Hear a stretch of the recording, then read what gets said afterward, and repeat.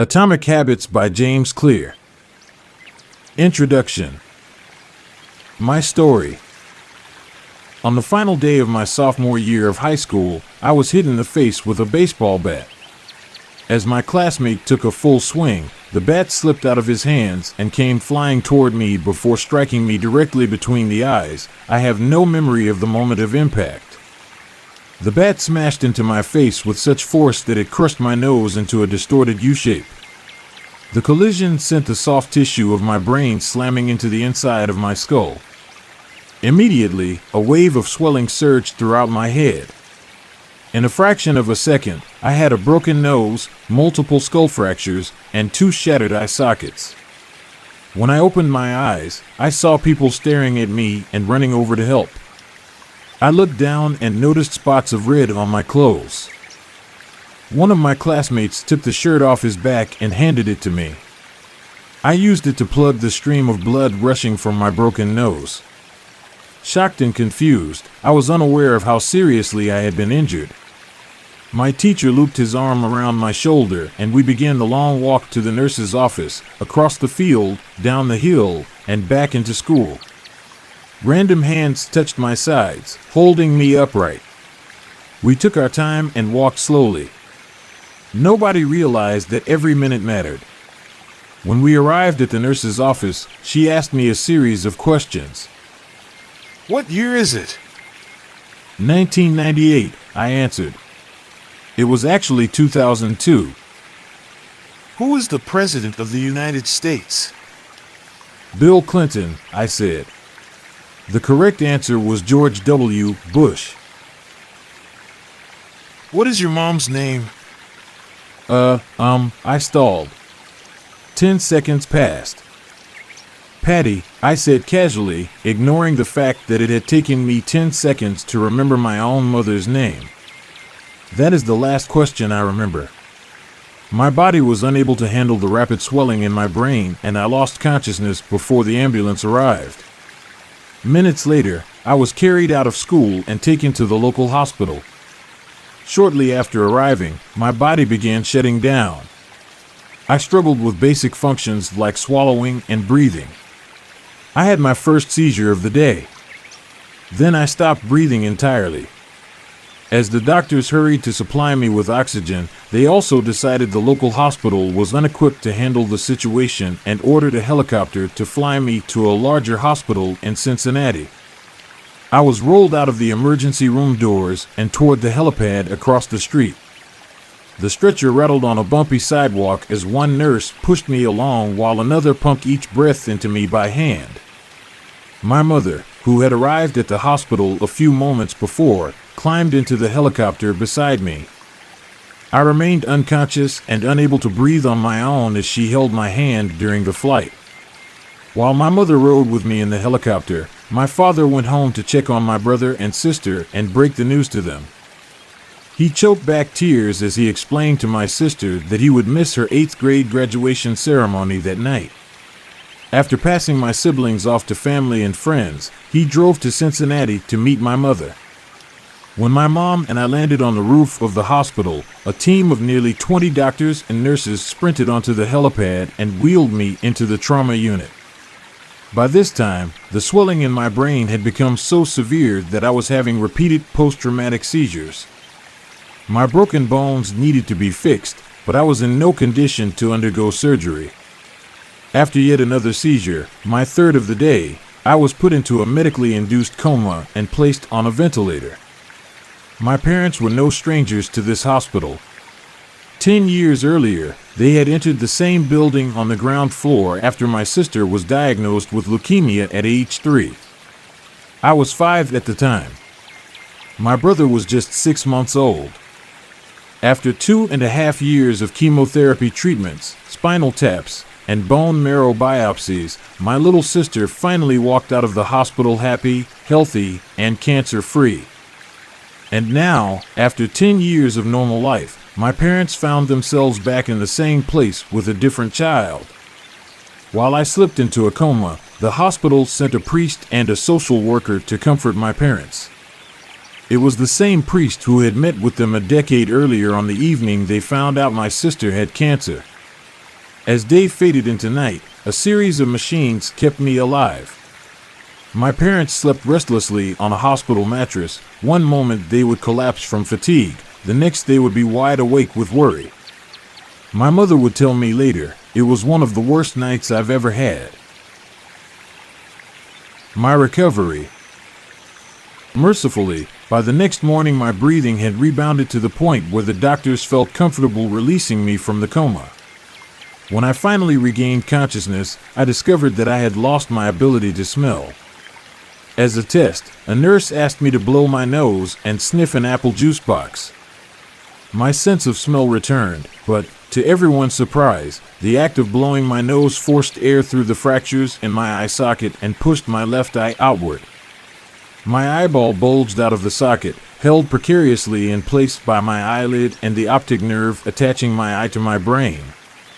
The ophthalmologist said my eye would gradually slide back into place as the air seeped out, but it was hard to tell how long this would take. I was scheduled for surgery 1 week later, which would allow me some additional time to heal. I looked like I had been on the wrong end of a boxing match, but I was cleared to leave the hospital. I returned home with a broken nose, half a dozen facial fractures, and a bulging left eye. The following months were hard. It felt like everything in my life was on pause. I had double vision for weeks. I literally couldn't see straight. It took more than a month, but my eyeball did eventually return to its normal location. Between the seizures and my vision problems, it was 8 months before I could drive a car again. At physical therapy, I practiced basic motor patterns like walking in a straight line. I was determined not to let my injury get me down, but there were more than a few moments when I felt depressed and overwhelmed. I became painfully aware of how far I had to go when I returned to the baseball field 1 year later. Baseball had always been a major part of my life. My dad had played minor league baseball for the St. Louis Cardinals, and I had a dream of playing professionally, too. After months of rehabilitation, what I wanted more than anything was to get back on the field. But my return to baseball was not smooth. When the season rolled around, I was the only junior to be cut from the varsity baseball team. I was sent down to play with the sophomores on junior varsity. I had been playing since age 4, and for someone who had spent so much time and effort on the sport, getting cut was humiliating. I vividly remember the day it happened. I sat in my car and cried as I flipped through the radio, desperately searching for a song that would make me feel better. After a year of self-doubt, I managed to make the varsity team as a senior, but I rarely made it on the field. In total, I played 11 innings of high school varsity baseball, barely more than a single game. Despite my lackluster high school career, I still believed I could become a great player. And I knew that if things were going to improve, I was the one responsible for making it happen. The turning point came 2 years after my injury, when I began college at Denison University. It was a new beginning, and it was the place where I would discover the surprising power of small habits for the first time. How I learned about habits. Attending Denison was one of the best decisions of my life. I earned a spot on the baseball team, and, although I was at the bottom of the roster as a freshman, I was thrilled. Despite the chaos of my high school years, I had managed to become a college athlete. I wasn't going to be starting on the baseball team anytime soon, so I focused on getting my life in order. While my peers stayed up late and played video games, I built good sleep habits and went to bed early each night. In the messy world of a college dorm, I made a point to keep my room neat and tidy. These improvements were minor, but they gave me a sense of control over my life. I started to feel confident again. And this growing belief in myself rippled into the classroom as I improved my study habits and managed to earn straight A's during my first year. A habit is a routine or behavior that is performed regularly and, in many cases, automatically. As each semester passed, I accumulated small but consistent habits that ultimately led to results that were unimaginable to me when I started.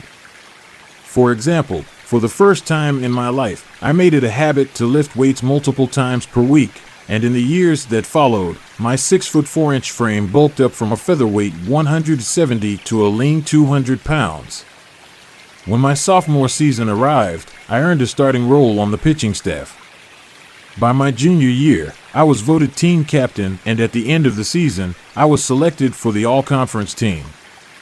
But it was not until my senior season that my sleep habits, study habits, and strength training habits really began to pay off. 6 years after I had been hit in the face with a baseball bat, flown to the hospital, and placed into a coma, I was selected as the top male athlete at Denison University and named to the ESPN Academic All-America team, an honor given to just 33 players across the country. By the time I graduated, I was listed in the school record books in 8 different categories. That same year, I was awarded the university's highest academic honor, the President's Medal. I hope you'll forgive me if this sounds boastful. To be honest, there was nothing legendary or historic about my athletic career. I never ended up playing professionally. However, looking back on those years, I believe I accomplished something just as rare. I fulfilled my potential. And I believe the concepts in this book can help you fulfill your potential as well. We all face challenges in life. This injury was one of mine, and the experience taught me a critical lesson. Changes that seem small and unimportant at first will compound into remarkable results if you're willing to stick with them for years. We all deal with setbacks, but in the long run, the quality of our lives often depends on the quality of our habits.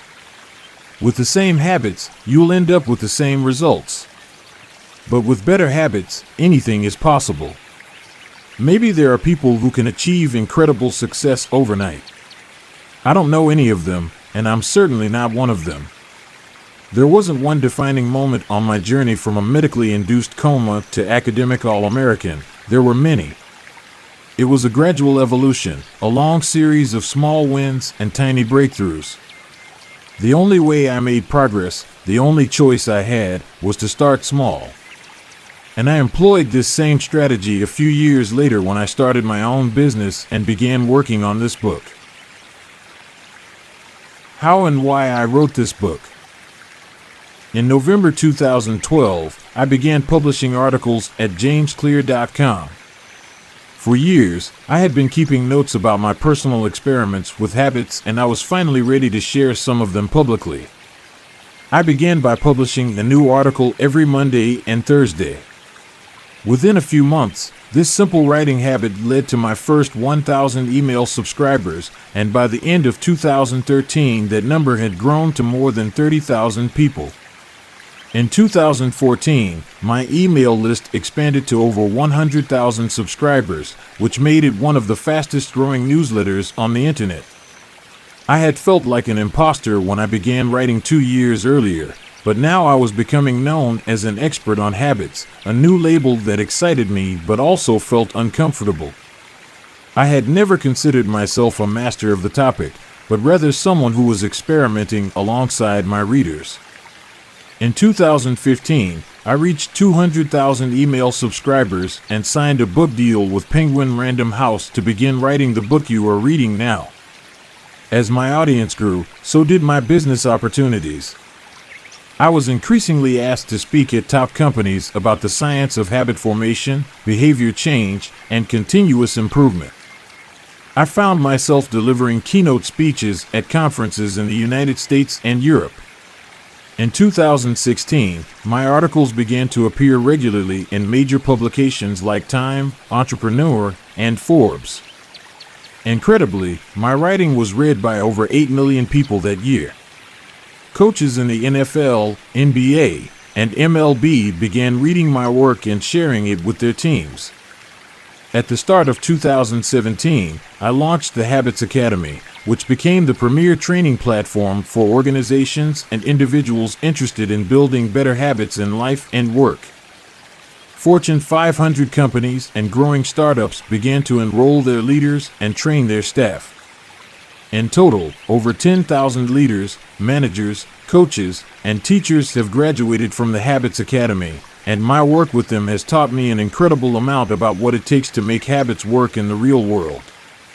As I put the finishing touches on this book in 2018, JamesClear.com is receiving millions of visitors per month and nearly 500,000 people subscribe to my weekly email newsletter, a number that is so far beyond my expectations when I began that I'm not even sure what to think of it.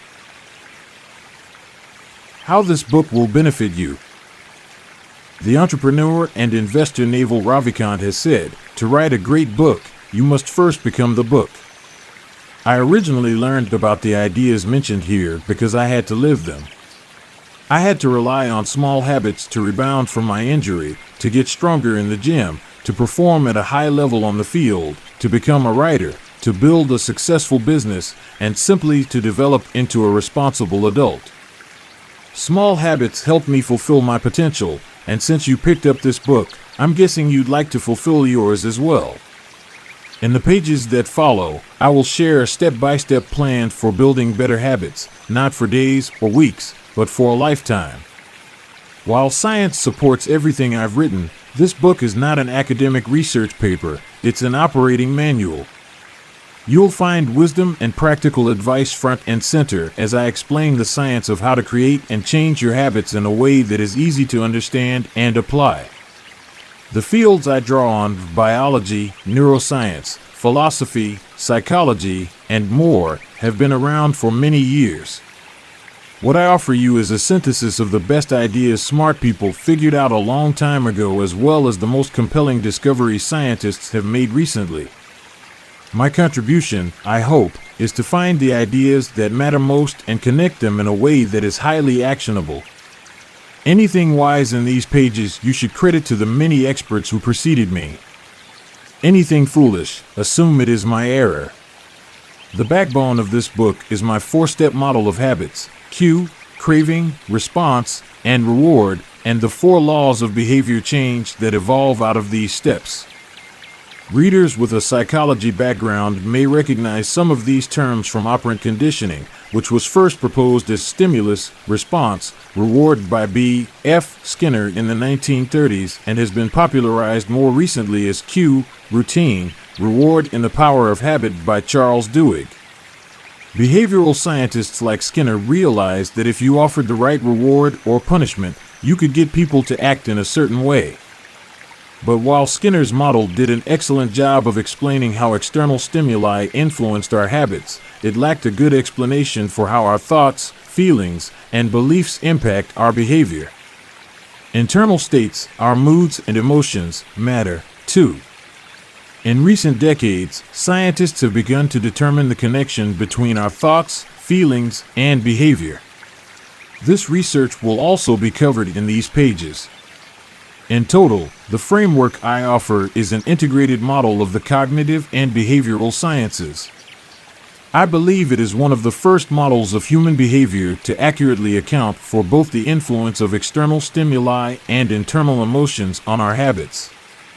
While some of the language may be familiar, I am confident that the details and the applications of the 4 laws of behavior change will offer a new way to think about your habits. Human behavior is always changing, situation to situation, moment to moment, second to second. But this book is about what doesn't change. It's about the fundamentals of human behavior. The lasting principles you can rely on year after year. The ideas you can build a business around, build a family around, build a life around. There is no one right way to create better habits, but this book describes the best way I know, an approach that will be effective regardless of where you start or what you're trying to change.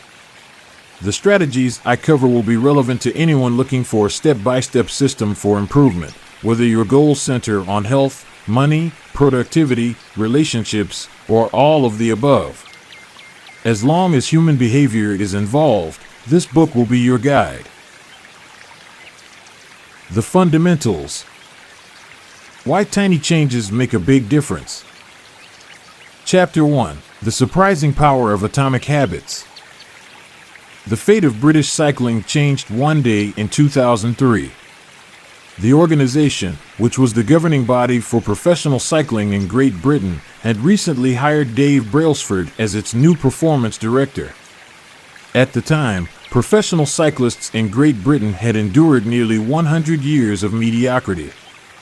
Since 1908, British riders had won just a single gold medal at the Olympic Games, and they had fared even worse in cycling's biggest race, the Tour de France. In 110 years, no British cyclist had ever won the event. In fact, the performance of British riders had been so underwhelming that one of the top bike manufacturers in Europe refused to sell bikes to the team because they were afraid that it would hurt sales if other professionals saw the Brits using their gear. Brailsford had been hired to put British cycling on a new trajectory. What made him different from previous coaches was his relentless commitment to a strategy that he referred to as the aggregation of marginal gains, which was the philosophy of searching for a tiny margin of improvement in everything you do. Brailsford said, "The whole principle came from the idea that if you broke down everything you could think of that goes into riding a bike, and then improve it by 1%, you will get a significant increase when you put them all together." Brailsford and his coaches began by making small adjustments you might expect from a professional cycling team. They redesigned the bike seats to make them more comfortable and rubbed alcohol on the tires for a better grip. They asked riders to wear electrically heated overshorts to maintain ideal muscle temperature while riding and used biofeedback sensors to monitor how each athlete responded to a particular workout. The team tested various fabrics in a wind tunnel and had their outdoor riders switch to indoor racing suits, which proved to be lighter and more aerodynamic. But they didn't stop there. Brailsford and his team continued to find 1% improvements in overlooked and unexpected areas. They tested different types of massage gels to see which one led to the fastest muscle recovery. They hired a surgeon to teach each rider the best way to wash their hands to reduce the chances of catching a cold. They determined the type of pillow and mattress that led to the best night's sleep for each rider. They even painted the inside of the team truck white, which helped them spot little bits of dust that would normally slip by unnoticed but could degrade the performance of the finely tuned bikes. As these and hundreds of other small improvements accumulated, the results came faster than anyone could have imagined. Just 5 years after Brailsford took over, the British cycling team dominated the road and track cycling events at the 2008 Olympic Games in Beijing, where they won an astounding 60% of the gold medals available. 4 years later, when the Olympic Games came to London, the Brits raised the bar as they set 9 Olympic records and 7 world records. That same year, Bradley Wiggins became the first British cyclist to win the Tour de France. The next year, his teammate Chris Froome won the race, and he would go on to win again in 2015, 2016, and 2017, giving the British team 5 Tour de France victories in 6 years. During the 10-year span from 2007 to 2017, British cyclists won 178 world championships and 66 Olympic or Paralympic gold medals and captured 5 Tour de France victories in what is widely regarded as the most successful run in cycling history. How does this happen? How does a team of previously ordinary athletes transform into world champions with tiny changes that, at first glance, would seem to make a modest difference at best? Why do small improvements accumulate into such remarkable results, and how can you replicate this approach in your own life? Why small habits make a big difference? It is so easy to overestimate the importance of one defining moment and underestimate the value of making small improvements on a daily basis. Too often, we convince ourselves that massive success requires massive action. Whether it is losing weight, building a business, writing a book, winning a championship, or achieving any other goal, we put pressure on ourselves to make some earth-shattering improvement that everyone will talk about. Meanwhile, improving by 1% isn't particularly notable. Sometimes it isn't even noticeable, but it can be far more meaningful, especially in the long run. The difference a tiny improvement can make over time is astounding. Here's how the math works out. If you can get 1% better each day for 1 year, you'll end up 37 times better by the time you're done. Conversely, if you get 1% worse each day for 1 year, you'll decline nearly down to 0. What starts as a small win or a minor setback accumulates into something much more. Habits are the compound interest of self-improvement. The same way that money multiplies through compound interest, the effects of your habits multiply as you repeat them. They seem to make little difference on any given day, and yet the impact they deliver over the months and years can be enormous. It is only when looking back 2, 5, or perhaps 10 years later that the value of good habits and the cost of bad ones become strikingly apparent. This can be a difficult concept to appreciate in daily life. We often dismiss small changes because they don't seem to matter very much in the moment. If you save a little money now, you're still not a millionaire. If you go to the gym 3 days in a row, you're still out of shape. If you study Mandarin for an hour tonight, you still haven't learned the language. We make a few changes, but the results never seem to come quickly, and so we slide back into our previous routines. Unfortunately, the slow pace of transformation also makes it easy to let a bad habit slide. If you eat an unhealthy meal today, the scale doesn't move much. If you work late tonight and ignore your family, they will forgive you. If you procrastinate and put your project off until tomorrow, there will usually be time to finish it later. A single decision is easy to dismiss. But when we repeat 1% errors day after day, by replicating poor decisions, duplicating tiny mistakes, and rationalizing little excuses, our small choices compound into toxic results. It's the accumulation of many missteps, a 1% decline here and there, that eventually leads to a problem. The impact created by a change in your habits is similar to the effect of shifting the route of an airplane by just a few degrees. Imagine you are flying from Los Angeles to New York City. If a pilot leaving from LAX adjusts the heading just 3.5 degrees south, you will land in Washington, D.C., instead of New York.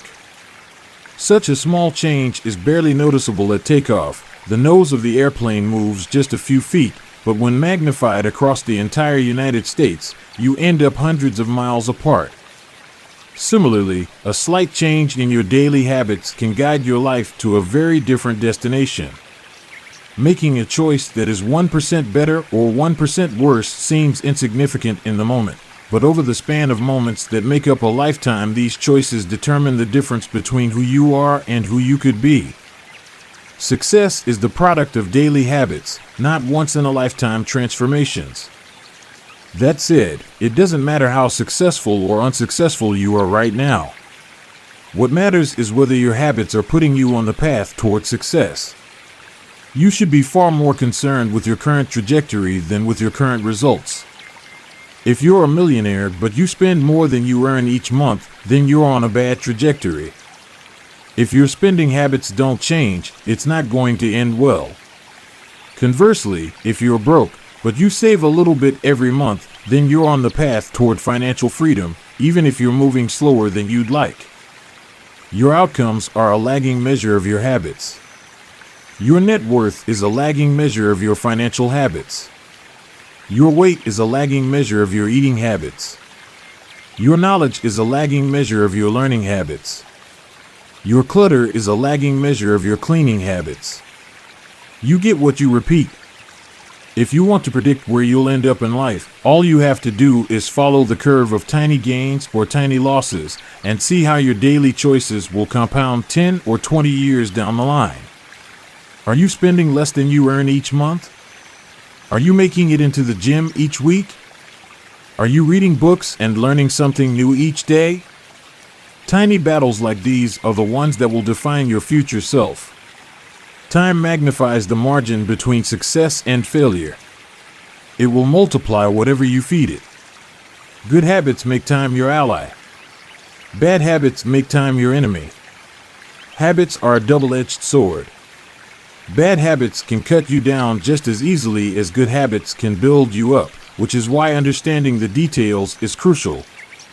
You need to know how habits work and how to design them to your liking, so you can avoid the dangerous half of the blade. Your habits can compound for you or against you. Positive compounding. Productivity compounds. Accomplishing one extra task is a small feat on any given day, but it counts for a lot over an entire career. The effect of automating an old task or mastering a new skill can be even greater.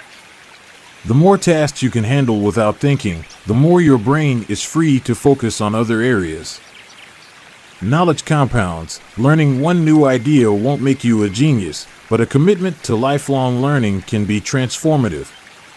Furthermore, each book you read not only teaches you something new, but also opens up different ways of thinking about old ideas. As Warren Buffett says, that's how knowledge works. It builds up, like compound interest. Relationships compound. People reflect your behavior back to you. The more you help others, the more others want to help you. Being a little bit nicer in each interaction can result in a network of broad and strong connections over time. Negative compounding. Stress compounds. The frustration of a traffic jam. The weight of parenting responsibilities. The worry of making ends meet. The strain of slightly high blood pressure. By themselves, these common causes of stress are manageable. But when they persist for years, little stresses compound into serious health issues.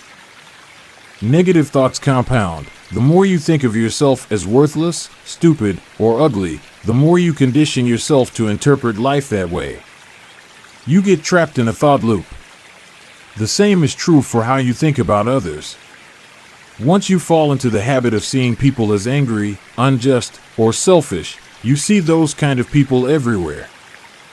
Outrage compounds. Riots, protests, and mass movements are rarely the result of a single event. Instead, a long series of microaggressions and daily aggravations slowly multiply until one event tips the scales and outrage spreads like wildfire. What progress is really like. Imagine that you have an ice cube sitting on the table in front of you. The room is cold and you can see your breath. It is currently 25 degrees. Ever so slowly, the room begins to heat up. 26 degrees. 27.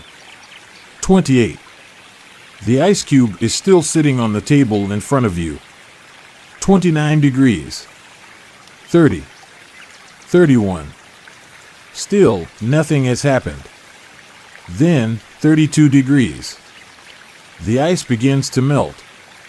A 1-degree shift, seemingly no different from the temperature increases before it, has unlocked a huge change. Breakthrough moments are often the result of many previous actions, which build up the potential required to unleash a major change. This pattern shows up everywhere. Cancer spends 80% of its life undetectable, then takes over the body in months.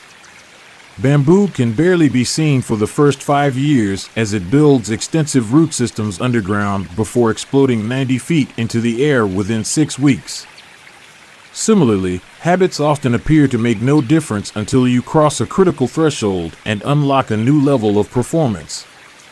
In the early and middle stages of any quest, there is often a valley of disappointment. You expect to make progress in a linear fashion, and it's frustrating how ineffective changes can seem during the first days, weeks, and even months. It doesn't feel like you are going anywhere. It's a hallmark of any compounding process. The most powerful outcomes are delayed. This is one of the core reasons why it is so hard to build habits that last. People make a few small changes, fail to see a tangible result, and decide to stop. You think, I've been running every day for a month, so why can't I see any change in my body? Once this kind of thinking takes over, it's easy to let good habits fall by the wayside. But in order to make a meaningful difference, habits need to persist long enough to break through this plateau, what I call the plateau of latent potential. If you find yourself struggling to build a good habit or break a bad one, it is not because you have lost your ability to improve. It is often because you have not yet crossed the plateau of latent potential. Complaining about not achieving success despite working hard is like complaining about an ice cube not melting when you heated it from 25 to 31 degrees. Your work was not wasted, it is just being stored. All the action happens at 32 degrees. When you finally break through the plateau of latent potential, people will call it an overnight success. The outside world only sees the most dramatic event rather than all that preceded it.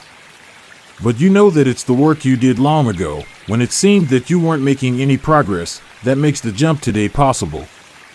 It is the human equivalent of geological pressure.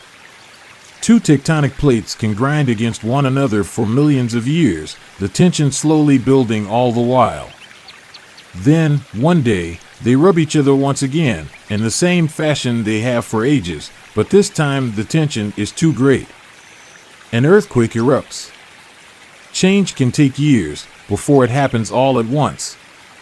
Mastery requires patience. The San Antonio Spurs, one of the most successful teams in NBA history, have a quote from social reformer Jacob Riis hanging in their locker room: "When nothing seems to help, I go and look at a stonecutter hammering away at his rock, perhaps 100 times without as much as a crack showing in it. Yet at the 101st blow it will split in two, and I know it was not that last blow that did it, but all that had gone before." The plateau of latent potential. We often expect progress to be linear. At the very least, we hope it will come quickly. In reality, the results of our efforts are often delayed. It is not until months or years later that we realize the true value of the previous work we have done. This can result in a valley of disappointment where people feel discouraged after putting in weeks or months of hard work without experiencing any results. However, this work was not wasted. It was simply being stored. It is not until much later that the full value of previous efforts is revealed. All big things come from small beginnings. The seed of every habit is a single, tiny decision. But as that decision is repeated, a habit sprouts and grows stronger. Roots entrench themselves and branches grow. The task of breaking a bad habit is like uprooting a powerful oak within us. And the task of building a good habit is like cultivating a delicate flower one day at a time. But what determines whether we stick with a habit long enough to survive the plateau of latent potential and break through to the other side? What is it that causes some people to slide into unwanted habits and enables others to enjoy the compounding effects of good ones? Forget about goals, focus on systems instead. Prevailing wisdom claims that the best way to achieve what we want in life, getting into better shape, building a successful business, relaxing more and worrying less, spending more time with friends and family, is to set specific, actionable goals. For many years, this was how I approached my habits, too. Each one was a goal to be reached. I set goals for the grades I wanted to get in school, for the weights I wanted to lift in the gym, for the profits I wanted to earn in business. I succeeded at a few, but I failed at a lot of them. Eventually, I began to realize that my results had very little to do with the goals I set and nearly everything to do with the systems I followed. What's the difference between systems and goals? It's a distinction I first learned from Scott Adams, the cartoonist behind the Dilbert comic. Goals are about the results you want to achieve. Systems are about the processes that lead to those results. If you're a coach, your goal might be to win a championship. Your system is the way you recruit players, manage your assistant coaches, and conduct practice. If you're an entrepreneur, your goal might be to build $1 million business. Your system is how you test product ideas, hire employees, and run marketing campaigns. If you're a musician, your goal might be to play a new piece. Your system is how often you practice, how you break down and tackle difficult measures, and your method for receiving feedback from your instructor. Now for the interesting question: if you completely ignored your goals and focused only on your system, would you still succeed? For example, if you were a basketball coach and you ignored your goal to win a championship and focused only on what your team does at practice each day, would you still get results? I think you would. The goal in any sport is to finish with the best score, but it would be ridiculous to spend the whole game staring at the scoreboard. The only way to actually win is to get better each day. In the words of three-time Super Bowl winner Bill Walsh, the score takes care of itself. The same is true for other areas of life. If you want better results, then forget about setting goals. Focus on your system instead. What do I mean by this? Are goals completely useless? Of course not. Goals are good for setting a direction, but systems are best for making progress. A handful of problems arise when you spend too much time thinking about your goals and not enough time designing your systems. Problem number 1: winners and losers have the same goals. Goal setting suffers from a serious case of survivorship bias.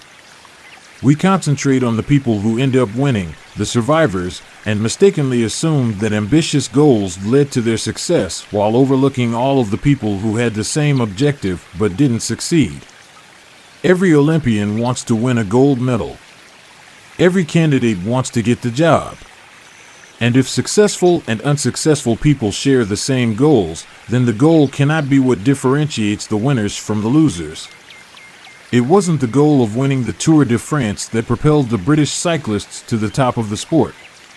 Presumably, they had wanted to win the race every year before, just like every other professional team.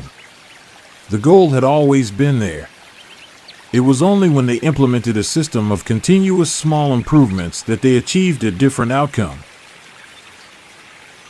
Problem number 2: achieving a goal is only a momentary change. Imagine you have a messy room and you set a goal to clean it. If you summon the energy to tidy up, then you will have a clean room, for now.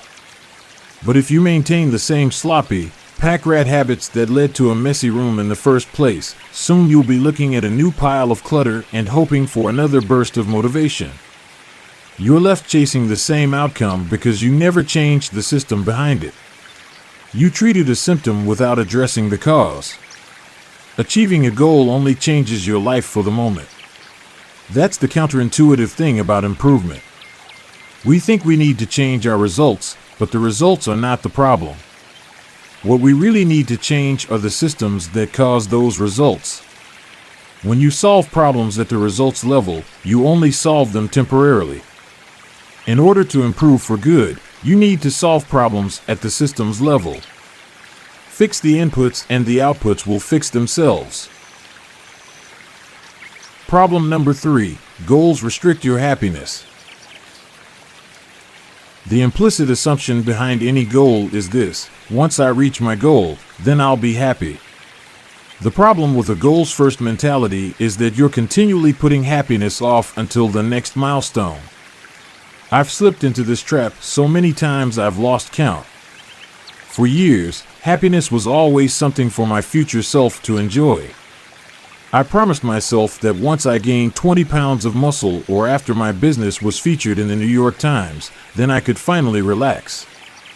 Furthermore, goals create an either-or conflict. Either you achieve your goal and are successful, or you fail and you are a disappointment. You mentally box yourself into a narrow version of happiness. This is misguided. It is unlikely that your actual path through life will match the exact journey you had in mind when you set out. It makes no sense to restrict your satisfaction to one scenario when there are many paths to success.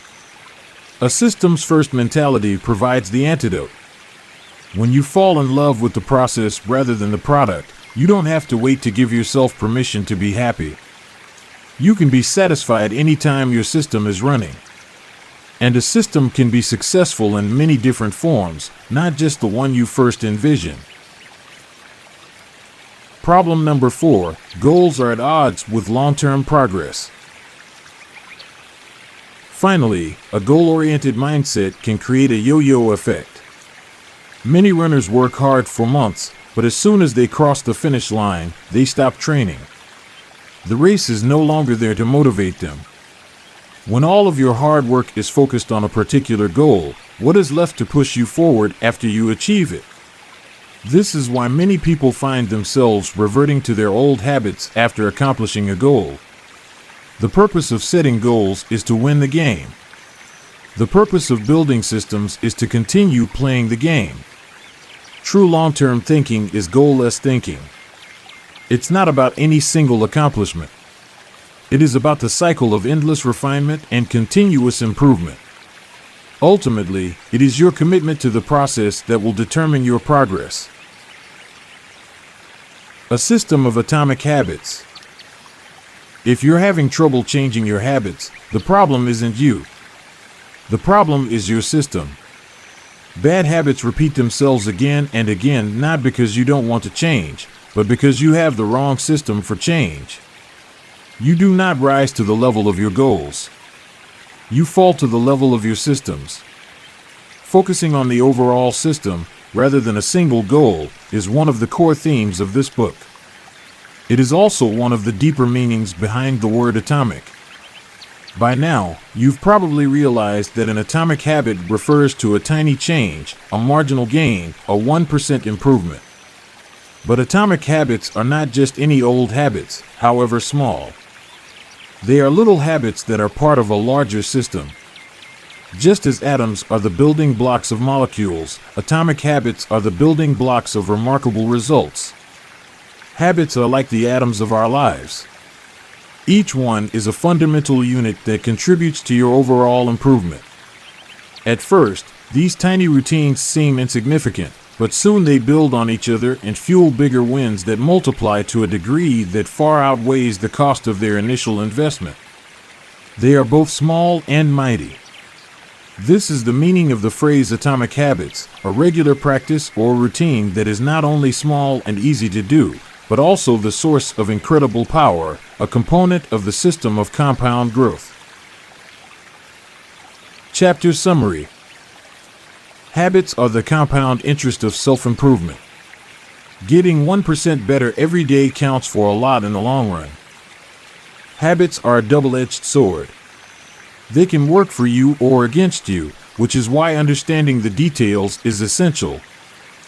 Small changes often appear to make no difference until you cross a critical threshold. The most powerful outcomes of any compounding process are delayed. You need to be patient. An atomic habit is a little habit that is part of a larger system. Just as atoms are the building blocks of molecules, atomic habits are the building blocks of remarkable results. If you want better results, then forget about setting goals. Focus on your system instead. You do not rise to the level of your goals. You fall to the level of your systems. Chapter 2. How your habits shape your identity, and vice versa. Why is it so easy to repeat bad habits and so hard to form good ones? Few things can have a more powerful impact on your life than improving your daily habits. And yet it is likely that this time next year you'll be doing the same thing rather than something better. It often feels difficult to keep good habits going for more than a few days, even with sincere effort and the occasional burst of motivation. Habits like exercise, meditation, journaling, and cooking are reasonable for a day or two and then become a hassle. However, once your habits are established, they seem to stick around forever, especially the unwanted ones. Despite our best intentions, unhealthy habits like eating junk food, watching too much television, procrastinating, and smoking can feel impossible to break. Changing our habits is challenging for two reasons. 1, we try to change the wrong thing, and 2, we try to change our habits in the wrong way. In this chapter, I'll address the first point. In the chapters that follow, I'll answer the second. Our first mistake is that we try to change the wrong thing. To understand what I mean, consider that there are 3 levels at which change can occur. You can imagine them like the layers of an onion. 3 layers of behavior change. There are 3 layers of behavior change: a change in your outcomes, a change in your processes, or a change in your identity. The first layer is changing your outcomes. This level is concerned with changing your results, losing weight, publishing a book, winning a championship. Most of the goals you set are associated with this level of change. The second layer is changing your process. This level is concerned with changing your habits and systems, implementing a new routine at the gym, decluttering your desk for better workflow, developing a meditation practice. Most of the habits you build are associated with this level. The third and deepest layer is changing your identity. This level is concerned with changing your beliefs, your worldview, your self-image, your judgments about yourself and others. Most of the beliefs, assumptions, and biases you hold are associated with this level. Outcomes are about what you get. Processes are about what you do. Identity is about what you believe. When it comes to building habits that last, when it comes to building a system of 1% improvements, the problem is not that one level is better or worse than another. All levels of change are useful in their own way. The problem is the direction of change. Many people begin the process of changing their habits by focusing on what they want to achieve. This leads us to outcome-based habits. The alternative is to build identity-based habits. With this approach, we start by focusing on who we wish to become. With outcome-based habits, the focus is on what you want to achieve. With identity-based habits, the focus is on who you wish to become. Imagine two people resisting a cigarette. When offered a smoke, the first person says, "No thanks. I'm trying to quit." It sounds like a reasonable response, but this person still believes they are a smoker who is trying to be something else. They are hoping their behavior will change while carrying around the same beliefs. The second person declines by saying, "No thanks. I'm not a smoker." It's a small difference, but this statement signals a shift in identity. Smoking was part of their former life, not their current one. They no longer identify as someone who smokes. Most people don't even consider identity change when they set out to improve. They just think, "I want to be skinny, outcome, and if I stick to this diet, then I'll be skinny, process." They set goals and determine the actions they should take to achieve those goals without considering the beliefs that drive their actions. They never shift the way they look at themselves, and they don't realize that their old identity can sabotage their new plans for change. Behind every system of actions are a system of beliefs. The system of a democracy is founded on beliefs like freedom, majority rule, and social equality. The system of a dictatorship has a very different set of beliefs like absolute authority and strict obedience. You can imagine many ways to try to get more people to vote in a democracy, but such behavior change would never get off the ground in a dictatorship. That's not the identity of the system. Voting is a behavior that is impossible under a certain set of beliefs. A similar pattern exists whether we are discussing individuals, organizations, or societies. There are a set of beliefs and assumptions that shape the system and identity behind the habits. Behavior that is incongruent with the self will not last. You may want more money, but if your identity is someone who consumes rather than creates, then you will continue to be pulled toward spending rather than earning. You may want better health, but if you continue to prioritize comfort over accomplishment, you'll be drawn to relaxing rather than training. It's hard to change your habits if you never change the underlying beliefs that led to your past behavior. You have a new goal and a new plan, but you haven't changed who you are. The story of Brian Clark, an entrepreneur from Boulder, Colorado, provides a good example. "For as long as I can remember, I've chewed my fingernails," Clark told me. "It started as a nervous habit when I was young, and then morphed into an undesirable grooming ritual. One day, I resolved to stop chewing my nails until they grew out a bit. Through mindful willpower alone, I managed to do it. Then, Clark did something surprising. I asked my wife to schedule my first ever manicure," he said. "My thought was that if I started paying to maintain my nails, I wouldn't chew them. And it worked, but not for the monetary reason. What happened was the manicure made my fingers look really nice for the first time. The manicurist even said that, other than the chewing, I had really healthy, attractive nails. Suddenly, I was proud of my fingernails. And even though that's something I had never aspired to, it made all the difference. I've never chewed my nails since, not even a single close call. And it's because I now take pride in properly caring for them. The ultimate form of intrinsic motivation is when a habit becomes part of your identity. It's one thing to say I'm the type of person who wants this. It's something very different to say I'm the type of person who is this. The more pride you have in a particular aspect of your identity, the more motivated you will be to maintain the habits associated with it. If you're proud of how your hair looks, you'll develop all sorts of habits to care for and maintain it. If you're proud of the size of your biceps, you'll make sure you never skip an upper body workout. If you're proud of the scarves you knit, you'll be more likely to spend hours knitting each week. Once your pride gets involved, you'll fight tooth and nail to maintain your habits. True behavior change is identity change. You might start a habit because of motivation, but the only reason you'll stick with one is that it becomes part of your identity. Anyone can convince themselves to visit the gym or eat healthy once or twice, but if you don't shift the belief behind the behavior, then it is hard to stick with long-term changes. Improvements are only temporary until they become part of who you are. The goal is not to read a book. The goal is to become a reader. The goal is not to run a marathon. The goal is to become a runner.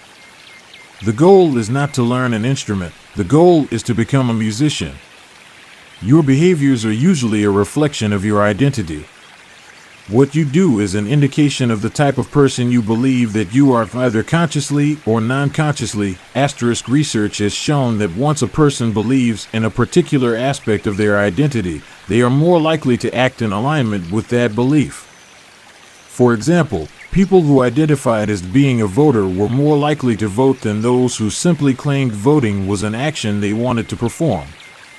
Similarly, the person who incorporates exercise into their identity doesn't have to convince themselves to train. Doing the right thing is easy. After all, when your behavior and your identity are fully aligned, you are no longer pursuing behavior change. You are simply acting like the type of person you already believe yourself to be. Like all aspects of habit formation, this, too, is a double-edged sword. When working for you, identity change can be a powerful force for self-improvement.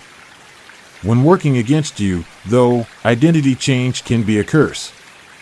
Once you have adopted an identity, it can be easy to let your allegiance to it impact your ability to change.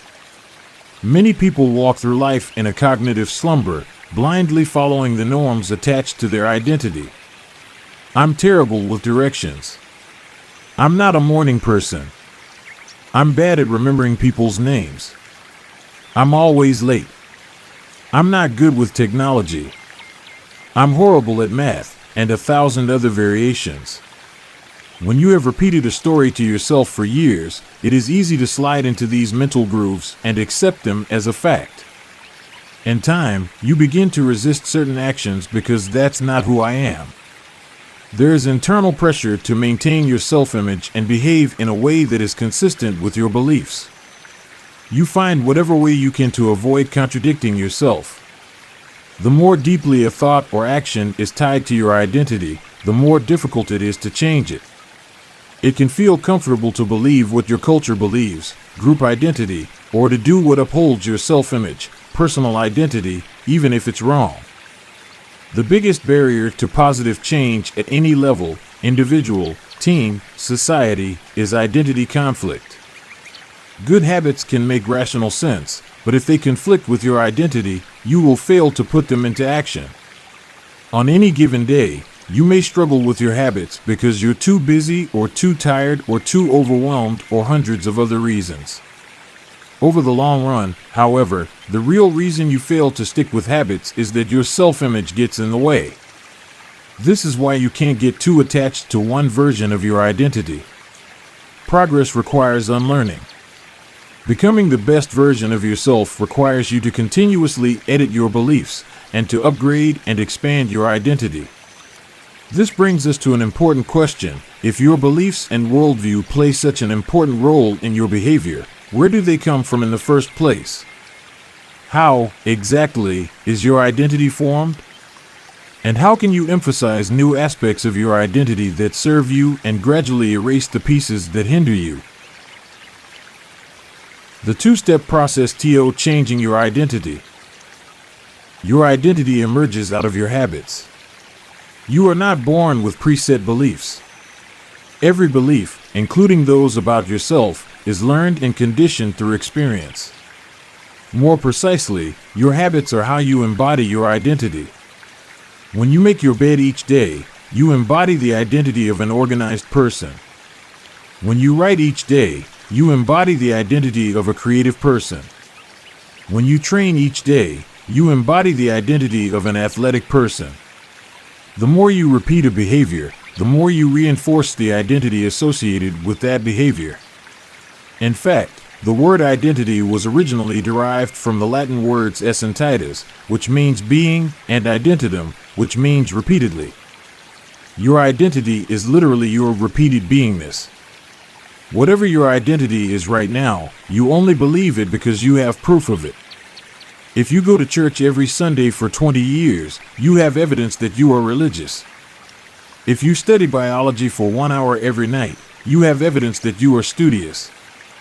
If you go to the gym even when it's snowing, you have evidence that you are committed to fitness. The more evidence you have for a belief, the more strongly you will believe it. For most of my early life, I didn't consider myself a writer. If you were to ask any of my high school teachers or college professors, they would tell you I was an average writer at best, certainly not a standout. When I began my writing career, I published a new article every Monday and Thursday for the first few years. As the evidence grew, so did my identity as a writer. I didn't start out as a writer. I became one through my habits. Of course, your habits are not the only actions that influence your identity, but by virtue of their frequency, they are usually the most important ones. Each experience in life modifies your self-image, but it's unlikely you would consider yourself a soccer player because you kicked a ball once or an artist because you scribbled a picture. As you repeat these actions, however, the evidence accumulates and your self-image begins to change. The effect of one-off experiences tends to fade away while the effect of habits gets reinforced with time, which means your habits contribute most of the evidence that shapes your identity. In this way, the process of building habits is actually the process of becoming yourself. This is a gradual evolution. We do not change by snapping our fingers and deciding to be someone entirely new. We change bit by bit, day by day, habit by habit. We are continually undergoing microevolutions of the self. Each habit is like a suggestion. Hey, maybe this is who I am. If you finish a book, then perhaps you are the type of person who likes reading. If you go to the gym, then perhaps you are the type of person who likes exercise. If you practice playing the guitar, perhaps you are the type of person who likes music. Every action you take is a vote for the type of person you wish to become. No single instance will transform your beliefs, but as the votes build up, so does the evidence of your new identity. This is one reason why meaningful change does not require radical change. Small habits can make a meaningful difference by providing evidence of a new identity. And if a change is meaningful, it actually is big. That's the paradox of making small improvements. Putting this all together, you can see that habits are the path to changing your identity. The most practical way to change who you are is to change what you do. Each time you write a page, you are a writer. Each time you practice the violin, you are a musician. Each time you start a workout, you are an athlete. Each time you encourage your employees, you are a leader. Each habit not only gets results, but also teaches you something far more important, to trust yourself. You start to believe you can actually accomplish these things. When the votes mount up and the evidence begins to change, the story you tell yourself begins to change as well. Of course, it works the opposite way, too. Every time you choose to perform a bad habit, it's a vote for that identity. The good news is that you don't need to be perfect. In any election, there are going to be votes for both sides. You don't need a unanimous vote to win an election, you just need a majority. It doesn't matter if you cast a few votes for a bad behavior or an unproductive habit. Your goal is simply to win the majority of the time. New identities require new evidence. If you keep casting the same votes you've always cast, you're going to get the same results you've always had. If nothing changes, nothing is going to change. It is a simple two-step process. 1. Decide the type of person you want to be. 2. Prove it to yourself with small wins. First, decide who you want to be. This holds at any level, as an individual, as a team, as a community, as a nation. What do you want to stand for? What are your principles and values?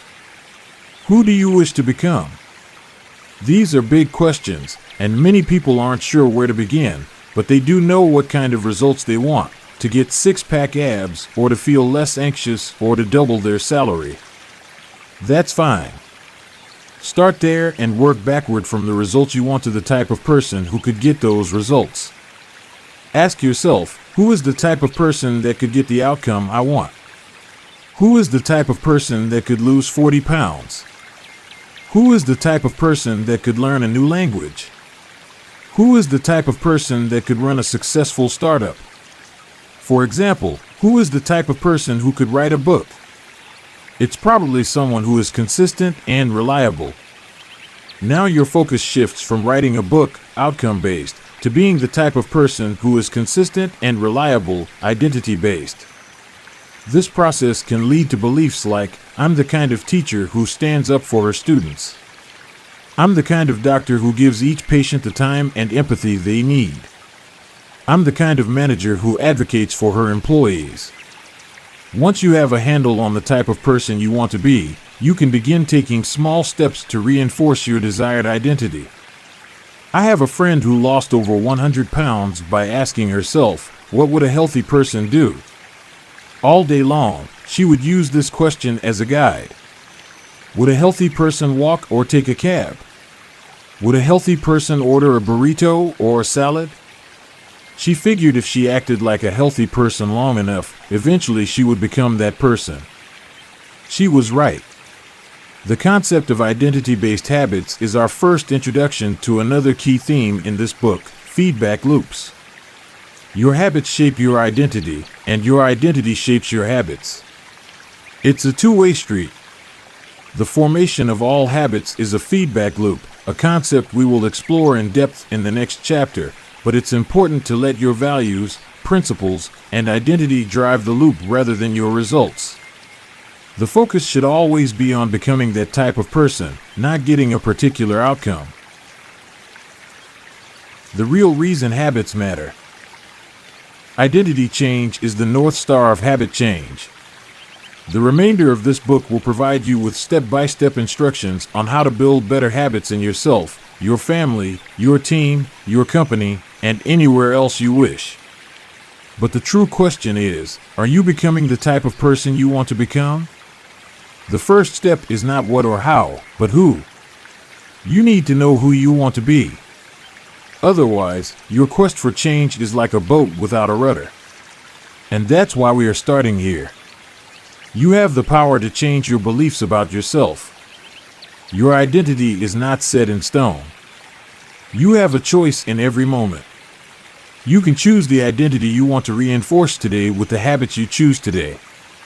And this brings us to the deeper purpose of this book and the real reason habits matter. Building better habits isn't about littering your day with life hacks.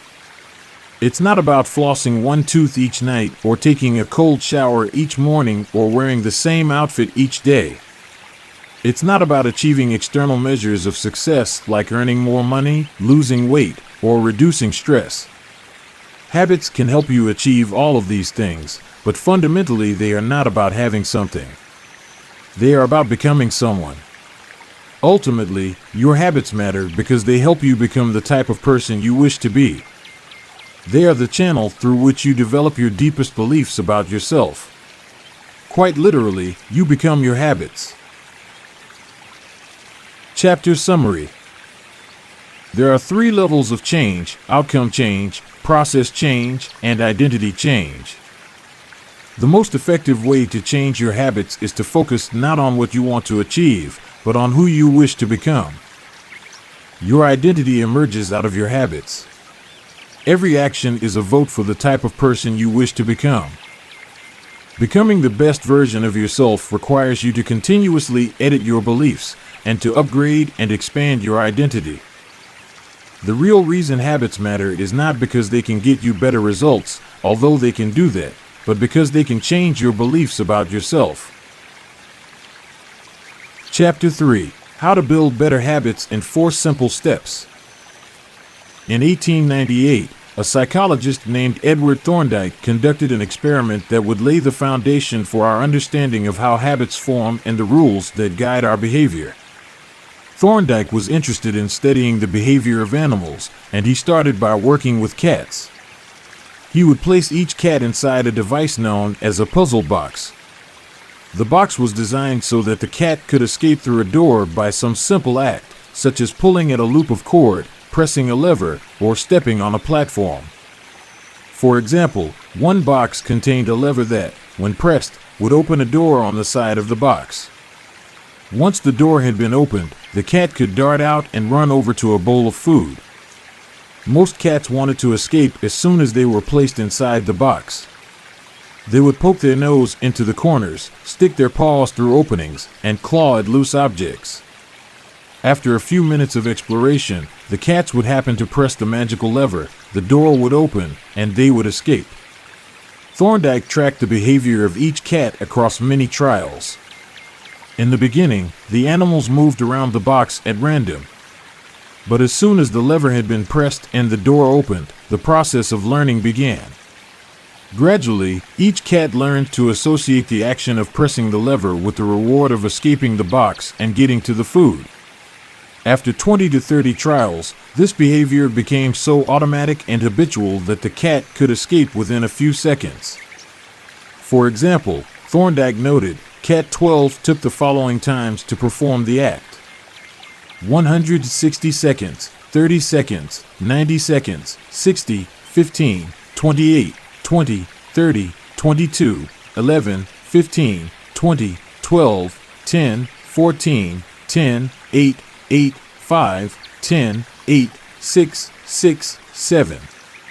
During the first 3 trials, the cat escaped in an average of 1.5 minutes. During the last 3 trials, it escaped in an average of 6.3 seconds. With practice, each cat made fewer errors and their actions became quicker and more automatic. Rather than repeat the same mistakes, the cat began to cut straight to the solution. From his studies, Thorndike described the learning process by stating, behaviors followed by satisfying consequences tend to be repeated, and those that produce unpleasant consequences are less likely to be repeated. His work provides the perfect starting point for discussing how habits form in our own lives. It also provides answers to some fundamental questions like, what are habits? And why does the brain bother building them at all? Why your brain builds habits. A habit is a behavior that has been repeated enough times to become automatic. The process of habit formation begins with trial and error. Whenever you encounter a new situation in life, your brain has to make a decision. How do I respond to this? The first time you come across a problem, you're not sure how to solve it. Like Thorndike's cat, you're just trying things out to see what works. Neurological activity in the brain is high during this period. You are carefully analyzing the situation and making conscious decisions about how to act. You're taking in tons of new information and trying to make sense of it all. The brain is busy learning the most effective course of action. Occasionally, like a cat pressing on a lever, you stumble across a solution. You're feeling anxious, and you discover that going for a run calms you down. You're mentally exhausted from a long day of work, and you learn that playing video games relaxes you. You're exploring, and then, BAM, a reward.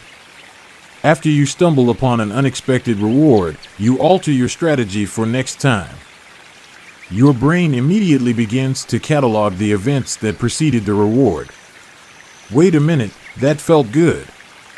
What did I do right before that? This is the feedback loop behind all human behavior. Try, fail, learn, try differently. With practice, the useless movements fade away and the useful actions get reinforced. That's a habit forming. Whenever you face a problem repeatedly, your brain begins to automate the process of solving it. Your habits are just a series of automatic solutions that solve the problems and stresses you face regularly. As behavioral scientist Jason Rea writes, habits are, simply, reliable solutions to recurring problems in our environment. As habits are created, the level of activity in the brain decreases. You learn to lock in on the cues that predict success and tune out everything else. When a similar situation arises in the future, you know exactly what to look for. There is no longer a need to analyze every angle of a situation. Your brain skips the process of trial and error and creates a mental rule: if this, then that. These cognitive scripts can be followed automatically whenever the situation is appropriate. Now, whenever you feel stressed, you get the itch to run. As soon as you walk in the door from work, you grab the video game controller. A choice that once required effort is now automatic. A habit has been created. Habits are mental shortcuts learned from experience. In a sense, a habit is just a memory of the steps you previously followed to solve a problem in the past. Whenever the conditions are right, you can draw on this memory and automatically apply the same solution. The primary reason the brain remembers the past is to better predict what will work in the future. Habit formation is incredibly useful because the conscious mind is the bottleneck of the brain. It can only pay attention to one problem at a time. As a result, your brain is always working to preserve your conscious attention for whatever task is most essential. Whenever possible, the conscious mind likes to pawn off tasks to the non-conscious mind to do automatically. This is precisely what happens when a habit is formed. Habits reduce cognitive load and free up mental capacity so you can allocate your attention to other tasks. Despite their efficiency, some people still wonder about the benefits of habits. The argument goes like this: will habits make my life dull? I don't want to pigeonhole myself into a lifestyle I don't enjoy. Doesn't so much routine take away the vibrancy and spontaneity of life? Hardly. Such questions set up a false dichotomy. They make you think that you have to choose between building habits and attaining freedom. In reality, the two complement each other. Habits do not restrict freedom. They create it. In fact, the people who don't have their habits handled are often the ones with the least amount of freedom. Without good financial habits, you will always be struggling for the next dollar. Without good health habits, you will always seem to be short on energy. Without good learning habits, you will always feel like you're behind the curve. If you're always being forced to make decisions about simple tasks, when should I work out? Where do I go to write? When do I pay the bills? Then you have less time for freedom. It's only by making the fundamentals of life easier that you can create the mental space needed for free thinking and creativity. Conversely, when you have your habits dialed in and the basics of life are handled and done, your mind is free to focus on new challenges and master the next set of problems. Building habits in the present allows you to do more of what you want in the future. The science of how habits work. The process of building a habit can be divided into 4 simple steps: cue, craving, response, and reward.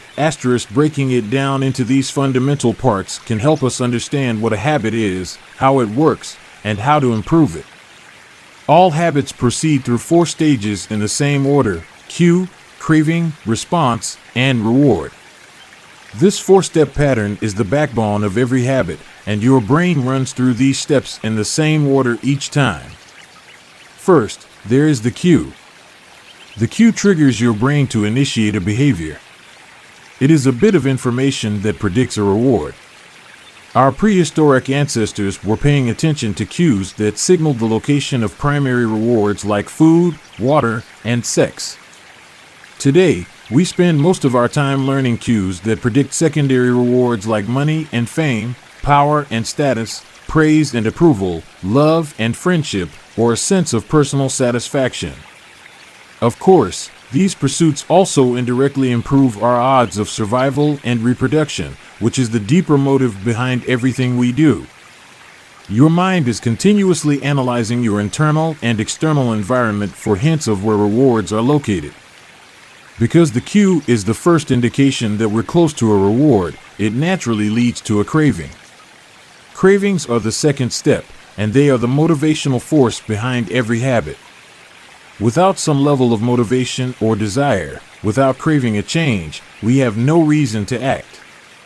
What you crave is not the habit itself, but the change in state it delivers. You do not crave smoking a cigarette, you crave the feeling of relief it provides. You are not motivated by brushing your teeth, but rather by the feeling of a clean mouth. You do not want to turn on the television, you want to be entertained. Every craving is linked to a desire to change your internal state. This is an important point that we will discuss in detail later. Cravings differ from person to person. In theory, any piece of information could trigger a craving, but in practice, people are not motivated by the same cues. For a gambler, the sound of slot machines can be a potent trigger that sparks an intense wave of desire. For someone who rarely gambles, the jingles and chimes of the casino are just background noise. Cues are meaningless until they are interpreted. The thoughts, feelings, and emotions of the observer are what transform a cue into a craving. The third step is the response. The response is the actual habit you perform, which can take the form of a thought or an action. Whether a response occurs depends on how motivated you are and how much friction is associated with the behavior. If a particular action requires more physical or mental effort than you are willing to expend, then you won't do it. Your response also depends on your ability. It sounds simple, but a habit can occur only if you are capable of doing it. If you want to dunk a basketball but can't jump high enough to reach the hoop, well, you're out of luck. Finally, the response delivers a reward. Rewards are the end goal of every habit. The cue is about noticing the reward. The craving is about wanting the reward. The response is about obtaining the reward. We chase rewards because they serve two purposes. 1, they satisfy us, and 2, they teach us. The first purpose of rewards is to satisfy your craving. Yes, rewards provide benefits on their own. Food and water deliver the energy you need to survive. Getting a promotion brings more money and respect. Getting in shape improves your health and your dating prospects. But the more immediate benefit is that rewards satisfy your craving to eat or to gain status or to win approval. At least for a moment, rewards deliver contentment and relief from craving. Second, rewards teach us which actions are worth remembering in the future. Your brain is a reward detector. As you go about your life, your sensory nervous system is continuously monitoring which actions satisfy your desires and deliver pleasure. Feelings of pleasure and disappointment are part of the feedback mechanism that helps your brain distinguish useful actions from useless ones. Rewards close the feedback loop and complete the habit cycle. If a behavior is insufficient in any of the 4 stages, it will not become a habit. Eliminate the cue and your habit will never start. Reduce the craving and you won't experience enough motivation to act. Make the behavior difficult and you won't be able to do it.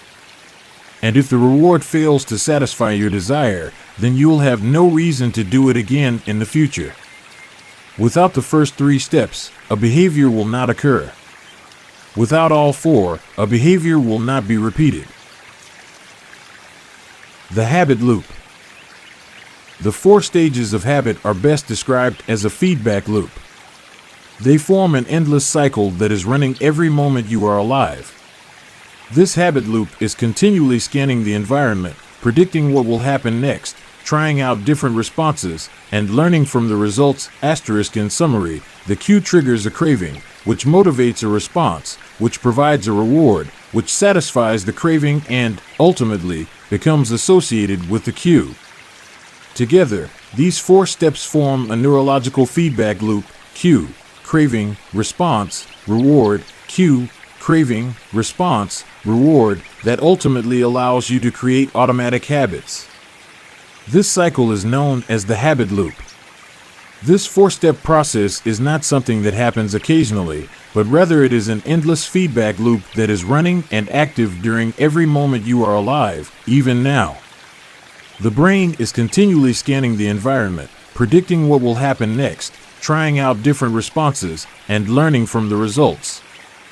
The entire process is completed in a split second, and we use it again and again without realizing everything that has been packed into the previous moment. We can split these 4 steps into 2 phases: the problem phase and the solution phase. The problem phase includes the cue and the craving, and it is when you realize that something needs to change.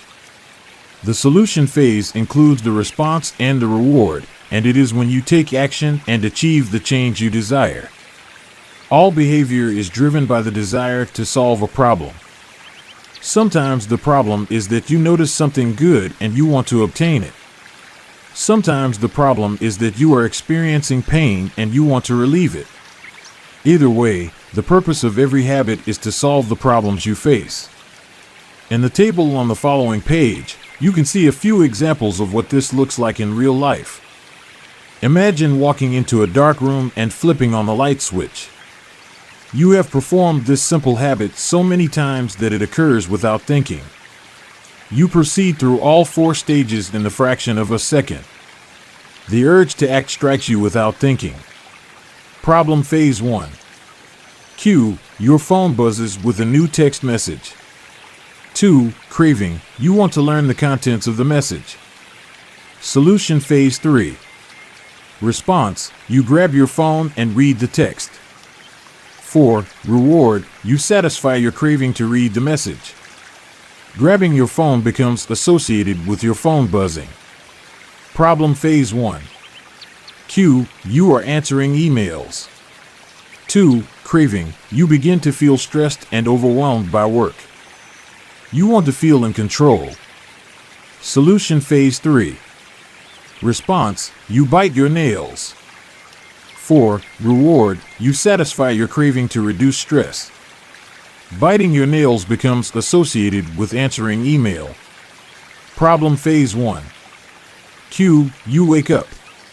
2. Craving, you want to feel alert. Solution phase 3. Response, you drink a cup of coffee. 4. Reward, you satisfy your craving to feel alert. Drinking coffee becomes associated with waking up. Problem phase 1. Cue, you smell a donut shop as you walk down the street near your office. 2. Craving, you begin to crave a donut. Solution phase 3. Response, you buy a donut and eat it. 4. Reward, you satisfy your craving to eat a donut. Buying a donut becomes associated with walking down the street near your office. Problem phase 1. Cue, you hit a stumbling block on a project at work. 2. Craving, you feel stuck and want to relieve your frustration.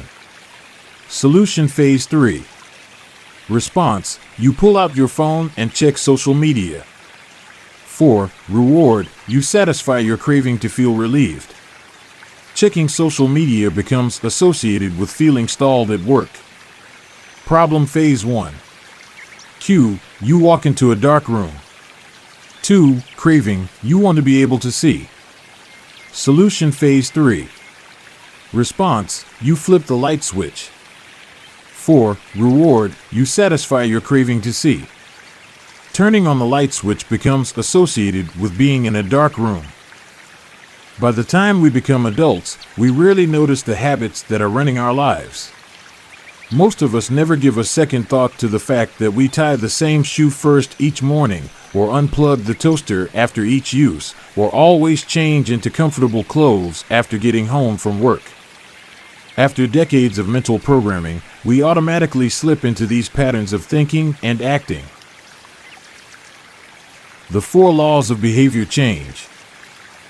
In the following chapters, we will see time and again how the 4 stages of cue, craving, response, and reward influence nearly everything we do each day. But before we do that, we need to transform these 4 steps into a practical framework that we can use to design good habits and eliminate bad ones. I refer to this framework as the 4 laws of behavior change, and it provides a simple set of rules for creating good habits and breaking bad ones. You can think of each law as a lever that influences human behavior. When the levers are in the right positions, creating good habits is effortless. When they are in the wrong positions, it is nearly impossible. How to create a good habit. The first law, cue, make it obvious. The second law, craving, make it attractive. The third law, response, make it easy. The fourth law, reward, make it satisfying. We can invert these laws to learn how to break a bad habit. How to break a bad habit. Inversion of the first law, cue, make it invisible. Inversion of the second law, craving, make it unattractive. Inversion of the third law, response, make it difficult. Inversion of the fourth law, reward, make it unsatisfying. It would be irresponsible for me to claim that these 4 laws are an exhaustive framework for changing any human behavior, but I think they're close. As you will soon see, the 4 laws of behavior change apply to nearly every field, from sports to politics, art to medicine, comedy to management. These laws can be used no matter what challenge you are facing. There is no need for completely different strategies for each habit. Whenever you want to change your behavior, you can simply ask yourself, 1. How can I make it obvious? 2. How can I make it attractive? 3. How can I make it easy? 4. How can I make it satisfying? If you have ever wondered, why don't I do what I say I'm going to do? Why don't I lose the weight or stop smoking or save for retirement or start that side business? Why do I say something is important but never seem to make time for it? The answers to those questions can be found somewhere in these 4 laws. The key to creating good habits and breaking bad ones is to understand these fundamental laws and how to alter them to your specifications. Every goal is doomed to fail if it goes against the grain of human nature. Your habits are shaped by the systems in your life. In the chapters that follow, we will discuss these laws one by one and show how you can use them to create a system in which good habits emerge naturally and bad habits wither away. Chapter Summary. A habit is a behavior that has been repeated enough times to become automatic. The ultimate purpose of habits is to solve the problems of life with as little energy and effort as possible. Any habit can be broken down into a feedback loop that involves 4 steps: cue, craving, response, and reward. The 4 laws of behavior change are a simple set of rules we can use to build better habits. They are: 1. Make it obvious. 2. Make it attractive. 3. Make it easy. And 4. Make it satisfying. The first law. Make it obvious. Chapter 4. The Man Who Didn't Look Right. The psychologist Gary Klein once told me a story about a woman who attended a family gathering. She had spent years working as a paramedic and, upon arriving at the event, took one look at her father-in-law and got very concerned. "I don't like the way you look," she said. Her father-in-law, who was feeling perfectly fine, jokingly replied, "Well, I don't like your looks either." "No," she insisted. "You need to go to the hospital now."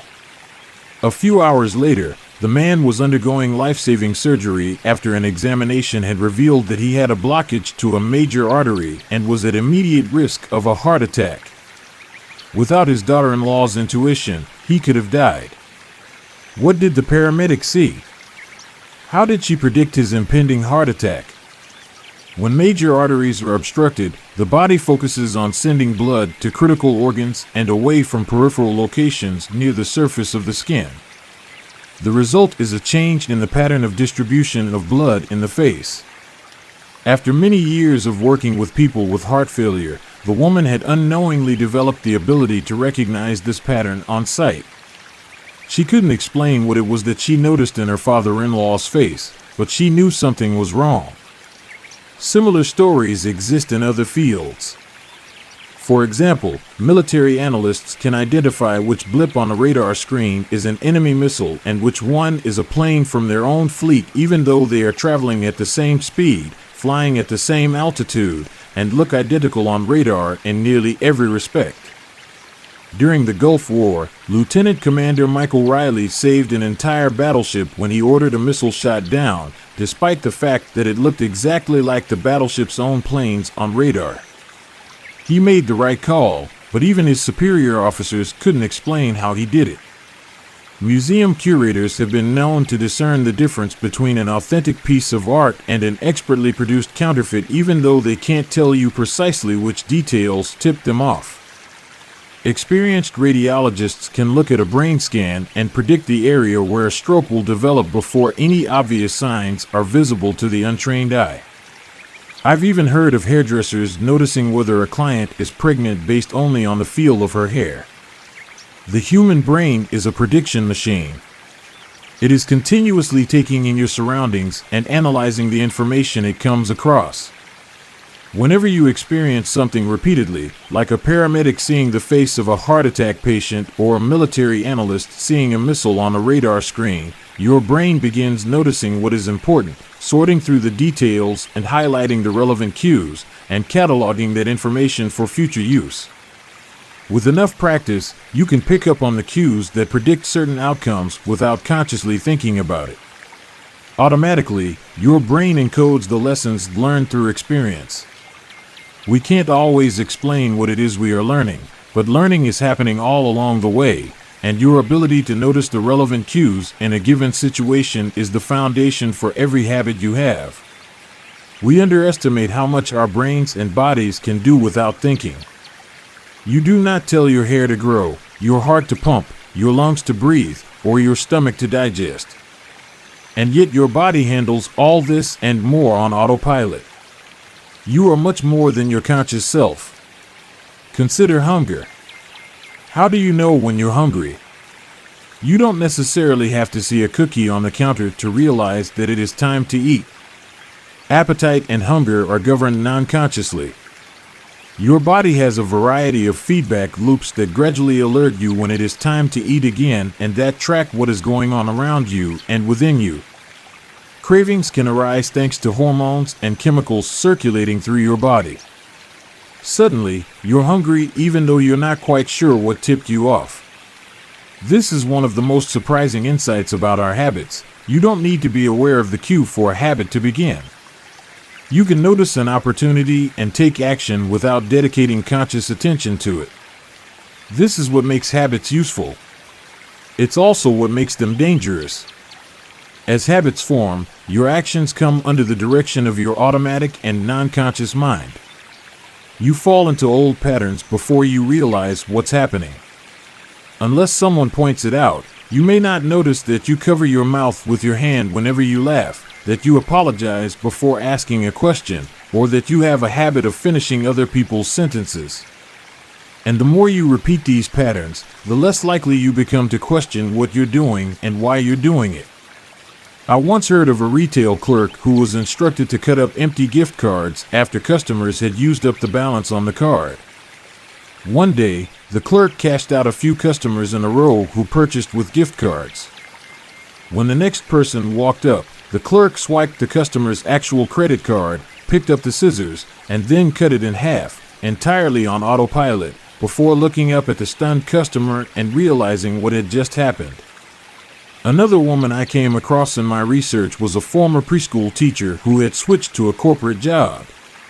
Even though she was now working with adults, her old habits would kick in and she kept asking coworkers if they had washed their hands after going to the bathroom. I also found the story of a man who had spent years working as a lifeguard and would occasionally yell "walk" whenever he saw a child running. Over time, the cues that spark our habits become so common that they are essentially invisible. The treats on the kitchen counter, the remote control next to the couch, the phone in our pocket. Our responses to these cues are so deeply encoded that it may feel like the urge to act comes from nowhere. For this reason, we must begin the process of behavior change with awareness. Before we can effectively build new habits, we need to get a handle on our current ones. This can be more challenging than it sounds because once a habit is firmly rooted in your life, it is mostly non-conscious and automatic. If a habit remains mindless, you can't expect to improve it. As the psychologist Carl Jung said, until you make the unconscious conscious, it will direct your life and you will call it fate. The Habit Scorecard.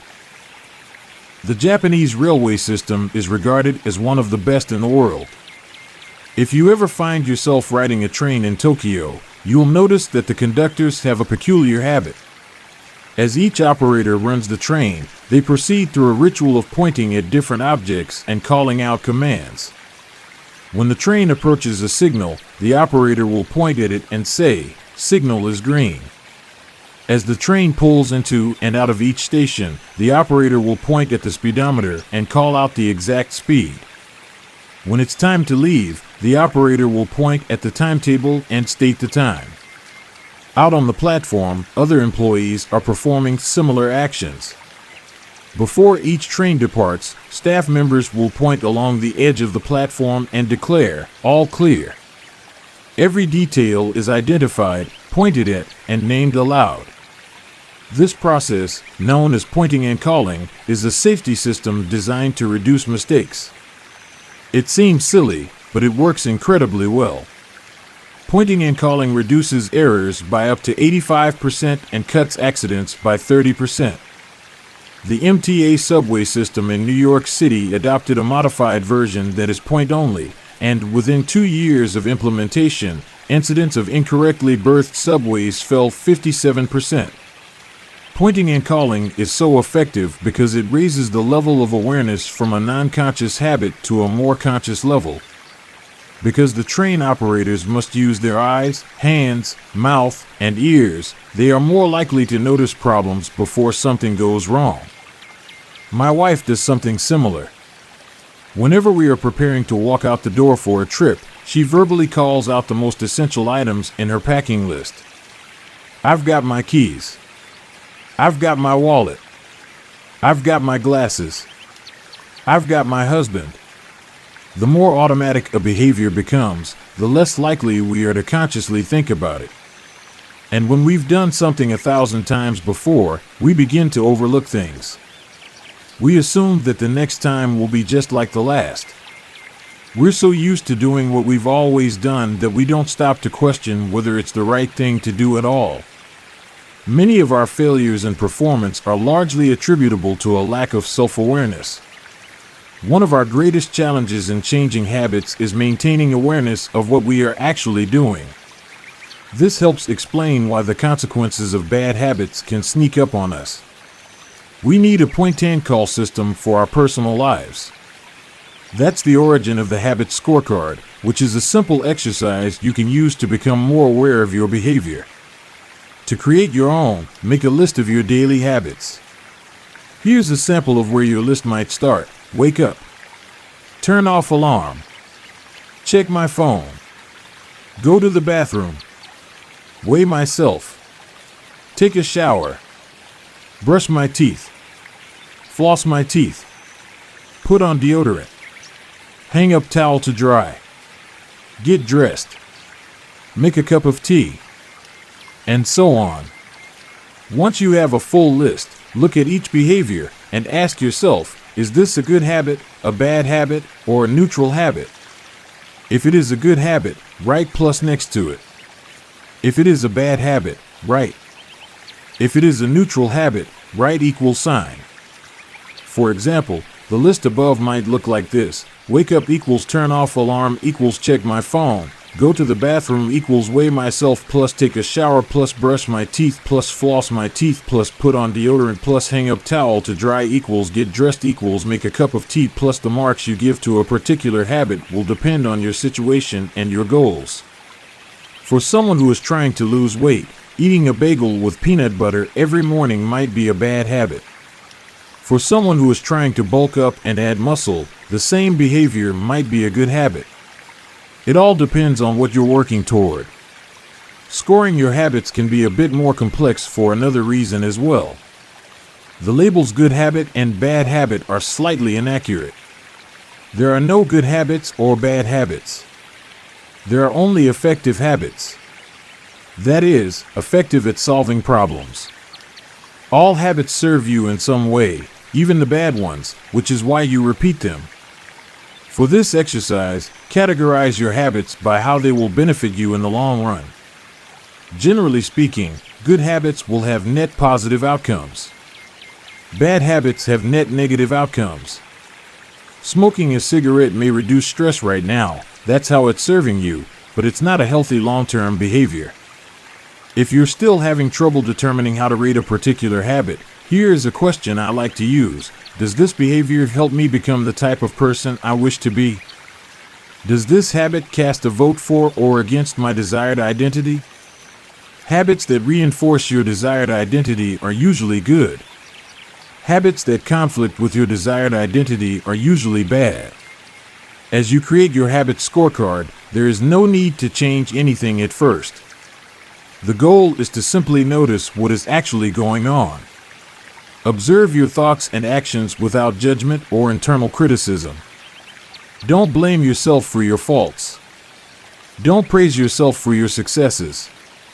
If you eat a chocolate bar every morning, acknowledge it, almost as if you were watching someone else. Oh, how interesting that they would do such a thing. If you binge eat, simply notice that you are eating more calories than you should. If you waste time online, notice that you are spending your life in a way that you do not want to. The first step to changing bad habits is to be on the lookout for them. If you feel like you need extra help, then you can try pointing and calling in your own life. Say out loud the action that you are thinking of taking and what the outcome will be. If you want to cut back on your junk food habit but notice yourself grabbing another cookie, say out loud, "I'm about to eat this cookie, but I don't need it. Eating it will cause me to gain weight and hurt my health." Hearing your bad habits spoken aloud makes the consequences seem more real. It adds weight to the action rather than letting yourself mindlessly slip into an old routine. This approach is useful even if you're simply trying to remember a task on your to-do list. Just saying out loud, "Tomorrow, I need to go to the post office after lunch," increases the odds that you'll actually do it. You're getting yourself to acknowledge the need for action, and that can make all the difference. The process of behavior change always starts with awareness. Strategies like pointing and calling and the habit scorecard are focused on getting you to recognize your habits and acknowledge the cues that trigger them, which makes it possible to respond in a way that benefits you. Chapter Summary. With enough practice, your brain will pick up on the cues that predict certain outcomes without consciously thinking about it. Once our habits become automatic, we stop paying attention to what we are doing. The process of behavior change always starts with awareness. You need to be aware of your habits before you can change them. Pointing and calling raises your level of awareness from a non-conscious habit to a more conscious level by verbalizing your actions. The habit scorecard is a simple exercise you can use to become more aware of your behavior. Chapter 5. The best way to start a new habit. In 2001, researchers in Great Britain began working with 248 people to build better exercise habits over the course of 2 weeks. The subjects were divided into 3 groups. The first group was the control group. They were simply asked to track how often they exercised. The second group was the motivation group. They were asked not only to track their workouts, but also to read some material on the benefits of exercise. The researchers also explained to the group how exercise could reduce the risk of coronary heart disease and improve heart health. Finally, there was the third group. These subjects received the same presentation as the second group, which ensured that they had equal levels of motivation. However, they were also asked to formulate a plan for when and where they would exercise over the following week. Specifically, each member of the third group completed the following sentence: during the next week, I will partake in at least 20 minutes of vigorous exercise on day, at time, in place. In the first and second groups, 35 to 38% of people exercised at least once per week. Interestingly, the motivational presentation given to the second group seemed to have no meaningful impact on behavior. But 91% of the third group exercised at least once per week, more than double the normal rate. The sentence they filled out is what researchers refer to as an implementation intention, which is a plan you make beforehand about when and where to act. That is, how you intend to implement a particular habit. The cues that can trigger a habit come in a wide range of forms: the feel of your phone buzzing in your pocket, the smell of chocolate chip cookies, the sound of ambulance sirens, but the two most common cues are time and location. Implementation intentions leverage both of these cues. Broadly speaking, the format for creating an implementation intention is, when situation X arises, I will perform response Y. Hundreds of studies have shown that implementation intentions are effective for sticking to our goals, whether it's writing down the exact time and date of when you will get a flu shot or recording the time of your colonoscopy appointment. They increase the odds that people will stick with habits like recycling, studying, going to sleep early, and stopping smoking. Researchers have even found that voter turnout increases when people are forced to create implementation intentions by answering questions like, what route are you taking to the polling station? At what time are you planning to go? What bus will get you there? Other successful government programs have prompted citizens to make a clear plan to send taxes in on time or provided directions on when and where to pay late traffic bills. The punchline is clear. People who make a specific plan for when and where they will perform a new habit are more likely to follow through. Too many people try to change their habits without these basic details figured out. We tell ourselves, I'm going to eat healthier or I'm going to write more, but we never say when and where these habits are going to happen. We leave it up to chance and hope that we will just remember to do it or feel motivated at the right time. An implementation intention sweeps away foggy notions like I want to work out more or I want to be more productive or I should vote and transforms them into a concrete plan of action. Many people think they lack motivation when what they really lack is clarity. It is not always obvious when and where to take action. Some people spend their entire lives waiting for the time to be right to make an improvement. Once an implementation intention has been set, you don't have to wait for inspiration to strike. Do I write a chapter today or not? Do I meditate this morning or at lunch? When the moment of action occurs, there is no need to make a decision. Simply follow your predetermined plan. The simple way to apply this strategy to your habits is to fill out this sentence: I will, behavior, at, time, in, location. Meditation. I will meditate for 1 minute at 7 a.m. in my kitchen. Studying. I will study Spanish for 20 minutes at 6 p.m. in my bedroom. Exercise.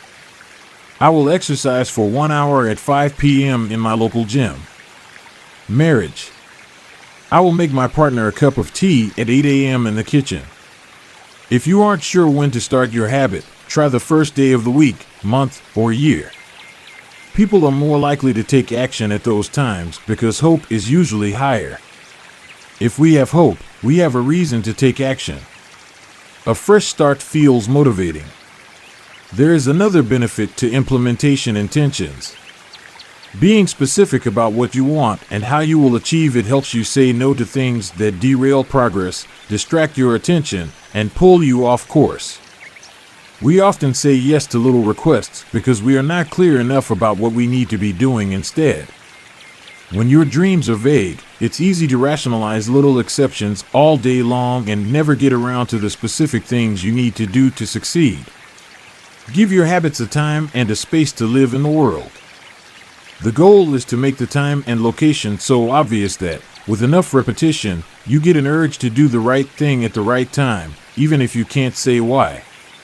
As the writer Jason Zweig noted, obviously you're never going to just work out without conscious thought. But like a dog salivating at a bell, maybe you start to get antsy around the time of day you normally work out. There are many ways to use implementation intentions in your life and work. My favorite approach is one I learned from Stanford professor B.J. Fogg, and it is a strategy one referred to as habit stacking. Habit stacking, a simple plan to overhaul your habits. The French philosopher Denis Diderot lived nearly his entire life in poverty, but that all changed one day in 1765. Diderot's daughter was about to be married and he could not afford to pay for the wedding. Despite his lack of wealth, Diderot was well known for his role as the co-founder and writer of Encyclopedia, one of the most comprehensive encyclopedias of the time. When Catherine the Great, the Empress of Russia, heard of Diderot's financial troubles, her heart went out to him. She was a book lover and greatly enjoyed his encyclopedia. She offered to buy Diderot's personal library for £1,000, more than $150,000 today.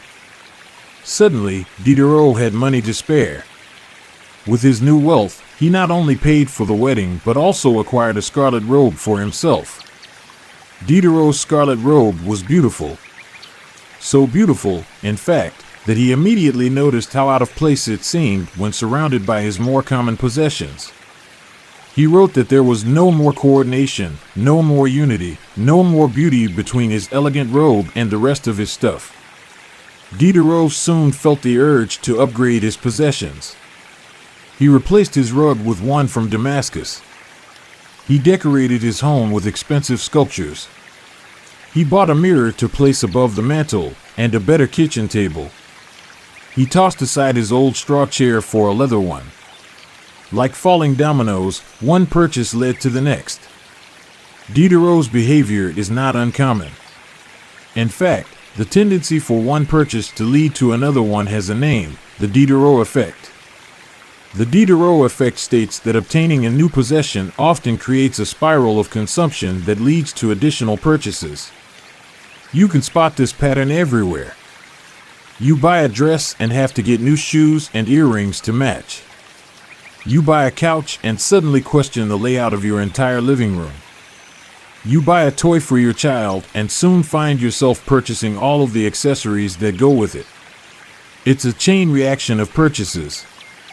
Many human behaviors follow this cycle. You often decide what to do next based on what you have just finished doing. Going to the bathroom leads to washing and drying your hands, which reminds you that you need to put the dirty towels in the laundry, so you add laundry detergent to the shopping list, and so on. No behavior happens in isolation.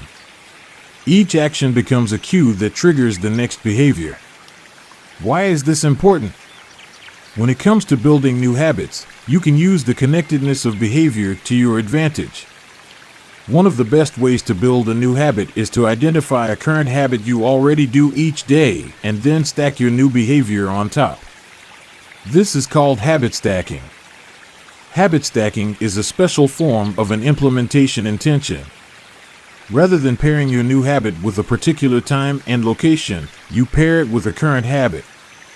This method, which was created by B.J. Fogg as part of his Tiny Habits program, can be used to design an obvious cue for nearly any habit. The habit stacking formula is, after current habit, I will new habit. For example, meditation. After I pour my cup of coffee each morning, I will meditate for 1 minute. Exercise. After I take off my work shoes, I will immediately change into my workout clothes. Gratitude. After I sit down to dinner, I will say one thing I'm grateful for that happened today. Marriage. After I get into bed at night, I will give my partner a kiss. Safety. After I put on my running shoes, I will text a friend or family member where I am running and how long it will take.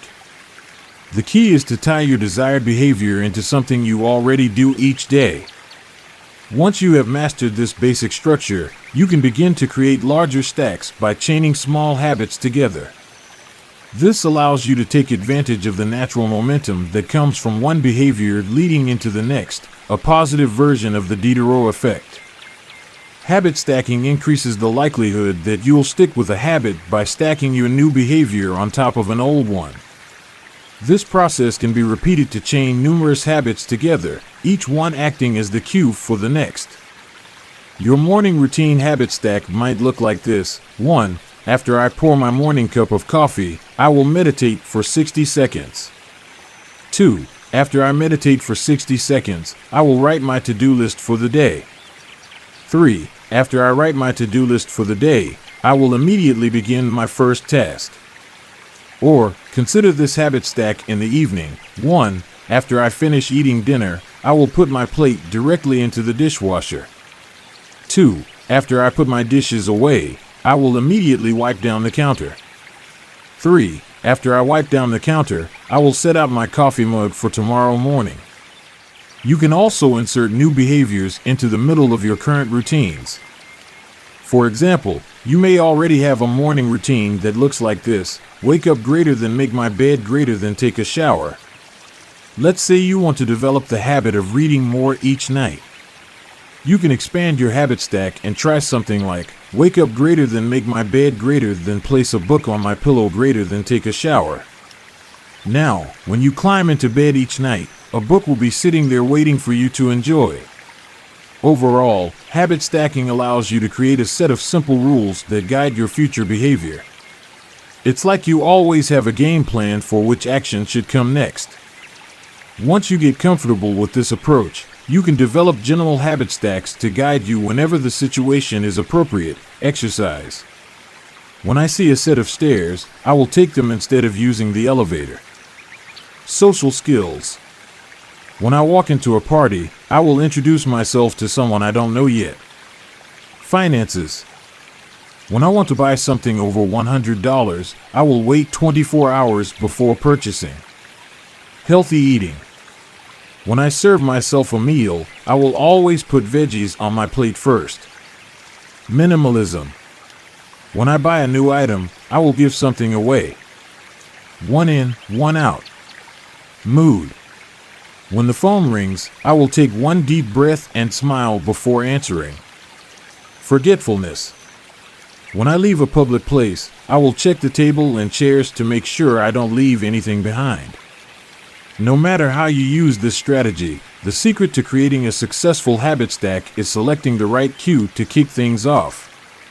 Unlike an implementation intention, which specifically states the time and location for a given behavior, habit stacking implicitly has the time and location built into it. When and where you choose to insert a habit into your daily routine can make a big difference.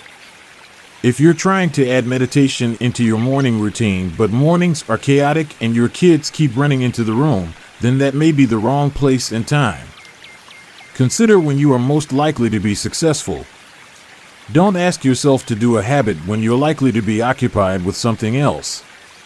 Your cue should also have the same frequency as your desired habit. If you want to do a habit every day, but you stack it on top of a habit that only happens on Mondays, that's not a good choice. One way to find the right trigger for your habit stack is by brainstorming a list of your current habits. You can use your habit scorecard from the last chapter as a starting point. Alternatively, you can create a list with 2 columns. In the first column, write down the habits you do each day without fail. For example, get out of bed, take a shower, brush your teeth, get dressed, brew a cup of coffee, eat breakfast, take the kids to school, start the workday, eat lunch, end the workday, change out of work clothes, sit down for dinner, turn off the lights, get into bed. Your list can be much longer, but you get the idea. In the second column, write down all of the things that happen to you each day without fail. For example, the sun rises. You get a text message. The song you are listening to ends. The sun sets. Armed with these two lists, you can begin searching for the best place to layer your new habit into your lifestyle. Habit stacking works best when a cue is highly specific and immediately actionable. Many people select cues that are too vague. I made this mistake myself. When I wanted to start a push-up habit, my habit stack was when I take a break for lunch, I will do 10 push-ups. At first glance, this sounded reasonable. But soon, I realized the trigger was unclear. Would I do my push-ups before I ate lunch? After I ate lunch? Where would I do them? After a few inconsistent days, I changed my habit stack to, when I close my laptop for lunch, I will do 10 push-ups next to my desk. Ambiguity gone. Habits like read more or eat better are worthy causes, but these goals do not provide instruction on how and when to act. Be specific and clear. After I close the door. After I brush my teeth. After I sit down at the table. The specificity is important. The more tightly bound your new habit is to a specific cue, the better the odds are that you will notice when the time comes to act. The first law of behavior change is to make it obvious. Strategies like implementation intentions and habit stacking are among the most practical ways to create obvious cues for your habits and design a clear plan for when and where to take action. Chapter Summary. The first law of behavior change is make it obvious. The two most common cues are time and location. Creating an implementation intention is a strategy you can use to pair a new habit with a specific time and location. The implementation intention formula is I will, behavior, at, time, in, location. Habit stacking is a strategy you can use to pair a new habit with a current habit. The habit stacking formula is after, current habit, I will, new habit. Chapter 6. Motivation is overrated. Environment often matters more. Anne Thorndike, a primary care physician at Massachusetts General Hospital in Boston, had a crazy idea. She believed she could improve the eating habits of thousands of hospital staff and visitors without changing their willpower or motivation in the slightest way. In fact, she didn't plan on talking to them at all. Thorndike and her colleagues designed a 6-month study to alter the choice architecture of the hospital cafeteria. They started by changing how drinks were arranged in the room. Originally, the refrigerators located next to the cash registers in the cafeteria were filled with only soda. The researchers added water as an option to each one. Additionally, they placed baskets of bottled water next to the food stations throughout the room. Soda was still in the primary refrigerators, but water was now available at all drink locations. Over the next 3 months, the number of soda sales at the hospital dropped by 11.4%. Meanwhile, sales of bottled water increased by 25.8%. They made similar adjustments and saw similar results with the food in the cafeteria. Nobody had said a word to anyone eating there. People often choose products not because of what they are, but because of where they are. If I walk into the kitchen and see a plate of cookies on the counter, I'll pick up half a dozen and start eating, even if I hadn't been thinking about them beforehand and didn't necessarily feel hungry. If the communal table at the office is always filled with donuts and bagels, it's going to be hard not to grab one every now and then. Your habits change depending on the room you are in and the cues in front of you. Environment is the invisible hand that shapes human behavior. Despite our unique personalities, certain behaviors tend to arise again and again under certain environmental conditions. In church, people tend to talk in whispers. On a dark street, people act wary and guarded. In this way, the most common form of change is not internal, but external. We are changed by the world around us. Every habit is context dependent. In 1936, psychologist Kurt Lewin wrote a simple equation that makes a powerful statement. Behavior is a function of the person in their environment, or B equals F, P, E. It didn't take long for Lewin's equation to be tested in business. In 1952, the economist Hawkins Stern described a phenomenon he called suggestion impulse buying, which is triggered when a shopper sees a product for the first time and visualizes a need for it. In other words, customers will occasionally buy products not because they want them, but because of how they are presented to them. For example, items at eye level tend to be purchased more than those down near the floor. For this reason, you'll find expensive brand names featured in easy-to-reach locations on store shelves because they drive the most profit, while cheaper alternatives are tucked away in harder-to-reach spots. The same goes for end caps, which are the units at the end of aisles. End caps are money-making machines for retailers because they are obvious locations that encounter a lot of foot traffic. For example, 45% of Coca-Cola sales come specifically from end-of-the-aisle racks. The more obviously available a product or service is, the more likely you are to try it.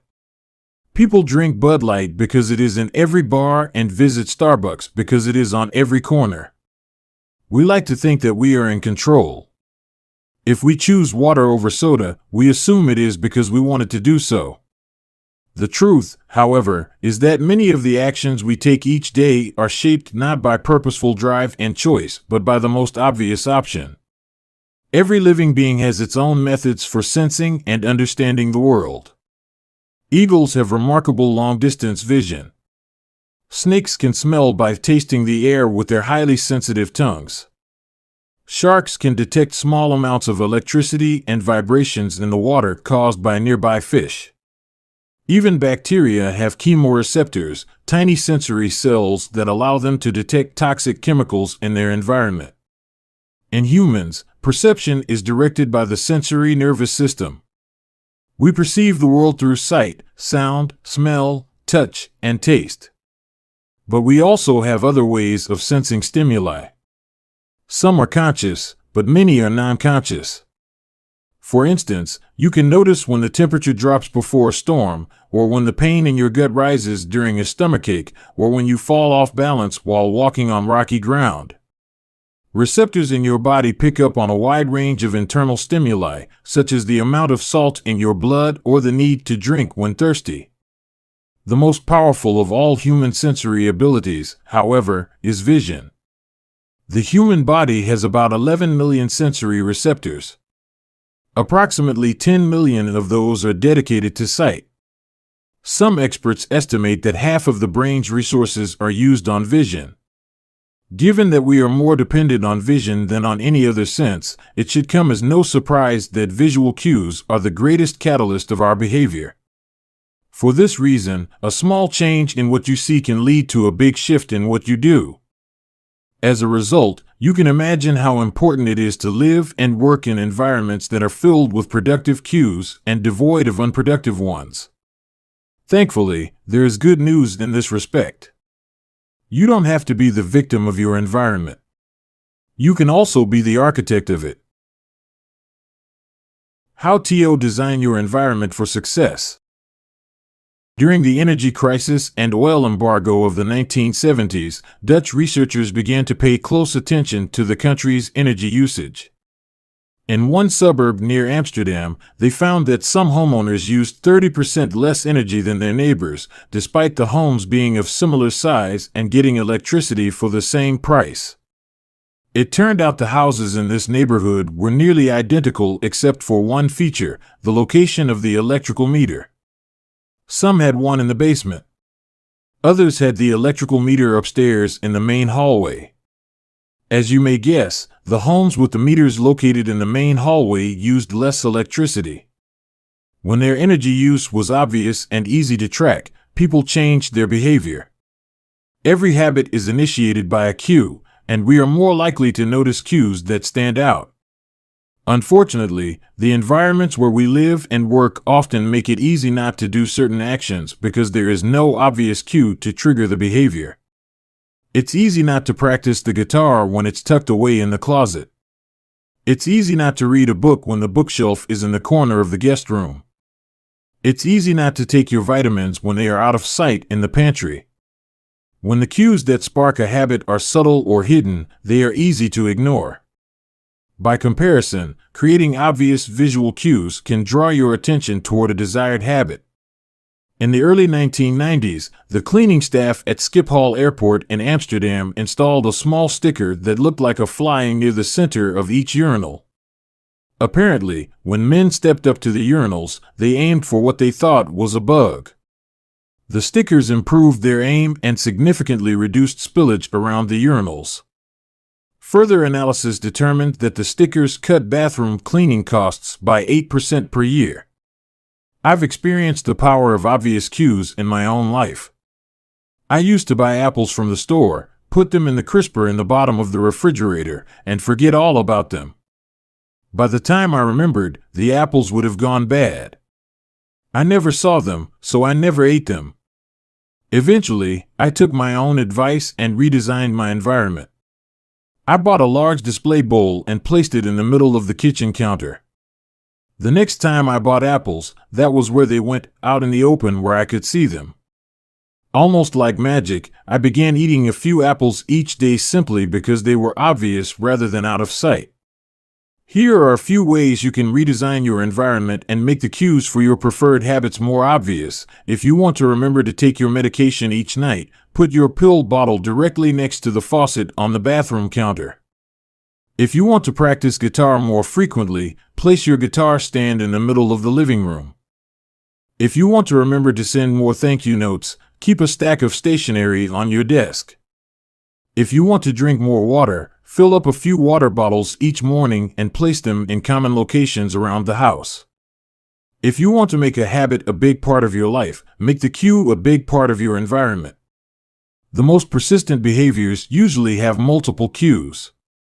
Consider how many different ways the smoker could be prompted to pull out a cigarette, driving in the car, seeing a friend smoke, feeling stressed at work, and so on. The same strategy can be employed for good habits. By sprinkling triggers throughout your surroundings, you increase the odds that you'll think about your habit throughout the day. Make sure the best choice is the most obvious one. Making a better decision is easy and natural when the cues for good habits are right in front of you. Environment design is powerful not only because it influences how we engage with the world, but also because we rarely do it. Most people live in a world others have created for them.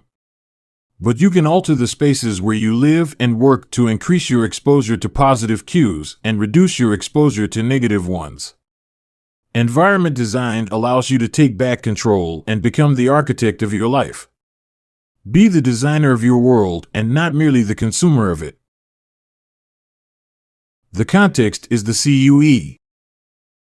The cues that trigger a habit can start out very specific, but over time your habits become associated not with a single trigger but with the entire context surrounding the behavior.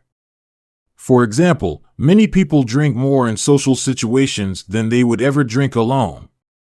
The trigger is rarely a single cue, but rather the whole situation, watching your friends order drinks, hearing the music at the bar, seeing the beers on tap. We mentally assign our habits to the locations in which they occur, the home, the office, the gym. Each location develops a connection to certain habits and routines. You establish a particular relationship with the objects on your desk, the items on your kitchen counter, the things in your bedroom. Our behavior is not defined by the objects in the environment, but by our relationship to them. In fact, this is a useful way to think about the influence of the environment on your behavior. Stop thinking about your environment as filled with objects. Start thinking about it as filled with relationships. Think in terms of how you interact with the spaces around you. For one person, her couch is the place where she reads for an hour each night. For someone else, the couch is where he watches television and eats a bowl of ice cream after work. Different people can have different memories and thus different habits associated with the same place. The good news? You can train yourself to link a particular habit with a particular context. In one study, scientists instructed insomniacs to get into bed only when they were tired. If they couldn't fall asleep, they were told to sit in a different room until they became sleepy. Over time, subjects began to associate the context of their bed with the action of sleeping, and it became easier to quickly fall asleep when they climbed in bed. Their brains learned that sleeping, not browsing on their phones, not watching television, not staring at the clock, was the only action that happened in that room. The power of context also reveals an important strategy. Habits can be easier to change in a new environment. It helps to escape the subtle triggers and cues that nudge you toward your current habits. Go to a new place, a different coffee shop, a bench in the park, a corner of your room you seldom use, and create a new routine there. It is easier to associate a new habit with a new context than to build a new habit in the face of competing cues. It can be difficult to go to bed early if you watch television in your bedroom each night. It can be hard to study in the living room without getting distracted if that's where you always play video games. But when you step outside your normal environment, you leave your behavioral biases behind. You aren't battling old environmental cues, which allows new habits to form without interruption. Want to think more creatively? Move to a bigger room, a rooftop patio, or a building with expansive architecture. Take a break from the space where you do your daily work, which is also linked to your current thought patterns. Trying to eat healthier? It is likely that you shop on autopilot at your regular supermarket. Try a new grocery store. You may find it easier to avoid unhealthy food when your brain doesn't automatically know where it is located in the store. When you can't manage to get to an entirely new environment, redefine or rearrange your current one. Create a separate space for work, study, exercise, entertainment, and cooking. The mantra I find useful is one space, one use. When I started my career as an entrepreneur, I would often work from my couch or at the kitchen table. In the evenings, I found it very difficult to stop working. There was no clear division between the end of work time and the beginning of personal time. Was the kitchen table my office or the space where I ate meals? Was the couch where I relaxed or where I sent emails? Everything happened in the same place. A few years later, I could finally afford to move to a home with a separate room for my office. Suddenly, work was something that happened in here and personal life was something that happened out there. It was easier for me to turn off the professional side of my brain when there was a clear dividing line between work life and home life. Each room had one primary use. The kitchen was for cooking. The office was for working. Whenever possible, avoid mixing the context of one habit with another. When you start mixing contexts, you'll start mixing habits, and the easier ones will usually win out. This is one reason why the versatility of modern technology is both a strength and a weakness. You can use your phone for all sorts of tasks, which makes it a powerful device. But when you can use your phone to do nearly anything, it becomes hard to associate it with one task.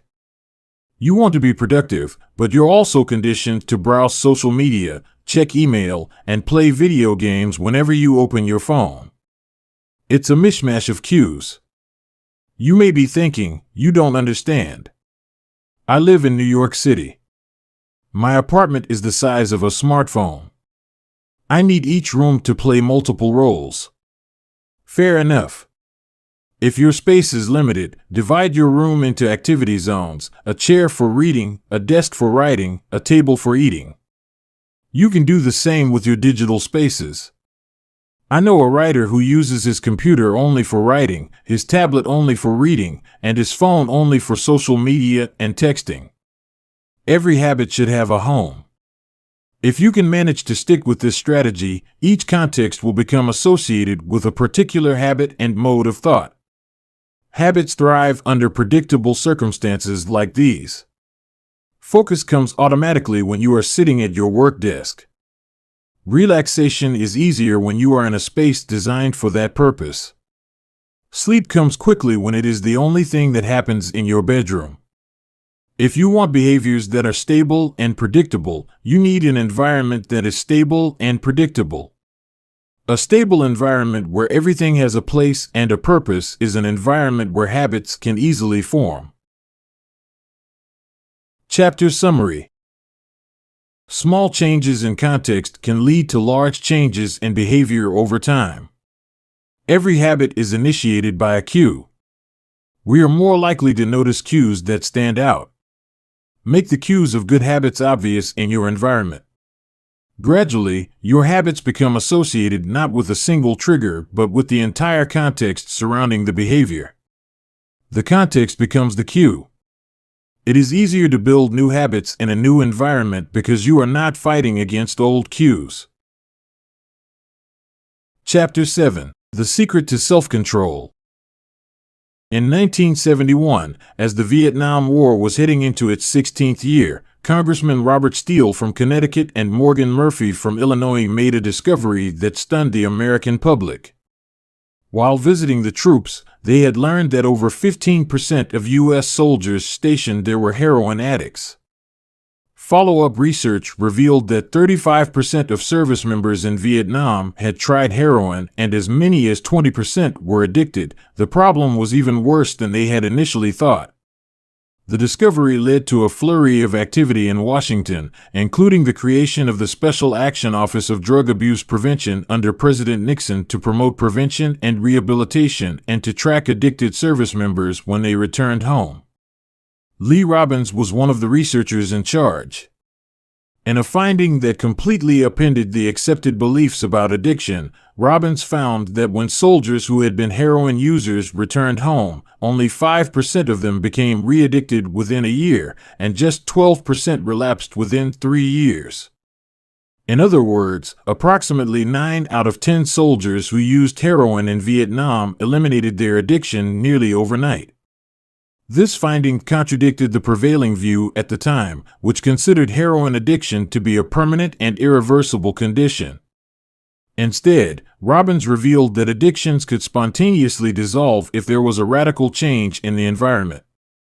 In Vietnam, soldiers spent all day surrounded by cues triggering heroin use. It was easy to access. They were engulfed by the constant stress of war. They built friendships with fellow soldiers who were also heroin users, and they were thousands of miles from home.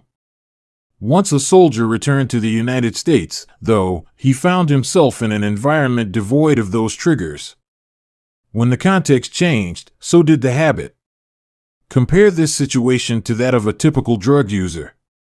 Someone becomes addicted at home or with friends, goes to a clinic to get clean, which is devoid of all the environmental stimuli that prompt their habit, then returns to their old neighborhood with all of their previous cues that caused them to get addicted in the first place.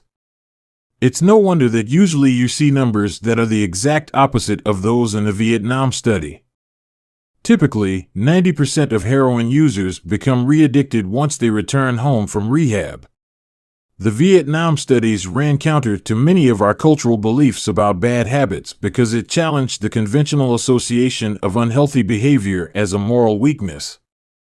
If you're overweight, a smoker, or an addict, you've been told your entire life that it is because you lack self-control, maybe even that you're a bad person.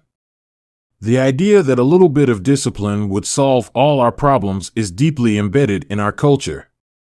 Recent research, however, shows something different. When scientists analyze people who appear to have tremendous self-control, it turns out those individuals aren't all that different from those who are struggling. Instead, disciplined people are better at structuring their lives in a way that does not require heroic willpower and self-control.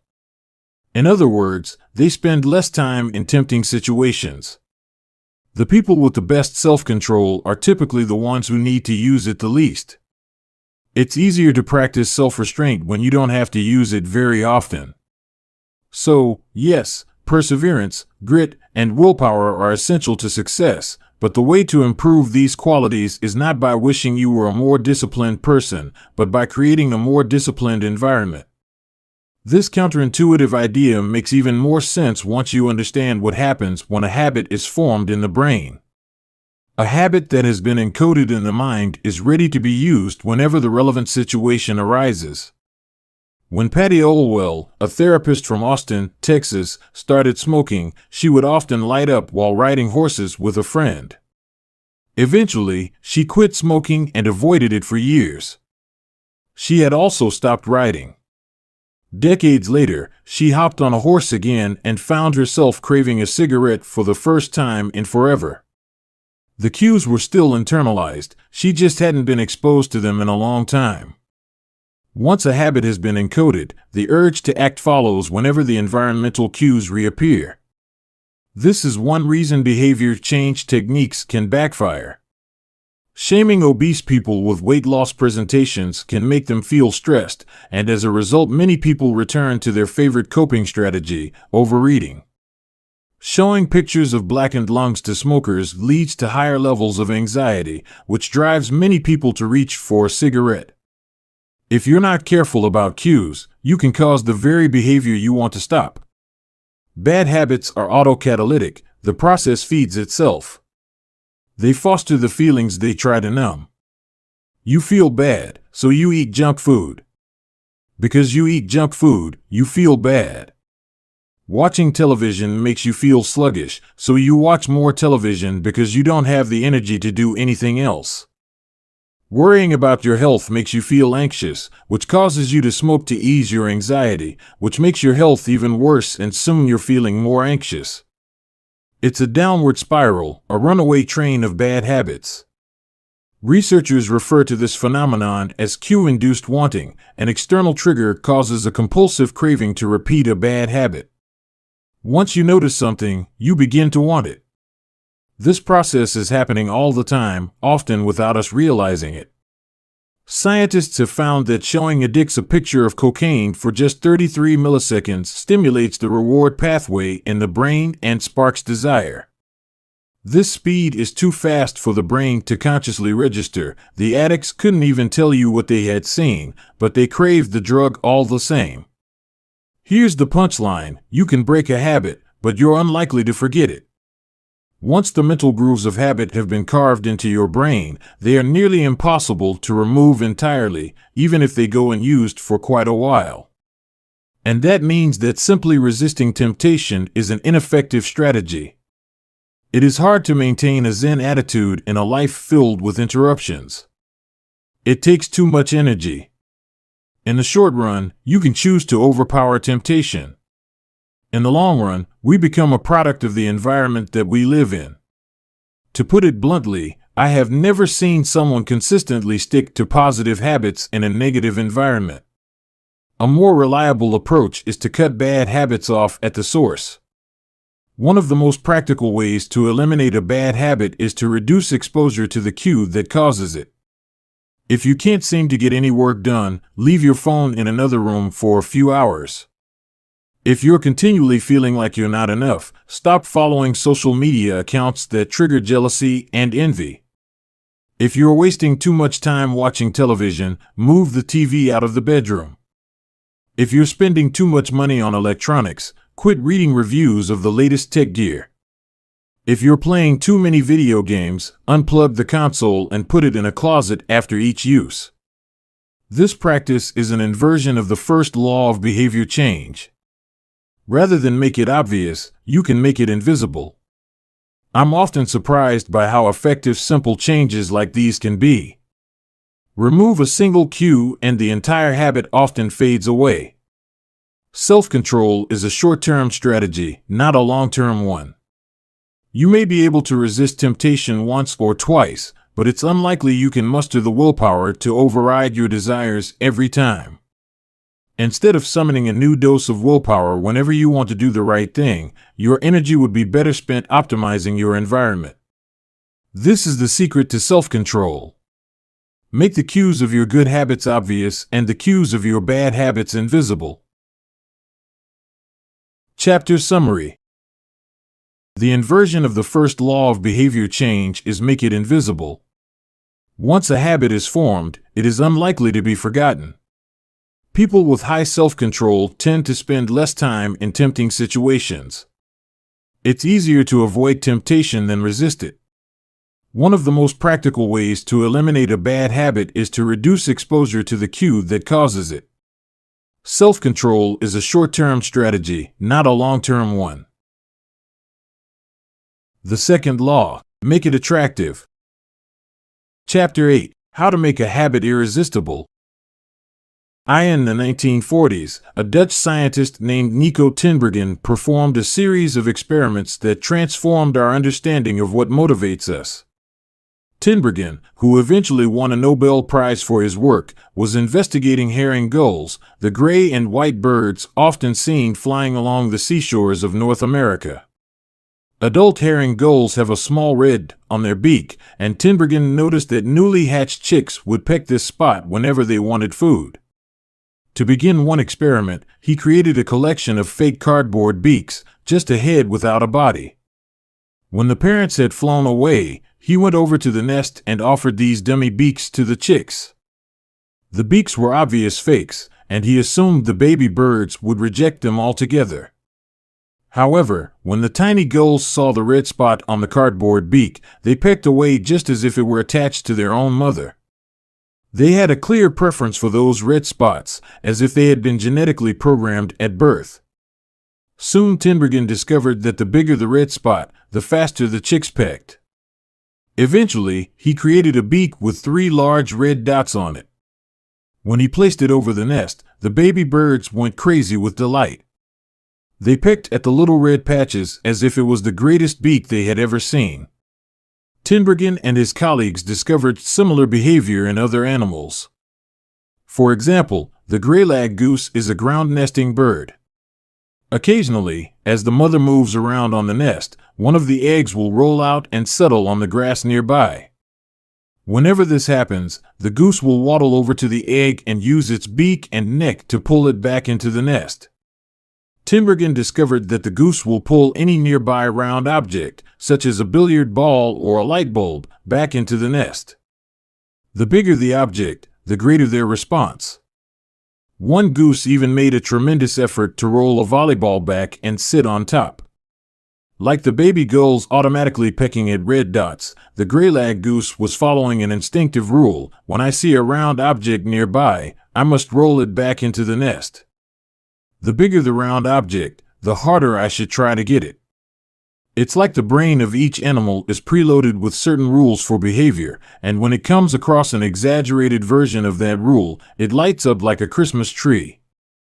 Scientists refer to these exaggerated cues as supernormal stimuli. A supernormal stimulus is a heightened version of reality, like a beak with 3 red dots or an egg the size of a volleyball, and it elicits a stronger response than usual. Humans are also prone to fall for exaggerated versions of reality. Junk food, for example, drives our reward systems into a frenzy. After spending hundreds of thousands of years hunting and foraging for food in the wild, the human brain has evolved to place a high value on salt, sugar, and fat. Such foods are often calorie-dense, and they were quite rare when our ancient ancestors were roaming the savannah. When you don't know where your next meal is coming from, eating as much as possible is an excellent strategy for survival. Today, however, we live in a calorie-rich environment. Food is abundant, but your brain continues to crave it like it is scarce. Placing a high value on salt, sugar, and fat is no longer advantageous to our health, but the craving persists because the brain's reward centers have not changed for approximately 50,000 years. The modern food industry relies on stretching our Paleolithic instincts beyond their evolutionary purpose. A primary goal of food science is to create products that are more attractive to consumers. Nearly every food in a bag, box, or jar has been enhanced in some way, if only with additional flavoring. Companies spend millions of dollars to discover the most satisfying level of crunch in a potato chip or the perfect amount of fizz in a soda. Entire departments are dedicated to optimizing how a product feels in your mouth, a quality known as oral sensation. French fries, for example, are a potent combination, golden brown and crunchy on the outside, light and smooth on the inside. Other processed foods enhance dynamic contrast, which refers to items with a combination of sensations, like crunchy and creamy. Imagine the gooiness of melted cheese on top of a crispy pizza crust, or the crunch of an Oreo cookie combined with its smooth center. With natural, unprocessed foods, you tend to experience the same sensations over and over. How's that 17th bite of kale taste? After a few minutes, your brain loses interest and you begin to feel full. But foods that are high in dynamic contrast keep the experience novel and interesting, encouraging you to eat more. Ultimately, such strategies enable food scientists to find the bliss point for each product, the precise combination of salt, sugar, and fat that excites your brain and keeps you coming back for more. The result, of course, is that you overeat because hyperpalatable foods are more attractive to the human brain. As Stephan Guyenet, a neuroscientist who specializes in eating behavior and obesity, says, we've gotten too good at pushing our own buttons. The modern food industry, and the overeating habits it has spawned, is just one example of the second law of behavior change: make it attractive. The more attractive an opportunity is, the more likely it is to become habit-forming. Look around. Society is filled with highly engineered versions of reality that are more attractive than the world our ancestors evolved in. Stores feature mannequins with exaggerated hips and breasts to sell clothes. Social media delivers more likes and praise in a few minutes than we could ever get in the office or at home. Online porn splices together stimulating scenes at a rate that would be impossible to replicate in real life. Advertisements are created with a combination of ideal lighting, professional makeup, and photoshopped edits. Even the model doesn't look like the person in the final image. These are the supernormal stimuli of our modern world. They exaggerate features that are naturally attractive to us, and our instincts go wild as a result, driving us into excessive shopping habits, social media habits, porn habits, eating habits, and many others. If history serves as a guide, the opportunities of the future will be more attractive than those of today. The trend is for rewards to become more concentrated and stimuli to become more enticing. Junk food is a more concentrated form of calories than natural foods. Hard liquor is a more concentrated form of alcohol than beer. Video games are a more concentrated form of play than board games. Compared to nature, these pleasure-packed experiences are hard to resist. We have the brains of our ancestors, but temptations they never had to face. If you want to increase the odds that a behavior will occur, then you need to make it attractive. Throughout our discussion of the second law, our goal is to learn how to make our habits irresistible.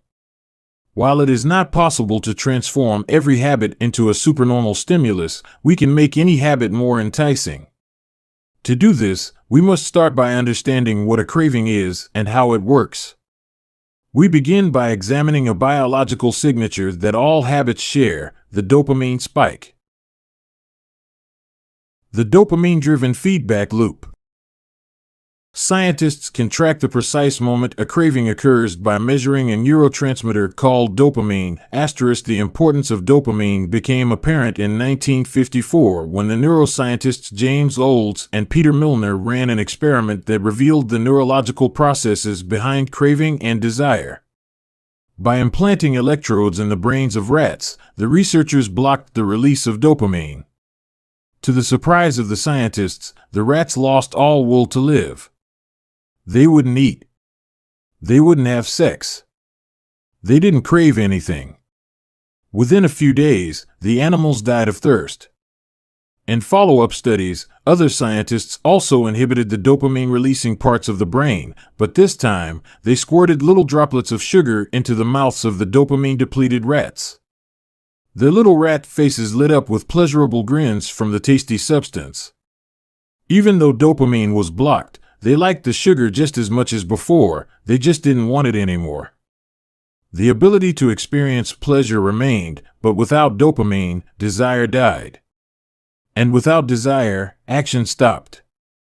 When other researchers reversed this process and flooded the reward system of the brain with dopamine, animals performed habits at breakneck speed.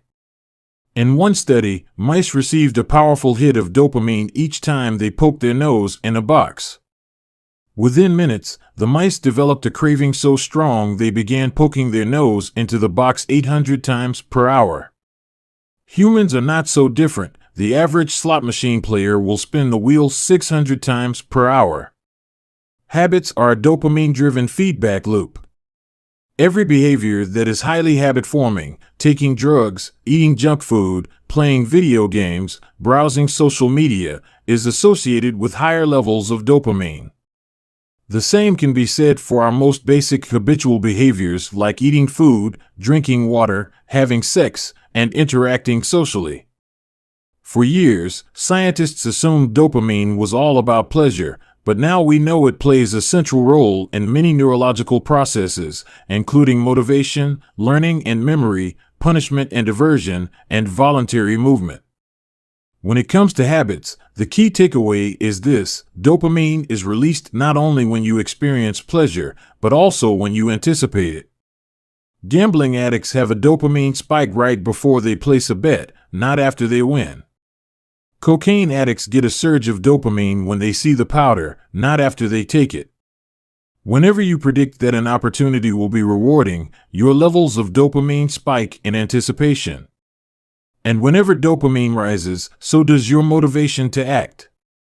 It is the anticipation of a reward, not the fulfillment of it, that gets us to take action. Interestingly, the reward system that is activated in the brain when you receive a reward is the same system that is activated when you anticipate a reward. This is one reason the anticipation of an experience can often feel better than the attainment of it.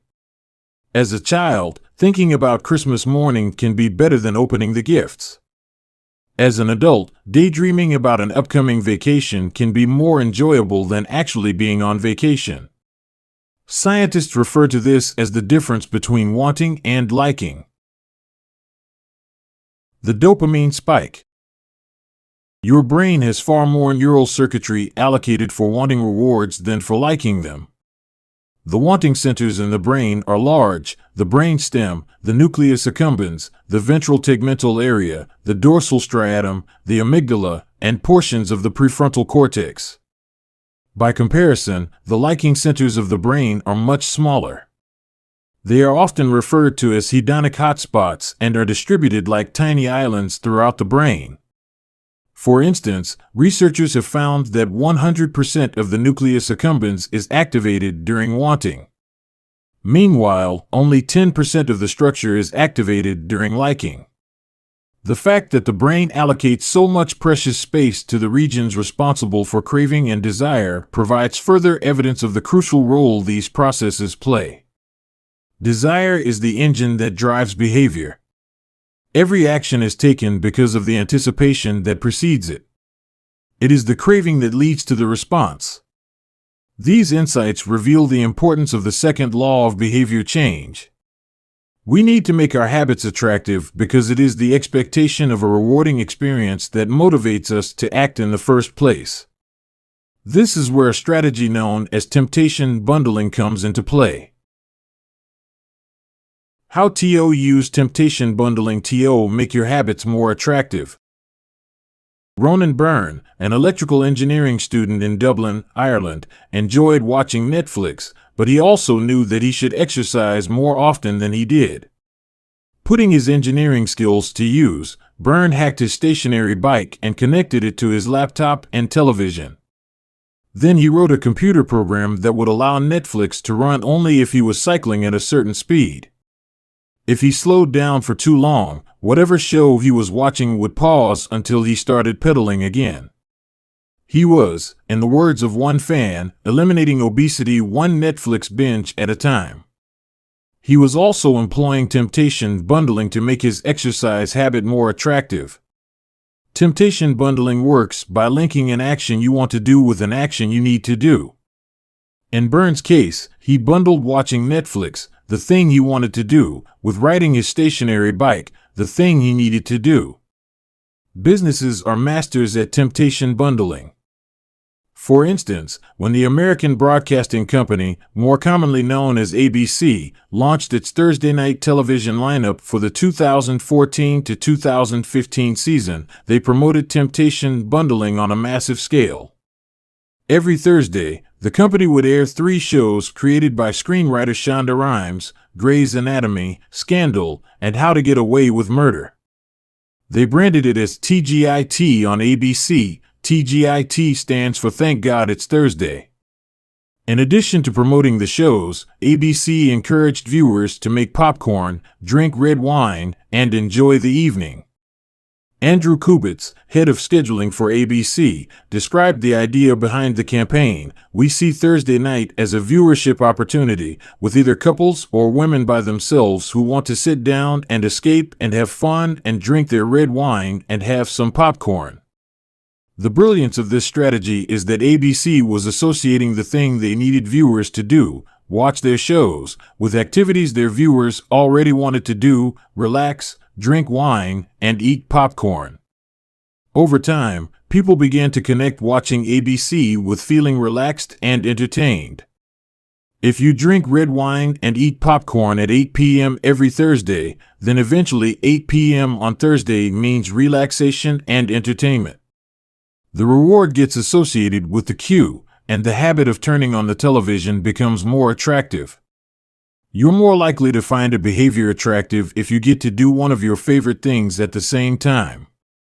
Perhaps you want to hear about the latest celebrity gossip, but you need to get in shape.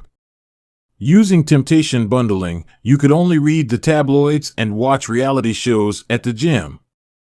Maybe you want to get a pedicure, but you need to clean out your email inbox. Solution: only get a pedicure while processing overdue work emails. Temptation bundling is one way to apply a psychology theory known as Premack's principle. Named after the work of Professor David Premack, the principle states that more probable behaviors will reinforce less probable behaviors. In other words, even if you don't really want to process overdue work emails, you'll become conditioned to do it if it means you get to do something you really want to do along the way. You can even combine temptation bundling with the habit stacking strategy we discussed in Chapter 5 to create a set of rules to guide your behavior. The habit stacking plus temptation bundling formula is: 1. After current habit, I will, habit I need. 2. After habit I need, I will, habit I want. If you want to read the news, but you need to express more gratitude: 1. After I get my morning coffee, I will say one thing I'm grateful for that happened yesterday, need. 2. After I say one thing I'm grateful for, I will read the news, want. If you want to watch sports, but you need to make sales calls: 1. After I get back from my lunch break, I will call 3 potential clients, need. 2. After I call 3 potential clients, I will check ESPN, want. If you want to check Facebook, but you need to exercise more: 1. After I pull out my phone, I will do 10 burpees, need. 2. After I do 10 burpees, I will check Facebook, want. The hope is that eventually you'll look forward to calling 3 clients or doing 10 burpees because it means you get to read the latest sports news or check Facebook. Doing the thing you need to do means you get to do the thing you want to do. We began this chapter by discussing supernormal stimuli, which are heightened versions of reality that increase our desire to take action. Temptation bundling is one way to create a heightened version of any habit by connecting it with something you already want. Engineering a truly irresistible habit is a hard task, but this simple strategy can be employed to make nearly any habit more attractive than it would be otherwise. Chapter Summary. The second law of behavior change is make it attractive. The more attractive an opportunity is, the more likely it is to become habit-forming. Habits are a dopamine-driven feedback loop. When dopamine rises, so does our motivation to act. It is the anticipation of a reward, not the fulfillment of it, that gets us to take action. The greater the anticipation, the greater the dopamine spike. Temptation bundling is one way to make your habits more attractive. The strategy is to pair an action you want to do with an action you need to do. Chapter 9. The Role of Family and Friends in Shaping Your Habits. In 1965, a Hungarian man named Laszlo Polgar wrote a series of strange letters to a woman named Clara. Laszlo was a firm believer in hard work. In fact, it was all he believed in. He completely rejected the idea of innate talent. He claimed that with deliberate practice and the development of good habits, a child could become a genius in any field. His mantra was the genius is not born, but is educated and trained. Laszlo believed in this idea so strongly that he wanted to test it with his own children, and he was writing to Clara because he needed a wife willing to jump on board. Clara was a teacher and, although she may not have been as adamant as Laszlo, she also believed that with proper instruction, anyone could advance their skills. Laszlo decided chess would be a suitable field for the experiment, and he laid out a plan to raise his children to become chess prodigies. The kids would be homeschooled, a rarity in Hungary at the time. The house would be filled with chess books and pictures of famous chess players. The children would play against each other constantly and compete in the best tournaments they could find. The family would keep a meticulous file system of the tournament history of every competitor the children faced. Their lives would be dedicated to chess. Laszlo successfully courted Clara, and within a few years, the Polgars were parents to 3 young girls, Susan, Sophia, and Judith. Susan, the oldest, began playing chess when she was 4 years old. Within 6 months, she was defeating adults. Sophia, the middle child, did even better. By 14, she was a world champion, and a few years later, she became a grandmaster. Judith, the youngest, was the best of all. By age 5, she could beat her father. At 12, she was the youngest player ever listed among the top 100 chess players in the world. At 15 years and 4 months old, she became the youngest grandmaster of all time, younger than Bobby Fischer, the previous record holder. For 27 years, she was the #1 ranked female chess player in the world. The childhood of the Polgar sisters was atypical, to say the least. And yet, if you ask them about it, they claim their lifestyle was attractive, even enjoyable. In interviews, the sisters talk about their childhood as entertaining rather than grueling. They loved playing chess. They couldn't get enough of it. Once, Laszlo reportedly found Sophia playing chess in the bathroom in the middle of the night. Encouraging her to go back to sleep, he said, "Sophia, leave the pieces alone." To which she replied, "Daddy, they won't leave me alone." The Polgar sisters grew up in a culture that prioritized chess above all else, praised them for it, rewarded them for it. In their world, an obsession with chess was normal. And as we are about to see, whatever habits are normal in your culture are among the most attractive behaviors you'll find. The seductive pull of social norms. Humans are herd animals. We want to fit in, to bond with others, and to earn the respect and approval of our peers. Such inclinations are essential to our survival. For most of our evolutionary history, our ancestors lived in tribes. Becoming separated from the tribe, or worse, being cast out, was a death sentence. The lone wolf dies, but the pack survives. Meanwhile, those who collaborated and bonded with others enjoyed increased safety, mating opportunities, and access to resources. As Charles Darwin noted, in the long history of humankind, those who learned to collaborate and improvise most effectively have prevailed. As a result, one of the deepest human desires is to belong. And this ancient preference exerts a powerful influence on our modern behavior. We don't choose our earliest habits, we imitate them. We follow the script handed down by our friends and family, our church or school, our local community and society at large. Each of these cultures and groups comes with its own set of expectations and standards, when and whether to get married, how many children to have, which holidays to celebrate, how much money to spend on your child's birthday party. In many ways, these social norms are the invisible rules that guide your behavior each day. You're always keeping them in mind, even if they are at the not top of your mind.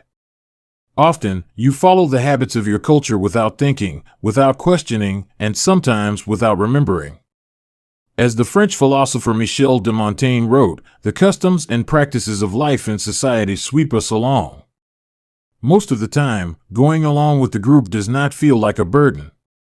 Everyone wants to belong. If you grow up in a family that rewards you for your chess skills, playing chess will seem like a very attractive thing to do. If you work in a job where everyone wears expensive suits, then you'll be inclined to splurge on one as well. If all of your friends are sharing an inside joke or using a new phrase, you'll want to do it, too, so they know that you get it. Behaviors are attractive when they help us fit in. We imitate the habits of 3 groups in particular. 1. The close. 2. The many. 3. The powerful. Each group offers an opportunity to leverage the second law of behavior change and make our habits more attractive. 1. Imitating the close. Proximity has a powerful effect on our behavior. This is true of the physical environment, as we discussed in Chapter 6, but it is also true of the social environment. We pick up habits from the people around us. We copy the way our parents handle arguments, the way our peers flirt with one another, the way our coworkers get results. When your friends smoke pot, you give it a try, too. When your wife has a habit of double-checking that the door is locked before going to bed, you pick it up as well. I find that I often imitate the behavior of those around me without realizing it. In conversation, I'll automatically assume the body posture of the other person. In college, I began to talk like my roommates. When traveling to other countries, I unconsciously imitate the local accent despite reminding myself to stop.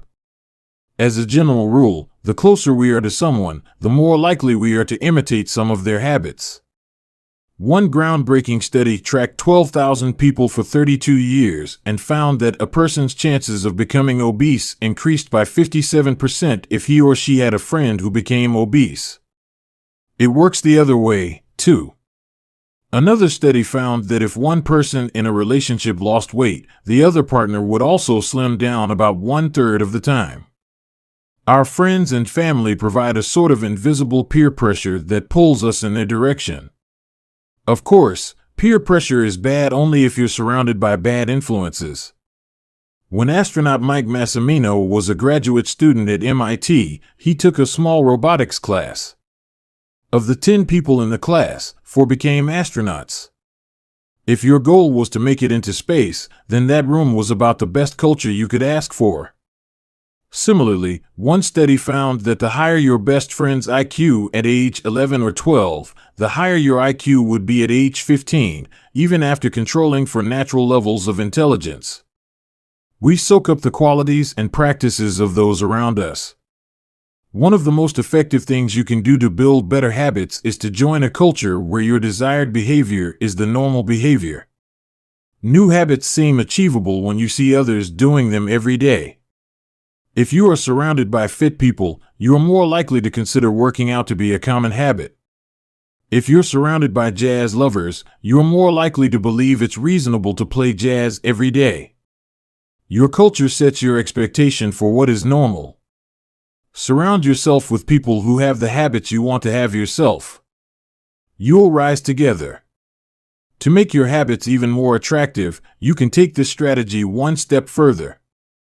Join a culture where, 1. Your desired behavior is the normal behavior, and 2. You already have something in common with the group. Steve Kamb, an entrepreneur in New York City, runs a company called Nerd Fitness, which helps nerds, misfits, and mutants lose weight, get strong, and get healthy. His clients include video game lovers, movie fanatics, and average Joes who want to get in shape. Many people feel out of place the first time they go to the gym or try to change their diet, but if you are already similar to the other members of the group in some way, say, your mutual love of Star Wars, change becomes more appealing because it feels like something people like you already do. Nothing sustains motivation better than belonging to the tribe. It transforms a personal quest into a shared one. Previously, you were on your own. Your identity was singular. You are a reader. You are a musician. You are an athlete. When you join a book club or a band or a cycling group, your identity becomes linked to those around you. Growth and change is no longer an individual pursuit. We are readers. We are musicians. We are cyclists. The shared identity begins to reinforce your personal identity. This is why remaining part of a group after achieving a goal is crucial to maintaining your habits. It's friendship and community that embed a new identity and help behaviors last over the long run. 2. Imitating the many. In the 1950s, psychologist Solomon Asch conducted a series of experiments that are now taught to legions of undergrads each year. To begin each experiment, the subject entered the room with a group of strangers. Unbeknownst to them, the other participants were actors planted by the researcher and instructed to deliver scripted answers to certain questions. The group would be shown one card with a line on it and then a second card with a series of lines. Each person was asked to select the line on the second card that was similar in length to the line on the first card. It was a very simple task. Conforming to social norms. The experiment always began the same. First, there would be some easy trials where everyone agreed on the correct line. After a few rounds, the participants were shown a test that was just as obvious as the previous ones, except the actors in the room would select an intentionally incorrect answer. For example, they would respond A to the comparison shown in Figure 10. Everyone would agree that the lines were the same even though they were clearly different. The subject, who was unaware of the ruse, would immediately become bewildered. Their eyes would open wide. They would laugh nervously to themselves. They would double-check the reactions of other participants. Their agitation would grow as one person after another delivered the same incorrect response. Soon, the subject began to doubt their own eyes. Eventually, they delivered the answer they knew in their heart to be incorrect. Asch ran this experiment many times and in many different ways. What he discovered was that as the number of actors increased, so did the conformity of the subject. If it was just the subject and one actor, then there was no effect on the person's choice. They just assumed they were in the room with a dummy. When two actors were in the room with the subject, there was still little impact. But as the number of people increased to 3 actors and 4 and all the way to 8, the subject became more likely to second-guess themselves. By the end of the experiment, nearly 75% of the subjects had agreed with the group answer even though it was obviously incorrect. Whenever we are unsure how to act, we look to the group to guide our behavior. We are constantly scanning our environment and wondering, what is everyone else doing? We check reviews on Amazon or Yelp or TripAdvisor because we want to imitate the best buying, eating, and travel habits. It's usually a smart strategy. There is evidence in numbers. But there can be a downside. The normal behavior of the tribe often overpowers the desired behavior of the individual. For example, one study found that when a chimpanzee learns an effective way to crack nuts open as a member of one group and then switches to a new group that uses a less effective strategy, it will avoid using the superior nut cracking method just to blend in with the rest of the chimps. Humans are similar. There is tremendous internal pressure to comply with the norms of the group. The reward of being accepted is often greater than the reward of winning an argument, looking smart, or finding truth. Most days, we'd rather be wrong with the crowd than be right by ourselves. The human mind knows how to get along with others. It wants to get along with others. This is our natural mode. You can override it. You can choose to ignore the group or to stop caring what other people think, but it takes work. Running against the grain of your culture requires extra effort. When changing your habits means challenging the tribe, change is unattractive.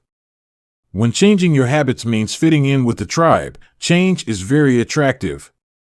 3. Imitating the powerful. Humans everywhere pursue power, prestige, and status. We want pins and medallions on our jackets. We want president or partner in our titles. We want to be acknowledged, recognized, and praised. This tendency can seem vain, but overall, it's a smart move. Historically, a person with greater power and status has access to more resources, worries less about survival, and proves to be a more attractive mate. We are drawn to behaviors that earn us respect, approval, admiration, and status.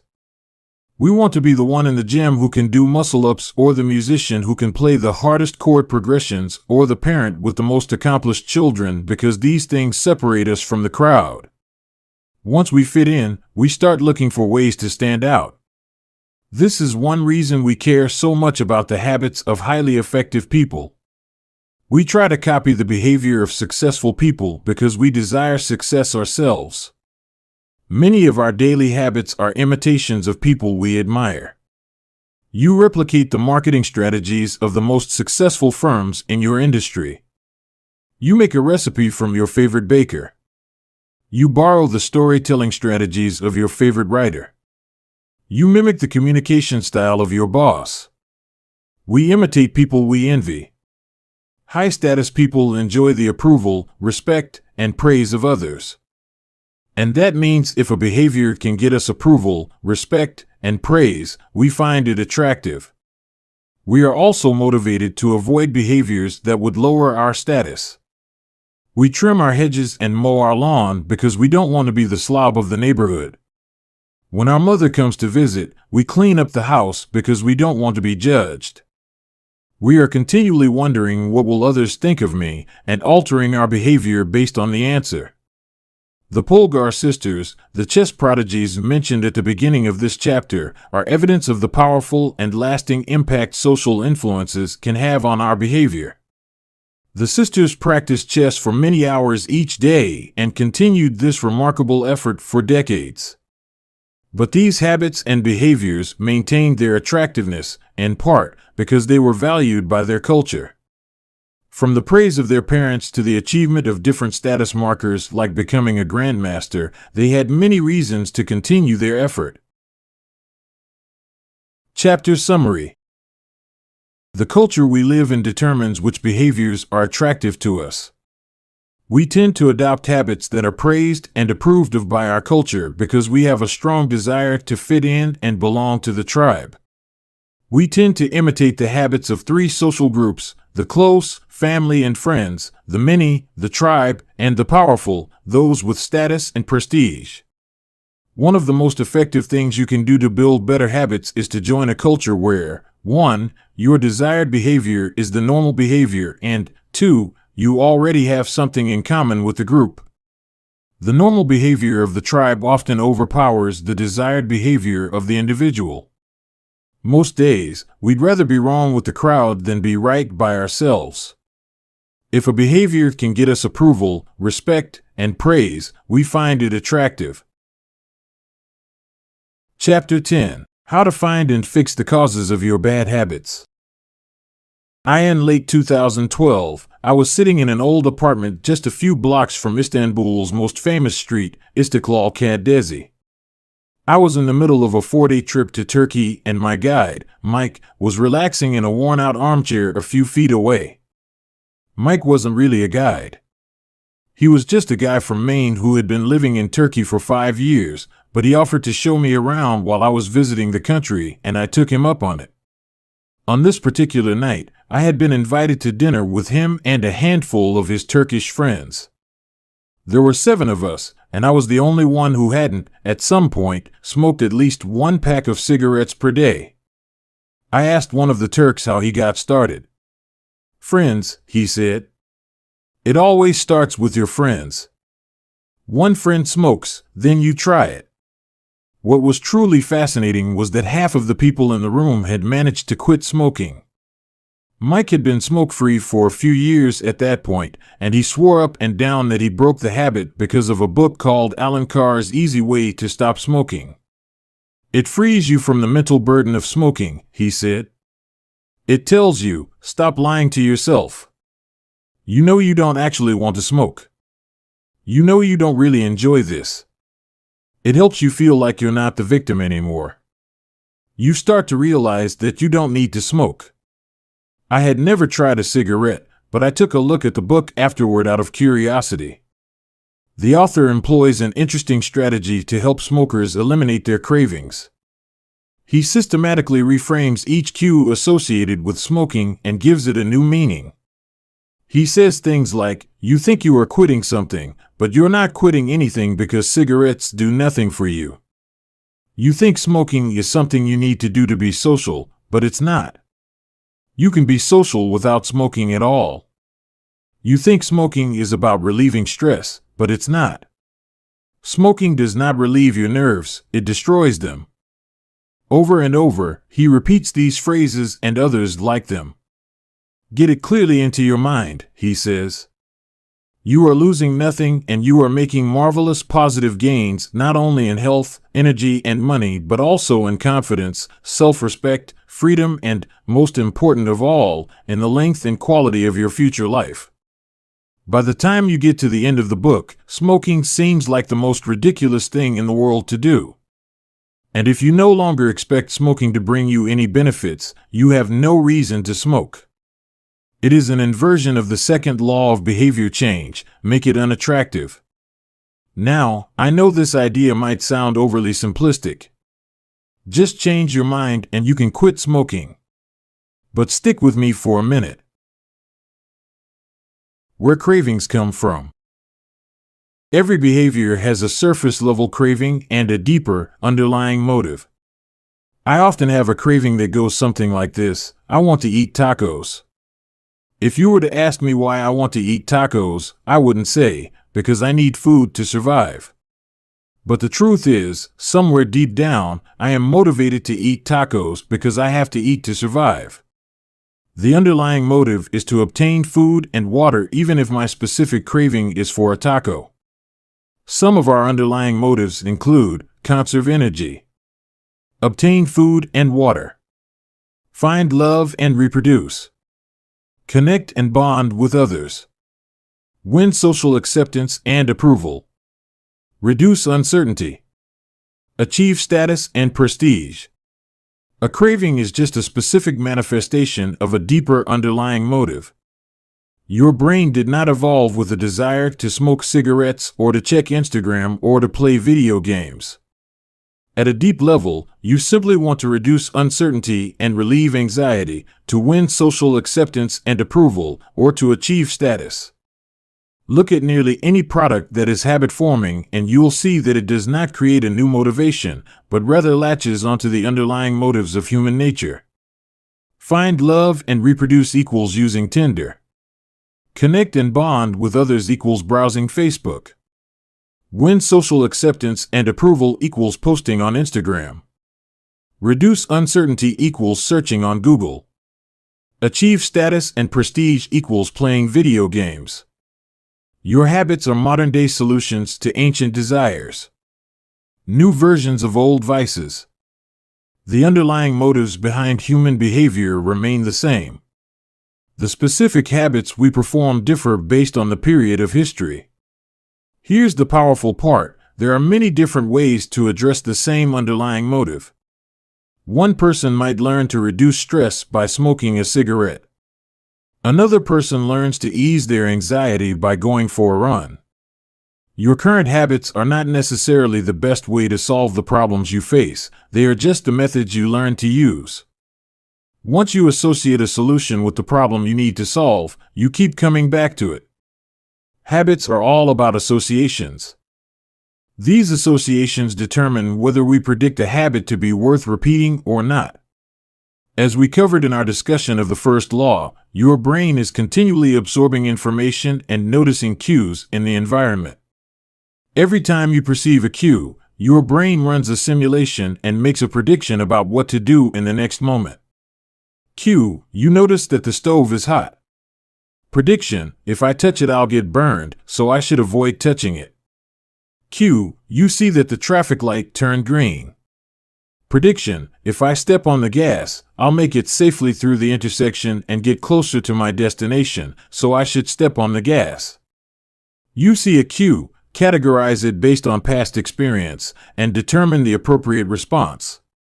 This all happens in an instant, but it plays a crucial role in your habits because every action is preceded by a prediction. Life feels reactive, but it is actually predictive. All day long, you are making your best guess of how to act given what you've just seen and what has worked for you in the past. You are endlessly predicting what will happen in the next moment. Our behavior is heavily dependent on these predictions. Put another way, our behavior is heavily dependent on how we interpret the events that happen to us, not necessarily the objective reality of the events themselves. Two people can look at the same cigarette, and one feels the urge to smoke while the other is repulsed by the smell. The same cue can spark a good habit or a bad habit depending on your prediction. The cause of your habits is actually the prediction that precedes them. These predictions lead to feelings, which is how we typically describe a craving, a feeling, a desire, an urge. Feelings and emotions transform the cues we perceive and the predictions we make into a signal that we can apply. They help explain what we are currently sensing. For instance, whether or not you realize it, you are noticing how warm or cold you feel right now. If the temperature drops by 1 degree, you probably won't do anything. If the temperature drops 10 degrees, however, you'll feel cold and put on another layer of clothing. Feeling cold was the signal that prompted you to act. You have been sensing the cues the entire time, but it is only when you predict that you would be better off in a different state that you take action. A craving is the sense that something is missing. It is the desire to change your internal state. When the temperature falls, there is a gap between what your body is currently sensing and what it wants to be sensing. This gap between your current state and your desired state provides a reason to act. Desire is the difference between where you are now and where you want to be in the future. Even the tiniest action is tinged with the motivation to feel differently than you do in the moment. When you binge eat or light up or browse social media, what you really want is not a potato chip or a cigarette or a bunch of likes. What you really want is to feel different. Our feelings and emotions tell us whether to hold steady in our current state or to make a change. They help us decide the best course of action. Neurologists have discovered that when emotions and feelings are impaired, we actually lose the ability to make decisions. We have no signal of what to pursue and what to avoid. As the neuroscientist Antonio Damasio explains, it is emotion that allows you to mark things as good, bad, or indifferent. To summarize, the specific cravings you feel and habits you perform are really an attempt to address your fundamental underlying motives. Whenever a habit successfully addresses a motive, you develop a craving to do it again. In time, you learn to predict that checking social media will help you feel loved or that watching YouTube will allow you to forget your fears. Habits are attractive when we associate them with positive feelings, and we can use this insight to our advantage rather than to our detriment. How to reprogram your brain to enjoy hard habits.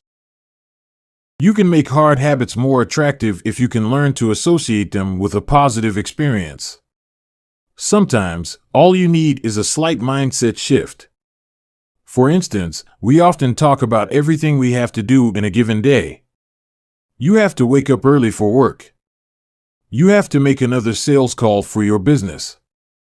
You have to cook dinner for your family. Now, imagine changing just one word. You don't have to. You get to.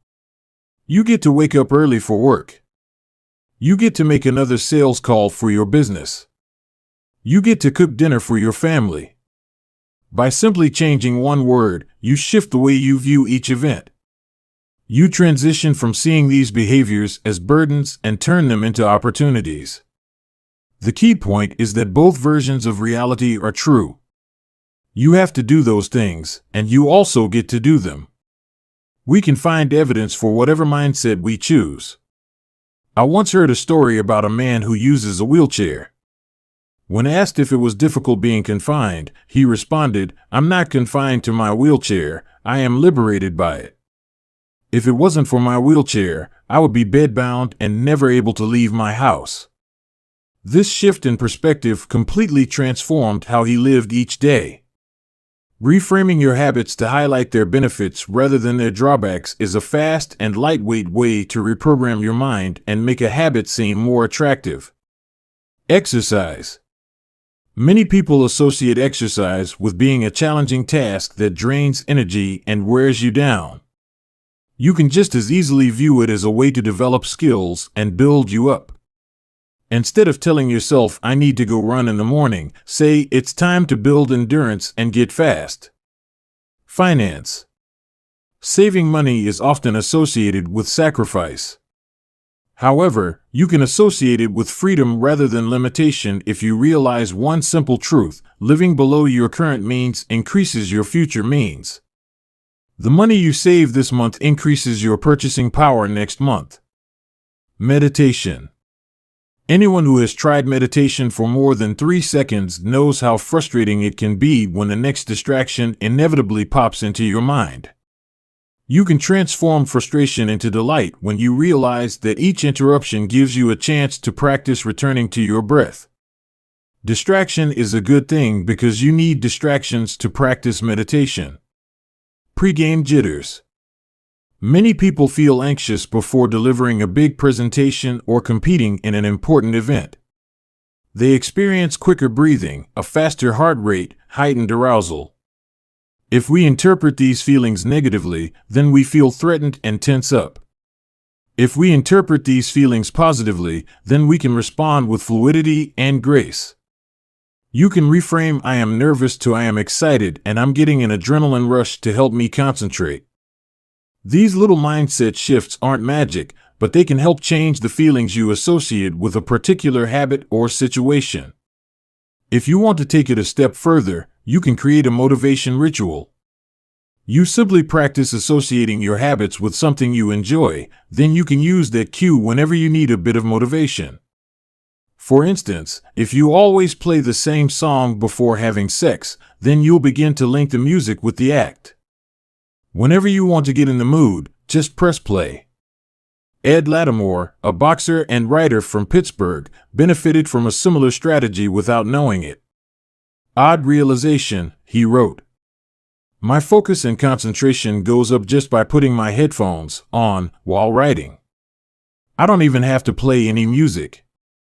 Without realizing it, he was conditioning himself. In the beginning, he put his headphones on, played some music he enjoyed, and did focused work. After doing it 5, 10, 20 times, putting his headphones on became a cue that he automatically associated with increased focus. The craving followed naturally. Athletes use similar strategies to get themselves in the mindset to perform. During my baseball career, I developed a specific ritual of stretching and throwing before each game. The whole sequence took about 10 minutes, and I did it the same way every single time. While it physically warmed me up to play, more importantly, it put me in the right mental state. I began to associate my pre-game ritual with feeling competitive and focused. Even if I wasn't motivated beforehand, by the time I was done with my ritual, I was in game mode. You can adapt this strategy for nearly any purpose. Say you want to feel happier in general. Find something that makes you truly happy, like petting your dog or taking a bubble bath, and then create a short routine that you perform every time before you do the thing you love. Maybe you take 3 deep breaths and smile. 3 deep breaths. Smile. Pet the dog. Repeat. Eventually, you'll begin to associate this breathe and smile routine with being in a good mood. It becomes a cue that means feeling happy. Once established, you can break it out anytime you need to change your emotional state. Stressed at work? Take 3 deep breaths and smile. Sad about life? 3 deep breaths and smile. Once a habit has been built, the cue can prompt a craving, even if it has little to do with the original situation. The key to finding and fixing the causes of your bad habits is to reframe the associations you have about them. It's not easy, but if you can reprogram your predictions, you can transform a hard habit into an attractive one. Chapter Summary. The inversion of the second law of behavior change is make it unattractive. Every behavior has a surface-level craving and a deeper underlying motive. Your habits are modern-day solutions to ancient desires. The cause of your habits is actually the prediction that precedes them. The prediction leads to a feeling. Highlight the benefits of avoiding a bad habit to make it seem unattractive. Habits are attractive when we associate them with positive feelings and unattractive when we associate them with negative feelings.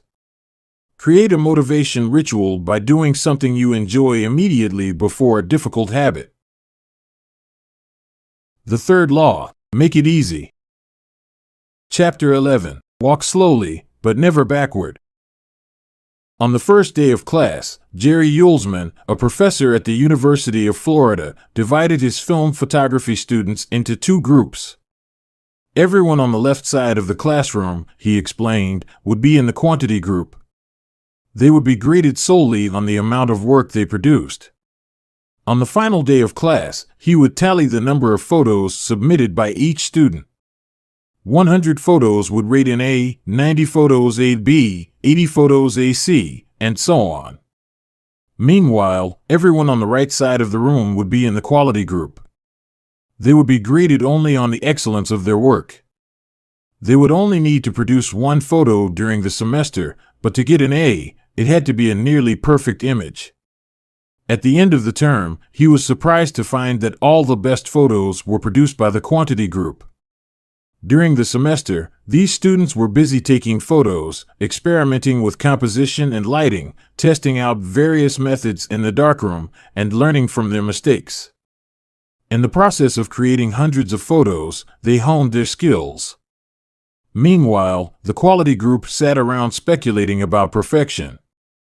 In the end, they had little to show for their efforts other than unverified theories and one mediocre photo.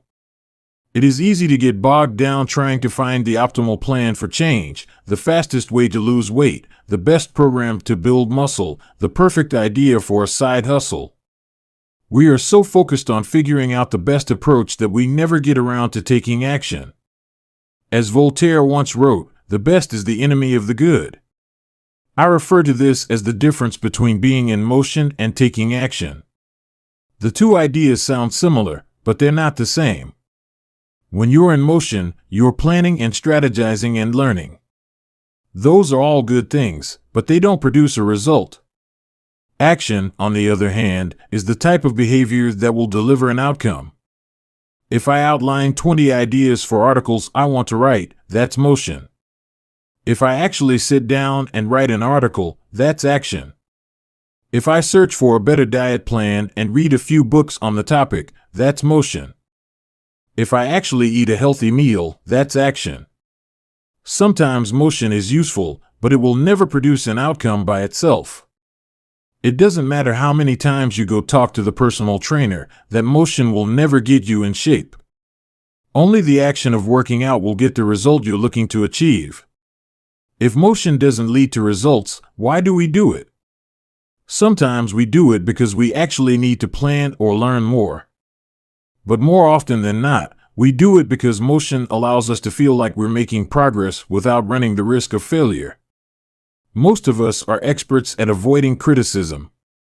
It doesn't feel good to fail or to be judged publicly, so we tend to avoid situations where that might happen.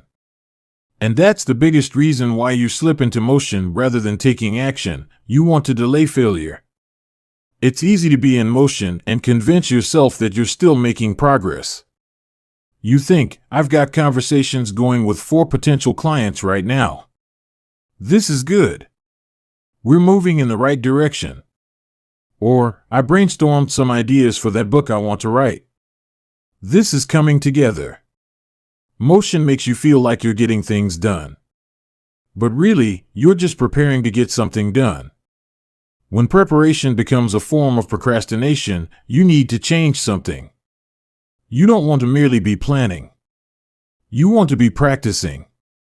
If you want to master a habit, the key is to start with repetition, not perfection. You don't need to map out every feature of a new habit. You just need to practice it. This is the first takeaway of the third law. You just need to get your reps in. How long does it actually take to form a new habit? Habit formation is the process by which a behavior becomes progressively more automatic through repetition. The more you repeat an activity, the more the structure of your brain changes to become efficient at that activity.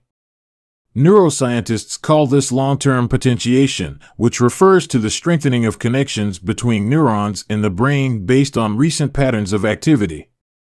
With each repetition, cell-to-cell signaling improves and the neural connections tighten. First described by neuropsychologist Donald Hebb in 1949, this phenomenon is commonly known as Hebb's law: neurons that fire together wire together. Repeating a habit leads to clear physical changes in the brain. In musicians, the cerebellum, critical for physical movements like plucking a guitar string or pulling a violin bow, is larger than it is in non-musicians. Mathematicians, meanwhile, have increased gray matter in the inferior parietal lobule, which plays a key role in computation and calculation. Its size is directly correlated with the amount of time spent in the field. The older and more experienced the mathematician, the greater the increase in gray matter. When scientists analyzed the brains of taxi drivers in London, they found that the hippocampus, a region of the brain involved in spatial memory, was significantly larger in their subjects than in non-taxi drivers. Even more fascinating, the hippocampus decreased in size when a driver retired. Like the muscles of the body responding to regular weight training, particular regions of the brain adapt as they are used and atrophy as they are abandoned. Of course, the importance of repetition in establishing habits was recognized long before neuroscientists began poking around. In 1860, the English philosopher George H. Lewis noted, in learning to speak a new language, to play on a musical instrument, or to perform unaccustomed movements, great difficulty is felt, because the channels through which each sensation has to pass have not become established, but no sooner has frequent repetition cut a pathway than this difficulty vanishes. The actions become so automatic that they can be performed while the mind is otherwise engaged. Both common sense and scientific evidence agree, repetition is a form of change. Each time you repeat an action, you are activating a particular neural circuit associated with that habit. This means that simply putting in your reps is one of the most critical steps you can take to encoding a new habit. It is why the students who took tons of photos improved their skills, while those who merely theorized about perfect photos did not. One group engaged in active practice, the other in passive learning. One in action, the other in motion. All habits follow a similar trajectory from effortful practice to automatic behavior, a process known as automaticity. Automaticity is the ability to perform a behavior without thinking about each step, which occurs when the non-conscious mind takes over. One of the most common questions I hear is, how long does it take to build a new habit? But what people really should be asking is, how many does it take to form a new habit? That is, how many repetitions are required to make a habit automatic? There is nothing magical about time passing with regard to habit formation. It doesn't matter if it's been 21 days or 30 days or 300 days. What matters is the rate at which you perform the behavior. You could do something twice in 30 days, or 200 times. It's the frequency that makes the difference. Your current habits have been internalized over the course of hundreds, if not thousands, of repetitions. New habits require the same level of frequency. You need to string together enough successful attempts until the behavior is firmly embedded in your mind and you cross the habit line. In practice, it doesn't really matter how long it takes for a habit to become automatic. What matters is that you take the actions you need to take to make progress. Whether an action is fully automatic is of less importance. To build a habit, you need to practice it. And the most effective way to make practice happen is to adhere to the third law of behavior change: make it easy. The chapters that follow will show you how to do exactly that. Chapter Summary. The third law of behavior change is make it easy. The most effective form of learning is practice, not planning. Focus on taking action, not being in motion. Habit formation is the process by which a behavior becomes progressively more automatic through repetition. The amount of time you have been performing a habit is not as important as the number of times you have performed it. Chapter 12. The Law of Least Effort. In his award-winning book, Guns, Germs, and Steel, anthropologist and biologist Jared Diamond points out a simple fact: different continents have different shapes. At first glance, this statement seems rather obvious and unimportant, but it turns out to have a profound impact on human behavior. The primary axis of the Americas runs from north to south. That is, the landmass of North and South America tends to be tall and thin rather than wide and fat. The same is generally true for Africa. Meanwhile, the landmass that makes up Europe, Asia, and the Middle East is the opposite. This massive stretch of land tends to be more east-west in shape. According to Diamond, this difference in shape played a significant role in the spread of agriculture over the centuries. When agriculture began to spread around the globe, farmers had an easier time expanding along east-west routes than along north-south ones. This is because locations along the same latitude generally share similar climates, amounts of sunlight and rainfall, and changes in season. These factors allowed farmers in Europe and Asia to domesticate a few crops and grow them along the entire stretch of land from France to China. The shape of human behavior. By comparison, the climate varies greatly when traveling from north to south.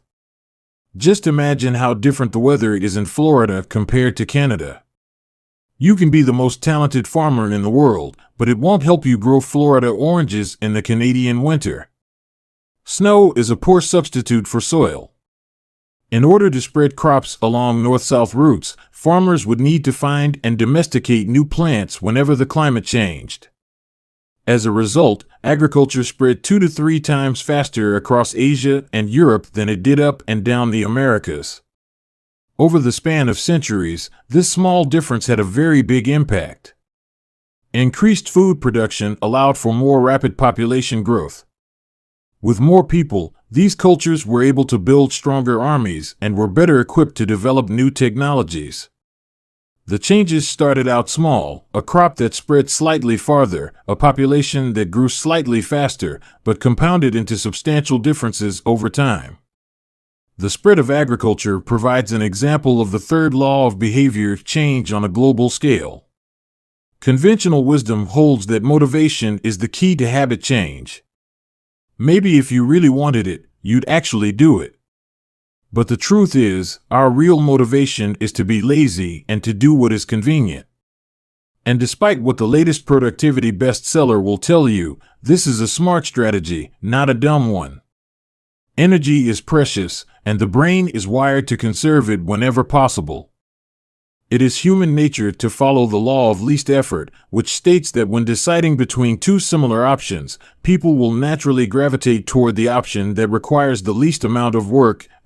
For example, expanding your farm to the east where you can grow the same crops rather than heading north where the climate is different. Out of all the possible actions we could take, the one that is realized is the one that delivers the most value for the least effort. We are motivated to do what is easy. Every action requires a certain amount of energy. The more energy required, the less likely it is to occur. If your goal is to do 100 push-ups per day, that's a lot of energy. In the beginning, when you're motivated and excited, you can muster the strength to get started. But after a few days, such a massive effort feels exhausting. Meanwhile, sticking to the habit of doing 1 push-up per day requires almost no energy to get started. And the less energy a habit requires, the more likely it is to occur. Look at any behavior that fills up much of your life and you'll see that it can be performed with very low levels of motivation. Habits like scrolling on our phones, checking email, and watching television steal so much of our time because they can be performed almost without effort. They are remarkably convenient. In a sense, every habit is just an obstacle to getting what you really want. Dieting is an obstacle to getting fit. Meditation is an obstacle to feeling calm. Journaling is an obstacle to thinking clearly. You don't actually want the habit itself. What you really want is the outcome the habit delivers. The greater the obstacle, that is, the more difficult the habit, the more friction there is between you and your desired end state.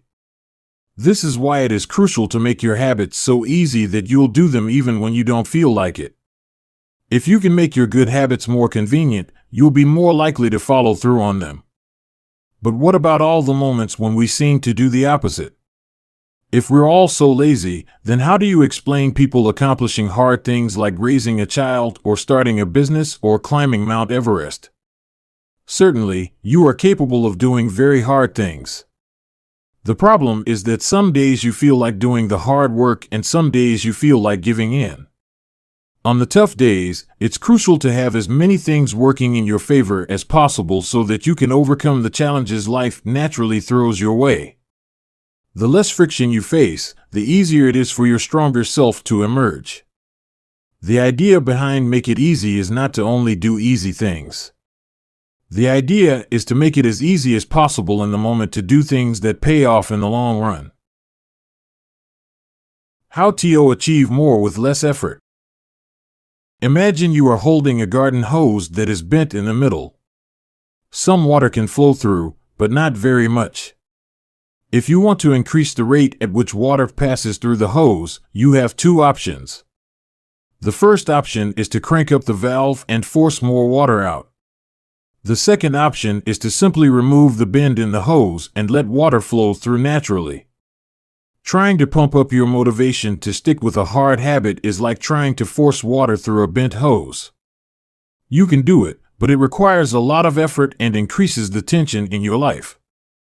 Meanwhile, making your habits simple and easy is like removing the bend in the hose. Rather than trying to overcome the friction in your life, you reduce it. One of the most effective ways to reduce the friction associated with your habits is to practice environment design. In Chapter 6, we discussed environment design as a method for making cues more obvious, but you can also optimize your environment to make actions easier. For example, when deciding where to practice a new habit, it is best to choose a place that is already along the path of your daily routine. Habits are easier to build when they fit into the flow of your life. You are more likely to go to the gym if it is on your way to work because stopping doesn't add much friction to your lifestyle. By comparison, if the gym is off the path of your normal commute, even by just a few blocks, now you're going out of your way to get there. Perhaps even more effective is reducing the friction within your home or office. Too often, we try to start habits in high-friction environments. We try to follow a strict diet while we are out to dinner with friends. We try to write a book in a chaotic household. We try to concentrate while using a smartphone filled with distractions. It doesn't have to be this way. We can remove the points of friction that hold us back. This is precisely what electronics manufacturers in Japan began to do in the 1970s. In an article published in the New Yorker titled Better All the Time, James Shiroaki writes, Japanese firms emphasized what came to be known as lean production, relentlessly looking to remove waste of all kinds from the production process, down to redesigning workspaces, so workers didn't have to waste time twisting and turning to reach their tools. The result was that Japanese factories were more efficient and Japanese products were more reliable than American ones. In 1974, service calls for American-made color televisions were 5 times as common as for Japanese televisions. By 1979, it took American workers 3 times as long to assemble their sets. I like to refer to this strategy as addition by subtraction. Asterisk, the Japanese companies looked for every point of friction in the manufacturing process and eliminated it. As they subtracted wasted effort, they added customers and revenue. Similarly, when we remove the points of friction that sap our time and energy, we can achieve more with less effort. This is one reason tidying up can feel so good. We are simultaneously moving forward and lightening the cognitive load our environment places on us. If you look at the most habit-forming products, you'll notice that one of the things these goods and services do best is remove little bits of friction from your life. Meal delivery services reduce the friction of shopping for groceries. Dating apps reduce the friction of making social introductions. Ride-sharing services reduce the friction of getting across town. Text messaging reduces the friction of sending a letter in the mail. Like a Japanese television manufacturer redesigning their workspace to reduce wasted motion, successful companies design their products to automate, eliminate, or simplify as many steps as possible. They reduce the number of fields on each form. They pare down the number of clicks required to create an account. They deliver their products with easy-to-understand directions or ask their customers to make fewer choices. When the first voice-activated speakers were released, products like Google Home, Amazon Echo, and Apple HomePod, I asked a friend what he liked about the product he had purchased. He said it was just easier to say play some country music than to pull out his phone, open the music app, and pick a playlist. Of course, just a few years earlier, having unlimited access to music in your pocket was a remarkably frictionless behavior compared to driving to the store and buying a CD. Business is a never-ending quest to deliver the same result in an easier fashion. Similar strategies have been used effectively by governments. When the British government wanted to increase tax collection rates, they switched from sending citizens to a web page where the tax form could be downloaded to linking directly to the form. Reducing that one step in the process increased the response rate from 19.2% to 23.4%. For a country like the United Kingdom, those percentage points represent millions in tax revenue. The central idea is to create an environment where doing the right thing is as easy as possible. Much of the battle of building better habits comes down to finding ways to reduce the friction associated with our good habits and increase the friction associated with our bad ones. Prime the environment for future use. Oswald Knuckles is an IT developer from Natchez, Mississippi. He is also someone who understands the power of priming his environment. Knuckles dialed in his cleaning habits by following a strategy he refers to as resetting the room. For instance, when he finishes watching television, he places the remote back on the TV stand, arranges the pillows on the couch, and folds the blanket.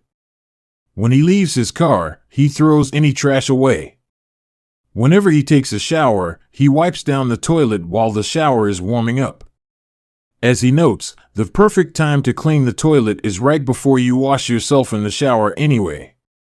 The purpose of resetting each room is not simply to clean up after the last action, but to prepare for the next action. When I walk into a room, everything is in its right place, Knuckles wrote. Because I do this every day in every room, stuff always stays in good shape. People think I work hard, but I'm actually really lazy. I'm just proactively lazy. It gives you so much time back.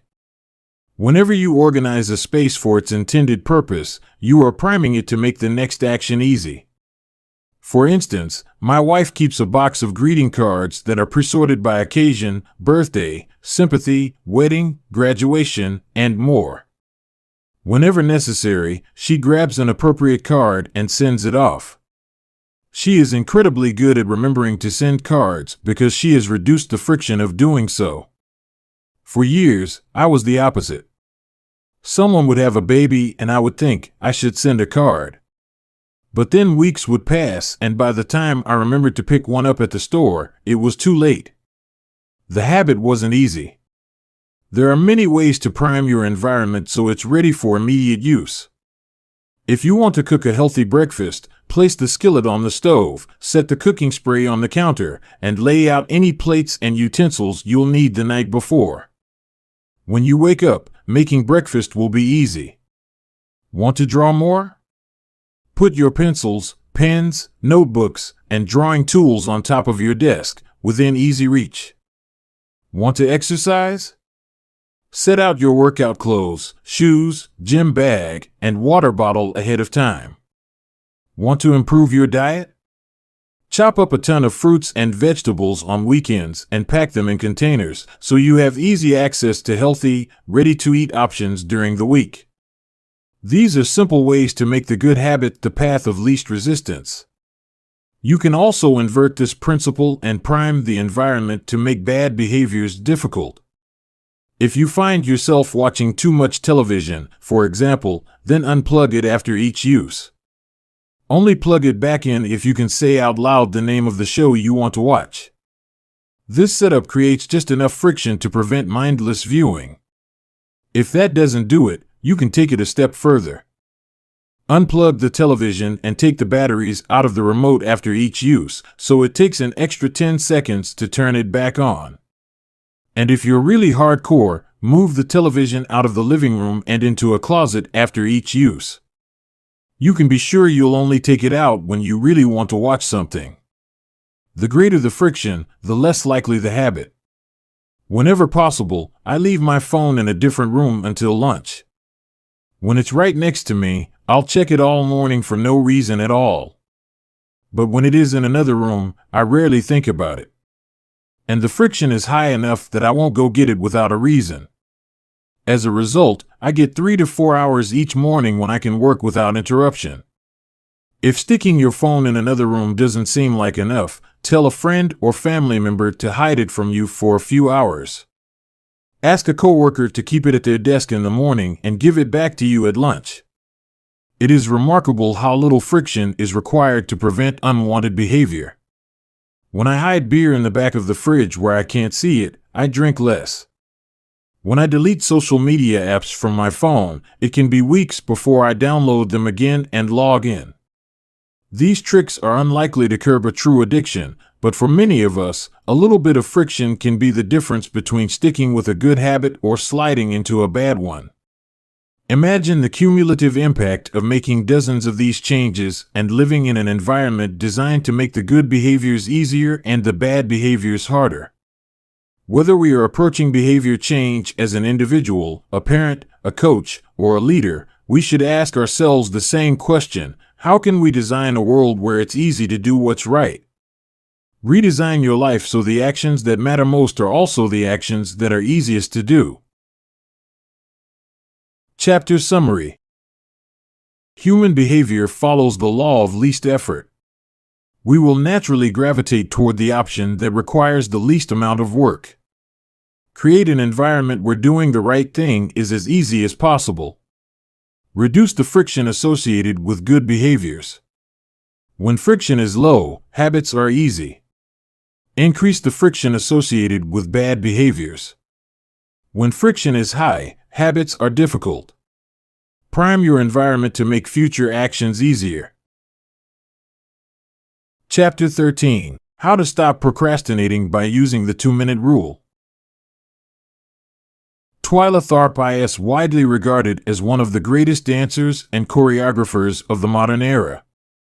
In 1992, she was awarded a MacArthur Fellowship, often referred to as the Genius Grant, and she has spent the bulk of her career touring the globe to perform her original works.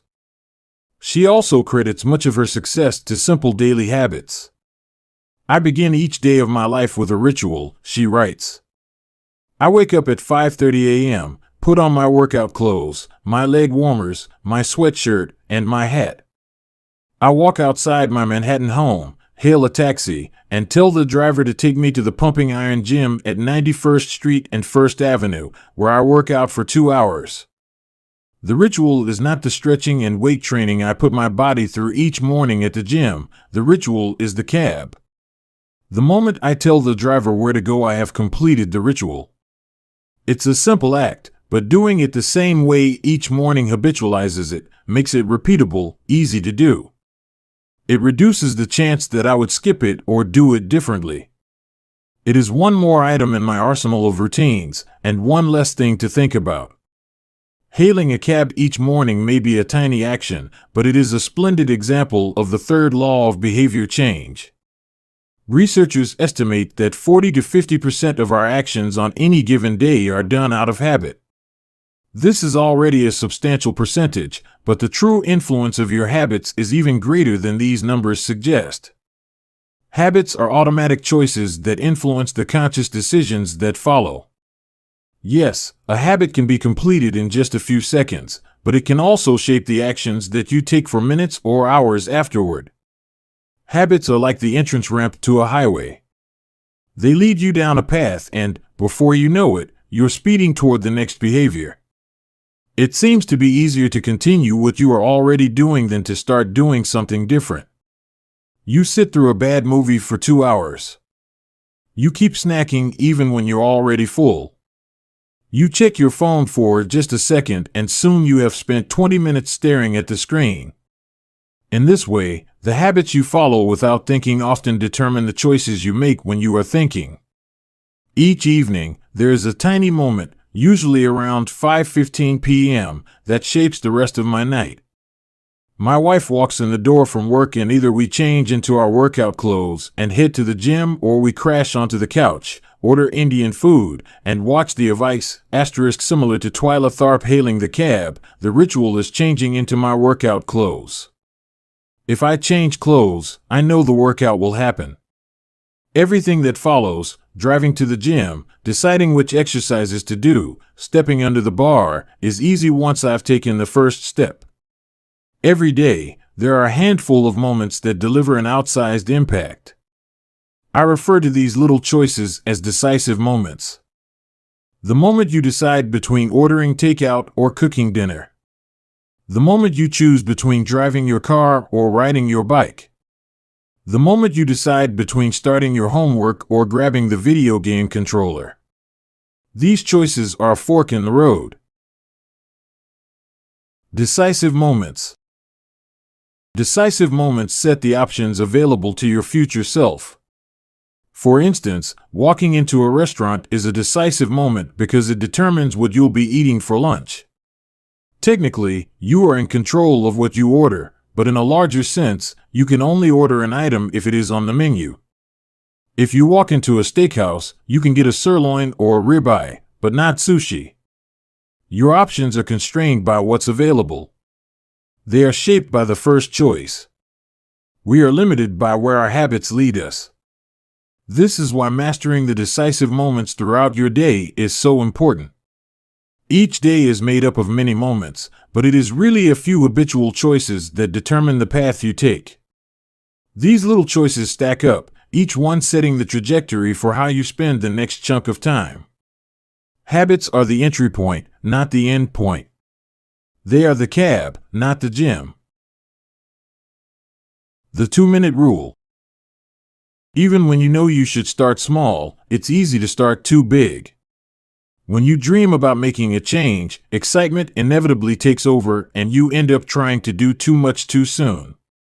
The most effective way I know to counteract this tendency is to use the 2-minute rule, which states, when you start a new habit, it should take less than 2 minutes to do. You'll find that nearly any habit can be scaled down into a 2-minute version. Read before bed each night becomes read 1 page. Do 30 minutes of yoga becomes take out my yoga mat. Study for class becomes open my notes. Fold the laundry becomes fold 1 pair of socks. Run 3 miles becomes tie my running shoes. The idea is to make your habits as easy as possible to start. Anyone can meditate for 1 minute, read 1 page, or put 1 item of clothing away. And, as we have just discussed, this is a powerful strategy because once you've started doing the right thing, it is much easier to continue doing it. A new habit should not feel like a challenge. The actions that follow can be challenging, but the first 2 minutes should be easy. What you want is a gateway habit that naturally leads you down a more productive path. You can usually figure out the gateway habits that will lead to your desired outcome by mapping out your goals on a scale from very easy to very hard. For instance, running a marathon is very hard. Running a 5K is hard. Walking 10,000 steps is moderately difficult. Walking 10 minutes is easy. And putting on your running shoes is very easy. Your goal might be to run a marathon, but your gateway habit is to put on your running shoes. That's how you follow the 2-minute rule. People often think it's weird to get hyped about reading one page or meditating for 1 minute or making one sales call. But the point is not to do one thing. The point is to master the habit of showing up. The truth is, a habit must be established before it can be improved. If you can't learn the basic skill of showing up, then you have little hope of mastering the finer details. Instead of trying to engineer a perfect habit from the start, do the easy thing on a more consistent basis. You have to standardize before you can optimize. As you master the art of showing up, the first 2 minutes simply become a ritual at the beginning of a larger routine. This is not merely a hack to make habits easier, but actually the ideal way to master a difficult skill. The more you ritualize the beginning of a process, the more likely it becomes that you can slip into the state of deep focus that is required to do great things. By doing the same warm-up before every workout, you make it easier to get into a state of peak performance. By following the same creative ritual, you make it easier to get into the hard work of creating. By developing a consistent power-down habit, you make it easier to get to bed at a reasonable time each night. You may not be able to automate the whole process, but you can make the first action mindless. Make it easy to start and the rest will follow. The 2-minute rule can seem like a trick to some people. You know that the real goal is to do more than just 2 minutes, so it may feel like you're trying to fool yourself. Nobody is actually aspiring to read 1 page or do 1 push-up or open their notes. And if you know it's a mental trick, why would you fall for it? If the 2-minute rule feels forced, try this: do it for 2 minutes and then stop. Go for a run, but you must stop after 2 minutes. Start meditating, but you must stop after 2 minutes. Study Arabic, but you must stop after 2 minutes. It's not a strategy for starting, it's the whole thing. Your habit can only last 120 seconds. One of my readers used this strategy to lose over 100 pounds. In the beginning, he went to the gym each day, but he told himself he wasn't allowed to stay for more than 5 minutes. He would go to the gym, exercise for 5 minutes, and leave as soon as his time was up. After a few weeks, he looked around and thought, well, I'm always coming here anyway. I might as well start staying a little longer. A few years later, the weight was gone. Journaling provides another example. Nearly everyone can benefit from getting their thoughts out of their head and onto paper, but most people give up after a few days or avoid it entirely because journaling feels like a chore. The secret is to always stay below the point where it feels like work. Greg McEwen, a leadership consultant from the United Kingdom, built a daily journaling habit by specifically writing less than he felt like. He always stopped journaling before it seemed like a hassle. Ernest Hemingway believed in similar advice for any kind of writing. The best way is to always stop when you are going good, he said. Strategies like this work for another reason, too. They reinforce the identity you want to build. If you show up at the gym 5 days in a row, even if it's just for 2 minutes, you are casting votes for your new identity. You're not worried about getting in shape. You're focused on becoming the type of person who doesn't miss workouts. You're taking the smallest action that confirms the type of person you want to be. We rarely think about change this way because everyone is consumed by the end goal. But 1 push-up is better than not exercising. 1 minute of guitar practice is better than none at all. 1 minute of reading is better than never picking up a book. It's better to do less than you hope than to do nothing at all. At some point, once you've established the habit and you're showing up each day, you can combine the 2-minute rule with a technique we call habit shaping to scale your habit back up toward your ultimate goal. Start by mastering the first 2 minutes of the smallest version of the behavior. Then, advance to an intermediate step and repeat the process, focusing on just the first 2 minutes and mastering that stage before moving on to the next level. Eventually, you'll end up with the habit you had originally hoped to build while still keeping your focus where it should be, on the first 2 minutes of the behavior. Examples of habit shaping. Becoming an early riser. Phase 1. Be home by 10 p.m. every night. Phase 2. Have all devices, TV, phone, etc., turned off by 10 p.m. every night. Phase 3. Be in bed by 10 p.m. every night, reading a book, talking with your partner. Phase 4. Lights off by 10 p.m. every night. Phase 5. Wake up at 6 a.m. every day. Becoming vegan. Phase 1. Start eating vegetables at each meal. Phase 2. Stop eating animals with 4 legs, cow, pig, lamb, etc. Phase 3. Stop eating animals with 2 legs, chicken, turkey, etc. Phase 4. Stop eating animals with no legs, fish, clams, scallops, etc. Phase 5. Stop eating all animal products, eggs, milk, cheese.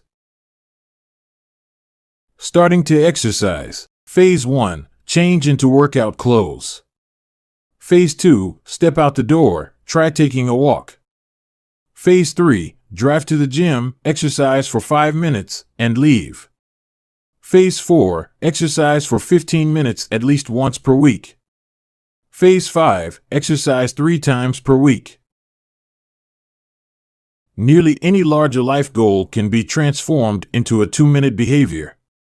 I want to live a healthy and long life greater than I need to stay in shape, greater than I need to exercise, greater than I need to change into my workout clothes.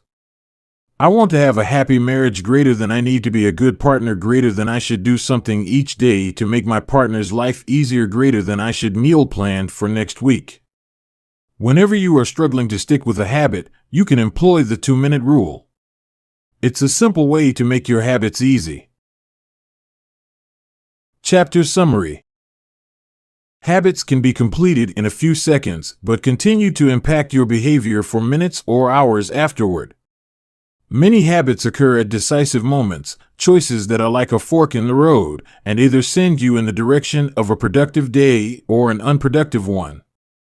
The 2-minute rule states, when you start a new habit, it should take less than 2 minutes to do.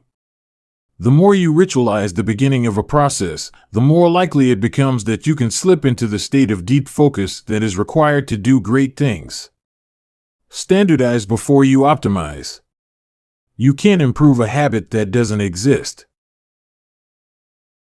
Chapter 14. How to make good habits inevitable and bad habits impossible. In the summer of 1830, Victor Hugo was facing an impossible deadline. 12 months earlier, the French author had promised his publisher a new book. But instead of writing, he spent that year pursuing other projects, entertaining guests, and delaying his work. Frustrated, Hugo's publisher responded by setting a deadline less than 6 months away. The book had to be finished by February 1831. Hugo concocted a strange plan to beat his procrastination. He collected all of his clothes and asked an assistant to lock them away in a large chest. He was left with nothing to wear except a large shawl. Lacking any suitable clothing to go outdoors, he remained in his study and wrote furiously during the fall and winter of 1830. The Hunchback of Notre Dame was published 2 weeks early on January 14, 1831.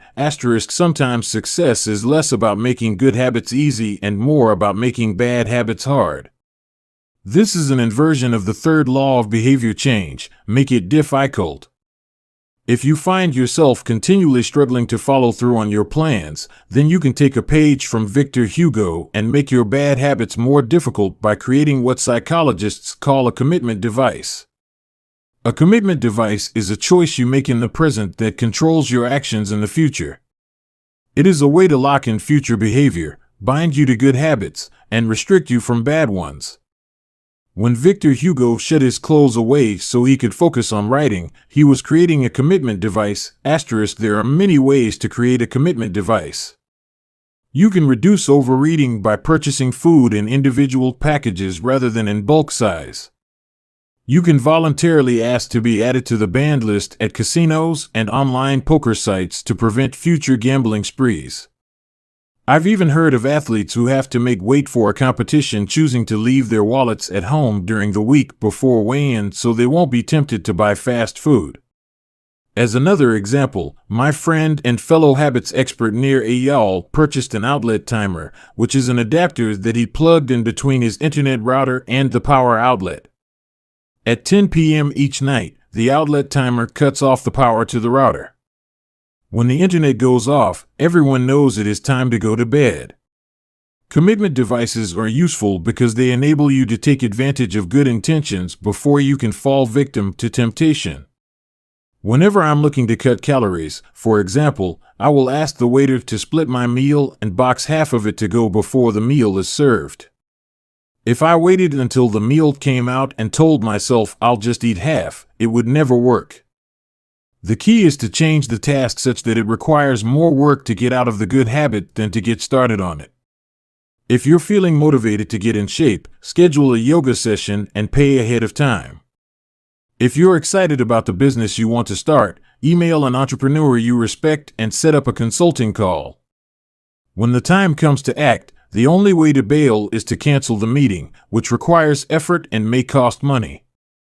Commitment devices increase the odds that you'll do the right thing in the future by making bad habits difficult in the present. However, we can do even better. We can make good habits inevitable and bad habits impossible.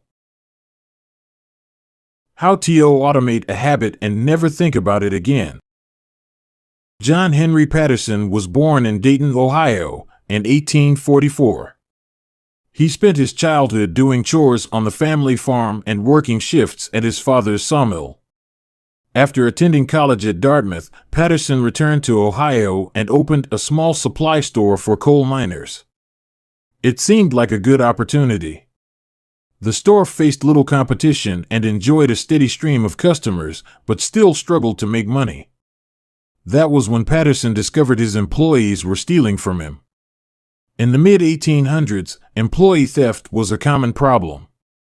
Receipts were kept in an open drawer and could easily be altered or discarded. There were no video cameras to review behavior and no software to track transactions. Unless you were willing to hover over your employees every minute of the day, or to manage all transactions yourself, it was difficult to prevent theft. As Patterson mulled over his predicament, he came across an advertisement for a new invention called Ritty's Incorruptible Cashier. Designed by fellow Dayton resident James Ritty, it was the first cash register. The machine automatically locked the cash and receipts inside after each transaction. Patterson bought 2 for $50 each. Employee theft at his store vanished overnight. In the next 6 months, Patterson's business went from losing money to making $5,000 in profit, the equivalent of more than $100,000 today. Patterson was so impressed with the machine that he changed businesses. He bought the rights to Ritty's invention and opened the National Cash Register Company. 10 years later, National Cash Register had over 1,000 employees and was on its way to becoming one of the most successful businesses of its time. The best way to break a bad habit is to make it impractical to do. Increase the friction until you don't even have the option to act. The brilliance of the cash register was that it automated ethical behavior by making stealing practically impossible. Rather than trying to change the employees, it made the preferred behavior automatic. Some actions, like installing a cash register, pay off again and again. These one-time choices require a little bit of effort up front, but create increasing value over time. I'm fascinated by the idea that a single choice can deliver returns again and again, and I surveyed my readers on their favorite one-time actions that lead to better long-term habits. The table on the following page shares some of the most popular answers. I'd wager that if the average person were to simply do half of the one-time actions on this list, even if they didn't give another thought to their habits, most would find themselves living a better life a year from now. These one-time actions are a straightforward way to employ the third law of behavior change.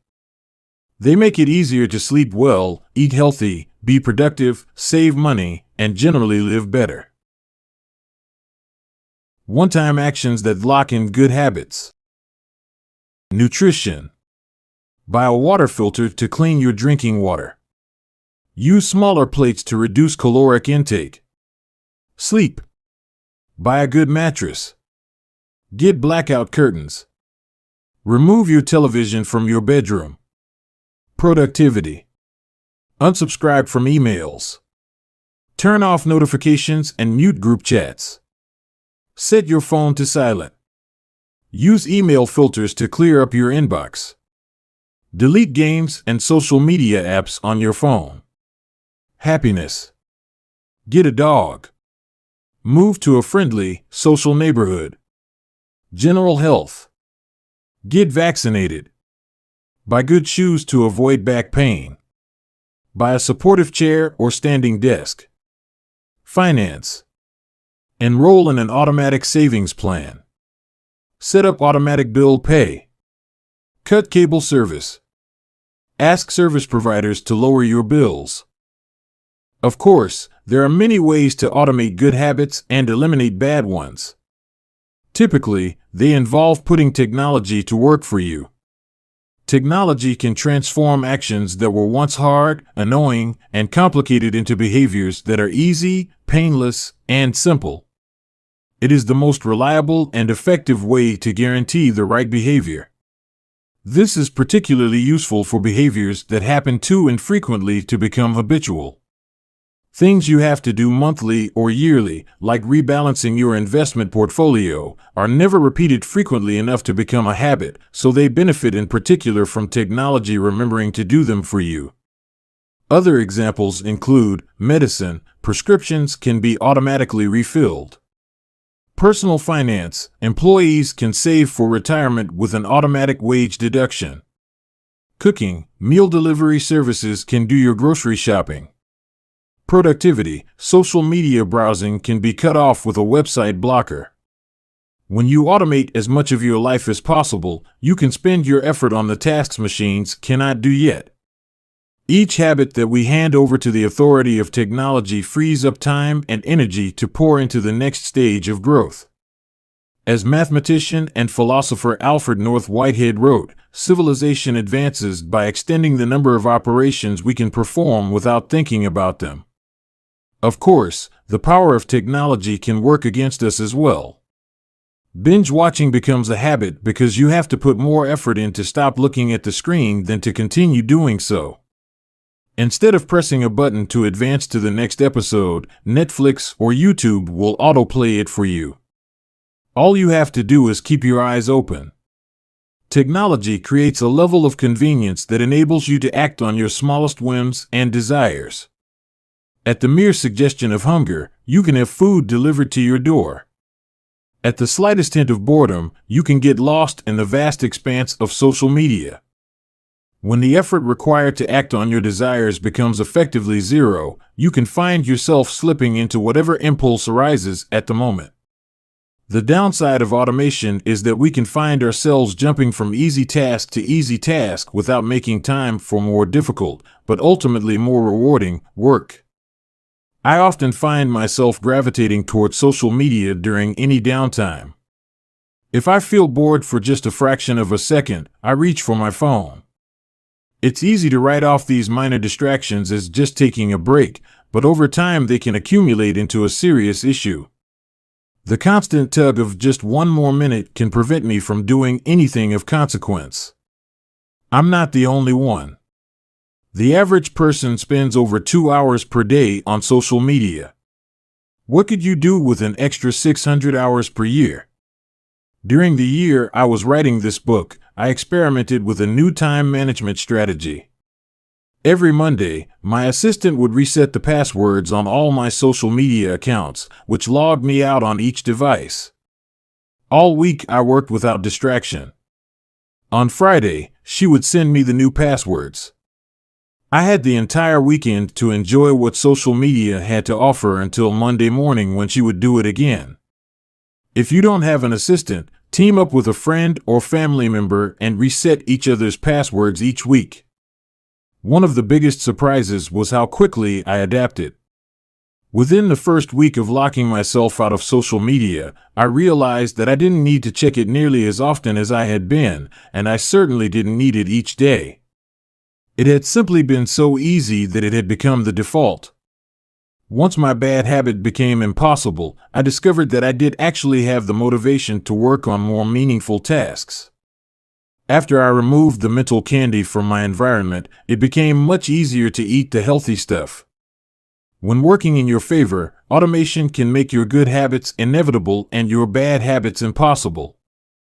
It is the ultimate way to lock in future behavior rather than relying on willpower in the moment. By utilizing commitment devices, strategic one-time decisions, and technology, you can create an environment of inevitability, a space where good habits are not just an outcome you hope for but an outcome that is virtually guaranteed. Chapter Summary. The inversion of the third law of behavior change is make it difficult. A commitment device is a choice you make in the present that locks in better behavior in the future. The ultimate way to lock in future behavior is to automate your habits. One-time choices, like buying a better mattress or enrolling in an automatic savings plan, are single actions that automate your future habits and deliver increasing returns over time. Using technology to automate your habits is the most reliable and effective way to guarantee the right behavior. The fourth law, make it satisfying. Chapter 15, The Cardinal Rule of Behavior Change. In the late 1990s, a public health worker named Stephen Luby left his hometown of Omaha, Nebraska, and bought a one-way ticket to Karachi, Pakistan. Karachi was one of the most populous cities in the world. By 1998, over 9 million people called it home. It was the economic center of Pakistan and a transportation hub, with some of the most active airports and seaports in the region. In the commercial parts of town, you could find all of the standard urban amenities and bustling downtown streets. But Karachi was also one of the least livable cities in the world. Over 60% of Karachi's residents lived in squatter settlements and slums. These densely packed neighborhoods were filled with makeshift houses cobbled together from old boards, cinder blocks, and other discarded materials. There was no waste removal system, no electricity grid, no clean water supply. When dry, the streets were a combination of dust and trash. When wet, they became a muddy pit of sewage. Mosquito colonies thrived in pools of stagnant water, and children played among the garbage. The unsanitary conditions lead to widespread illness and disease. Contaminated water sources caused epidemics of diarrhea, vomiting, and abdominal pain. Nearly 1/3 of the children living there were malnourished. With so many people crammed into such a small space, viruses and bacterial infections spread rapidly. It was this public health crisis that had brought Stephen Luby to Pakistan. Luby and his team realized that in an environment with poor sanitation, the simple habit of washing your hands could make a real difference in the health of the residents. But they soon discovered that many people were already aware that hand washing was important. And yet, despite this knowledge, many residents were washing their hands in a haphazard fashion. Some people would just run their hands under the water quickly. Others would only wash one hand. Many would simply forget to wash their hands before preparing food. Everyone said hand washing was important, but few people made a habit out of it. The problem wasn't knowledge. The problem was consistency. That was when Luby and his team partnered with Procter & Gamble to supply the neighborhood with Safeguard soap. Compared to your standard bar of soap, using Safeguard was a more enjoyable experience. In Pakistan, Safeguard was a premium soap, Luby told me. The study participants commonly mentioned how much they liked it. The soap foamed easily, and people were able to lather their hands with suds. It smelled great. Instantly, hand washing became slightly more pleasurable. I see the goal of hand washing promotion not as behavior change, but as habit adoption, Luby said. It is a lot easier for people to adopt a product that provides a strong positive sensory signal, for example the mint taste of toothpaste, than it is to adopt a habit that does not provide pleasurable sensory feedback, like flossing one's teeth. The marketing team at Procter & Gamble talked about trying to create a positive hand-washing experience. Within months, the researchers saw a rapid shift in the health of children in the neighborhood. The rate of diarrhea fell by 52%, pneumonia by 48%, and impetigo, a bacterial skin infection, by 35%. The long-term effects were even better. We went back to some of the households in Karachi 6 years after, Luby told me. Over 95% of households who had been given the soap for free and encouraged to wash their hands had a hand-washing station with soap and water available when our study team visited. We had not given any soap to the intervention group for over 5 years, but during the trial they had become so habituated to wash their hands that they had maintained the practice. It was a powerful example of the fourth and final law of behavior change: make it satisfying. We are more likely to repeat a behavior when the experience is satisfying. This is entirely logical. Feelings of pleasure, even minor ones like washing your hands with soap that smells nice and lathers well, are signals that tell the brain, this feels good. Do this again, next time. Pleasure teaches your brain that a behavior is worth remembering and repeating. Take the story of chewing gum. Chewing gum had been sold commercially throughout the 1800s, but it wasn't until Wrigley launched in 1891 that it became a worldwide habit. Early versions were made from relatively bland resins, chewy, but not tasty.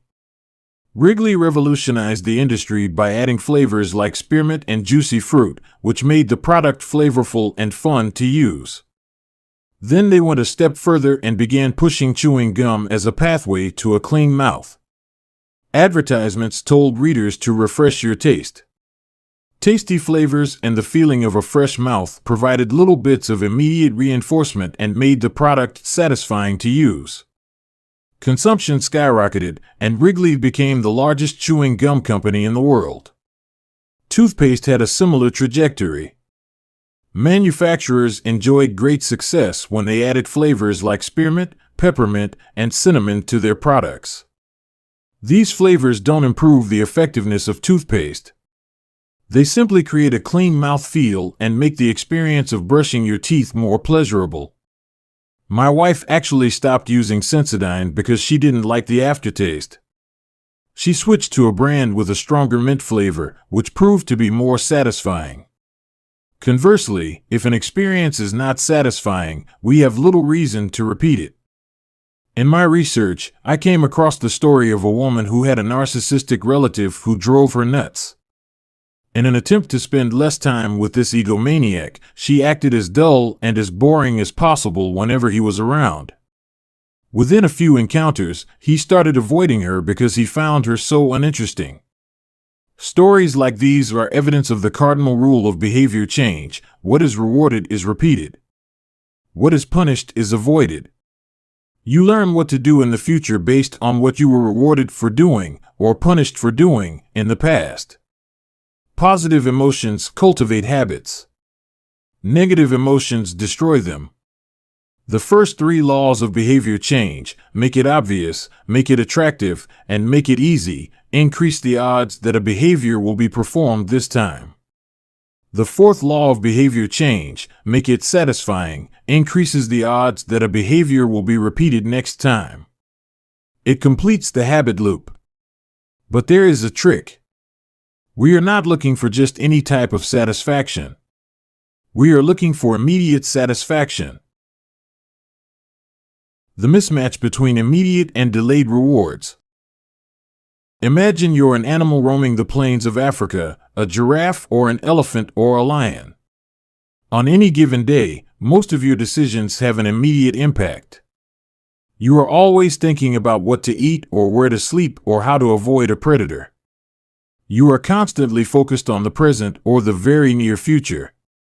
You live in what scientists call an immediate return environment because your actions instantly deliver clear and immediate outcomes. Now switch back to your human self. In modern society, many of the choices you make today will not benefit you immediately. If you do a good job at work, you'll get a paycheck in a few weeks. If you exercise today, perhaps you won't be overweight next year. If you save money now, maybe you'll have enough for retirement decades from now. You live in what scientists call a delayed return environment because you can work for years before your actions deliver the intended payoff. The human brain did not evolve for life in a delayed return environment. The earliest remains of modern humans, known as Homo sapiens sapiens, are approximately 200,000 years old. These were the first humans to have a brain relatively similar to ours. In particular, the neocortex, the newest part of the brain and the region responsible for higher functions like language, was roughly the same size 200,000 years ago as today. You are walking around with the same hardware as your Paleolithic ancestors. It is only recently, during the last 500 years or so, that society has shifted to a predominantly delayed return environment. Compared to the age of the brain, modern society is brand new. In the last 100 years, we have seen the rise of the car, the airplane, the television, the personal computer, the internet, the smartphone, and Beyoncé. The world has changed much in recent years, but human nature has changed little. Similar to other animals on the African savanna, our ancestors spent their days responding to grave threats, securing the next meal, and taking shelter from a storm. It made sense to place a high value on instant gratification. The distant future was less of a concern. And after thousands of generations in an immediate return environment, our brains evolved to prefer quick payoffs to long-term ones. Behavioral economists refer to this tendency as time inconsistency. That is, the way your brain evaluates rewards is inconsistent across time. You value the present more than the future. Usually, this tendency serves us well. A reward that is certain right now is typically worth more than one that is merely possible in the future. But occasionally, our bias toward instant gratification causes problems. Why would someone smoke if they know it increases the risk of lung cancer?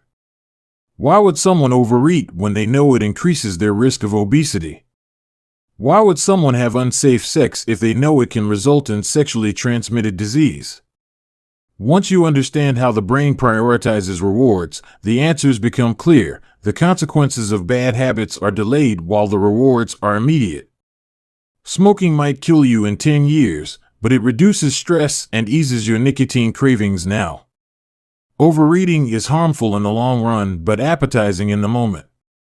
Sex, safe or not, provides pleasure right away. Disease and infection won't show up for days or weeks, even years.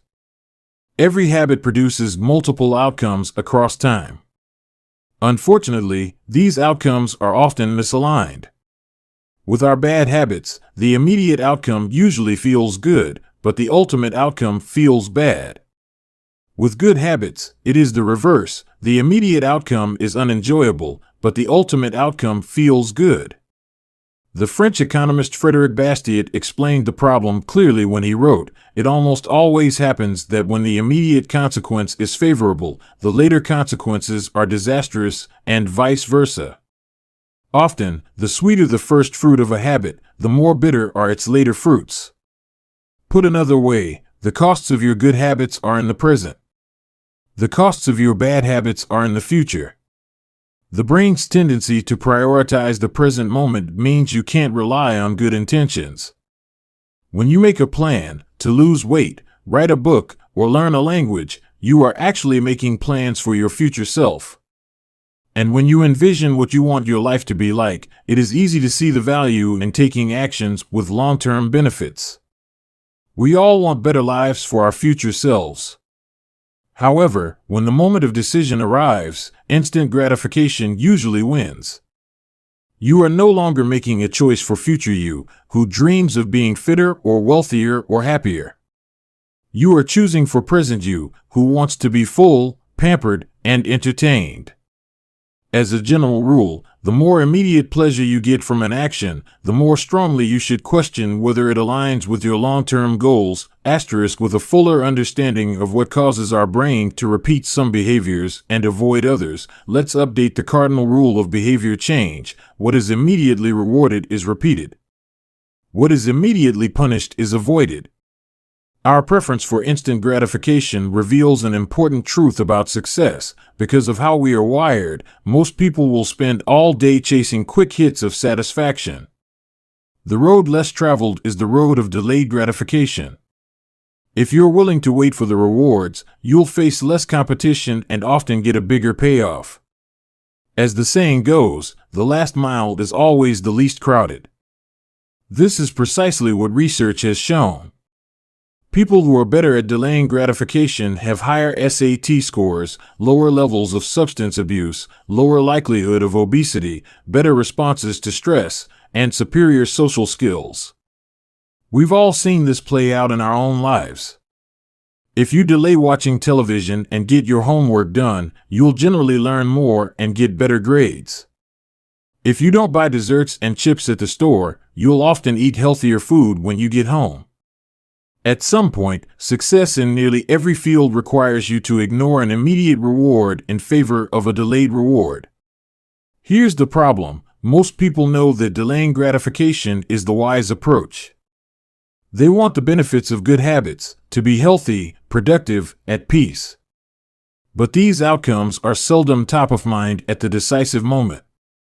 Thankfully, it's possible to train yourself to delay gratification, but you need to work with the grain of human nature, not against it. The best way to do this is to add a little bit of immediate pleasure to the habits that pay off in the long run and a little bit of immediate pain to ones that don't. How to turn instant gratification to your advantage. The vital thing in getting a habit to stick is to feel successful, even if it's in a small way. The feeling of success is a signal that your habit paid off and that the work was worth the effort. In a perfect world, the reward for a good habit is the habit itself. In the real world, good habits tend to feel worthwhile only after they have provided you with something. Early on, it's all sacrifice. You've gone to the gym a few times, but you're not stronger or fitter or faster, at least, not in any noticeable sense. It's only months later, once you shed a few pounds or your arms gain some definition, that it becomes easier to exercise for its own sake. In the beginning, you need a reason to stay on track. This is why immediate rewards are essential. They keep you excited while the delayed rewards accumulate in the background. What we're really talking about here, when we're discussing immediate rewards, is the ending of a behavior. The ending of any experience is vital because we tend to remember it more than other phases. You want the ending of your habit to be satisfying. The best approach is to use reinforcement, which refers to the process of using an immediate reward to increase the rate of a behavior. Habit stacking, which we covered in Chapter 5, ties your habit to an immediate cue, which makes it obvious when to start. Reinforcement ties your habit to an immediate reward, which makes it satisfying when you finish. Immediate reinforcement can be especially helpful when dealing with habits of avoidance, which are behaviors you want to stop doing. It can be challenging to stick with habits like no frivolous purchases or no alcohol this month because nothing happens when you skip happy hour drinks or don't buy that pair of shoes. It can be hard to feel satisfied when there is no action in the first place. All you're doing is resisting temptation, and there isn't much satisfying about that. One solution is to turn the situation on its head. You want to make avoidance visible. Open a savings account and label it for something you want, maybe leather jacket. Whenever you pass on a purchase, put the same amount of money in the account. Skip your morning latte? Transfer $5. Pass on another month of Netflix? Move $10 over. It's like creating a loyalty program for yourself. The immediate reward of seeing yourself save money toward the leather jacket feels a lot better than being deprived. You are making it satisfying to do nothing. One of my readers and his wife used a similar setup. They wanted to stop eating out so much and start cooking together more.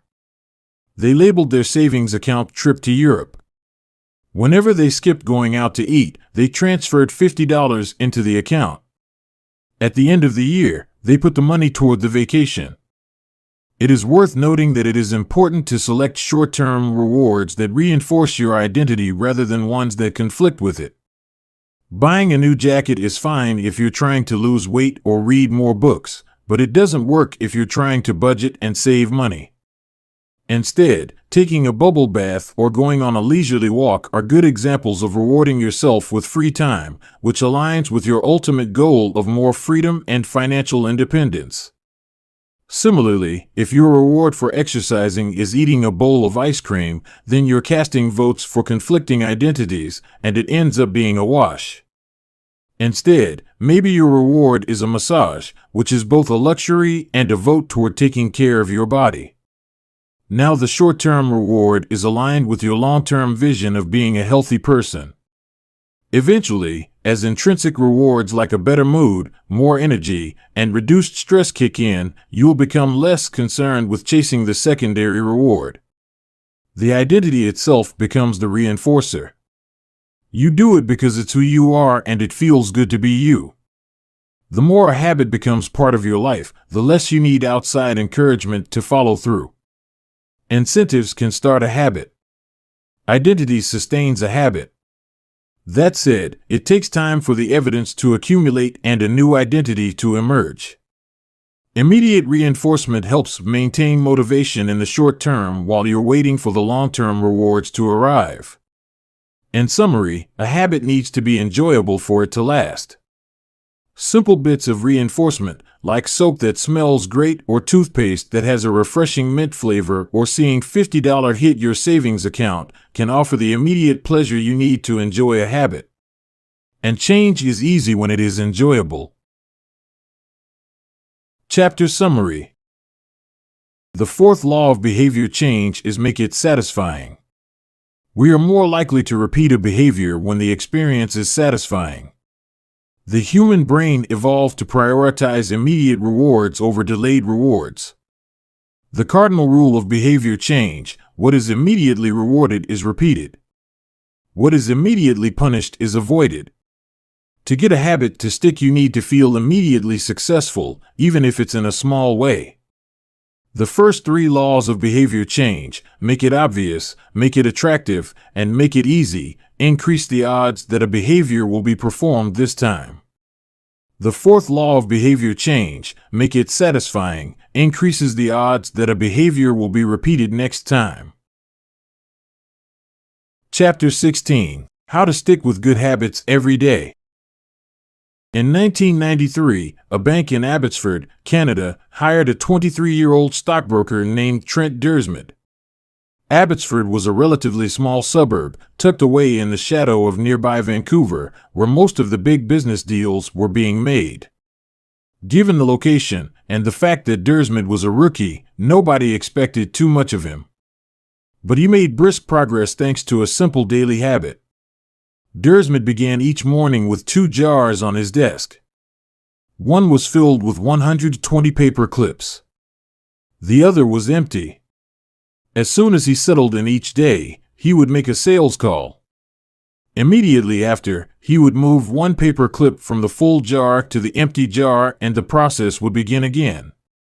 Every morning I would start with 120 paper clips in 1 jar, and I would keep dialing the phone until I had moved them all to the second jar, he told me. Within 18 months, Dersmid was bringing in $5 million to the firm. By age 24, he was making $75,000 per year, the equivalent of $125,000 today. Not long after, he landed a six-figure job with another company. I like to refer to this technique as the paperclip strategy, and, over the years, I've heard from readers who have employed it in a variety of ways. One woman shifted a hairpin from one container to another whenever she wrote a page of her book. Another man moved a marble from one bin to the next after each set of push-ups. Making progress is satisfying, and visual measures, like moving paper clips or hairpins or marbles, provide clear evidence of your progress. As a result, they reinforce your behavior and add a little bit of immediate satisfaction to any activity. Visual measurement comes in many forms: food journals, workout logs, loyalty punch cards, the progress bar on a software download, even the page numbers in a book. But perhaps the best way to measure your progress is with a habit tracker. How to keep your habits on track. A habit tracker is a simple way to measure whether you did a habit. The most basic format is to get a calendar and cross off each day you stick with your routine. For example, if you meditate on Monday, Wednesday, and Friday, each of those dates gets an X. As time rolls by, the calendar becomes a record of your habit streak. Countless people have tracked their habits, but perhaps the most famous was Benjamin Franklin. Beginning at age 20, Franklin carried a small booklet everywhere he went and used it to track 13 personal virtues. This list included goals like lose no time, be always employed in something useful, and avoid trifling conversation. At the end of each day, Franklin would open his booklet and record his progress. Jerry Seinfeld reportedly uses a habit tracker to stick with his streak of writing jokes. In the documentary Comedian, he explains that his goal is simply to never break the chain of writing jokes every day. In other words, he is not focused on how good or bad a particular joke is or how inspired he feels. He is simply focused on showing up and adding to his streak. Don't break the chain is a powerful mantra. Don't break the chain of sales calls and you'll build a successful book of business. Don't break the chain of workouts and you'll get fit faster than you'd expect.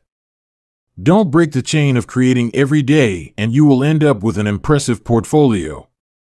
Habit tracking is powerful because it leverages multiple laws of behavior change. It simultaneously makes a behavior obvious, attractive, and satisfying. Let's break down each one. Benefit number 1, habit tracking is obvious. Recording your last action creates a trigger that can initiate your next one. Habit tracking naturally builds a series of visual cues like the streak of X's on your calendar or the list of meals in your food log. When you look at the calendar and see your streak, you'll be reminded to act again. Research has shown that people who track their progress on goals like losing weight, quitting smoking, and lowering blood pressure are all more likely to improve than those who don't. One study of more than 1,600 people found that those who kept a daily food log lost twice as much weight as those who did not. The mere act of tracking a behavior can spark the urge to change it. Habit tracking also keeps you honest. Most of us have a distorted view of our own behavior. We think we act better than we do. Measurement offers one way to overcome our blindness to our own behavior and notice what's really going on each day. One glance at the paper clips in the container and you immediately know how much work you have, or haven't, been putting in. When the evidence is right in front of you, you are less likely to lie to yourself. Benefit number 2, habit tracking is attractive. The most effective form of motivation is progress. When we get a signal that we are moving forward, we become more motivated to continue down that path. In this way, habit tracking can have an addictive effect on motivation. Each small win feeds your desire. This can be particularly powerful on a bad day. When you're feeling down, it's easy to forget about all the progress you have already made. Habit tracking provides visual proof of your hard work, a subtle reminder of how far you've come. Plus, the empty square you see each morning can motivate you to get started because you don't want to lose your progress by breaking the streak. Benefit number 3, habit tracking is satisfying. This is the most crucial benefit of all. Tracking can become its own form of reward. It is satisfying to cross an item off your to-do list, to complete an entry in your workout log, or to mark an X on the calendar. It feels good to watch your results grow, the size of your investment portfolio, the length of your book manuscript, and if it feels good, then you're more likely to endure. Habit tracking also helps keep your eye on the ball. You're focused on the process rather than the result. You're not fixated on getting six-pack abs. You're just trying to keep the streak alive and become the type of person who doesn't miss workouts. In summary, habit tracking, 1, creates a visual cue that can remind you to act. 2, is inherently motivating because you see the progress you are making and don't want to lose it. And 3, feels satisfying whenever you record another successful instance of your habit. Furthermore, habit tracking provides visual proof that you are casting votes for the type of person you wish to become, which is a delightful form of immediate and intrinsic gratification. Asterisk, you may be wondering, if habit tracking is so useful, why have I waited so long to talk about it? Despite all the benefits, I've left this discussion until now for a simple reason: many people resist the idea of tracking and measuring. It can feel like a burden because it forces you into two habits, the habit you're trying to build and the habit of tracking it. Counting calories sounds like a hassle when you're already struggling to follow a diet. Writing down every sales call seems tedious when you've got work to do. It feels easier to say, "I'll just eat less." Or, "I'll try harder."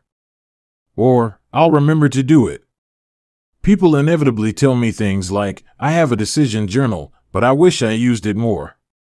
Or, "I recorded my workouts for a week, but then quit." I've been there myself. I once made a food log to track my calories. I managed to do it for one meal and then gave up. Tracking isn't for everyone, and there is no need to measure your entire life. But nearly anyone can benefit from it in some form, even if it's only temporary. What can we do to make tracking easier? First, whenever possible, measurement should be automated. You'll probably be surprised by how much you're already tracking without knowing it. Your credit card statement tracks how often you go out to eat. Your Fitbit registers how many steps you take and how long you sleep. Your calendar records how many new places you travel to each year. Once you know where to get the data, add a note to your calendar to review it each week or each month, which is more practical than tracking it every day. Second, manual tracking should be limited to your most important habits. It is better to consistently track one habit than to sporadically track 10. Finally, record each measurement immediately after the habit occurs. The completion of the behavior is the cue to write it down. This approach allows you to combine the habit stacking method mentioned in Chapter 5 with habit tracking. The habit stacking plus habit tracking formula is, after current habit, I will track my habit.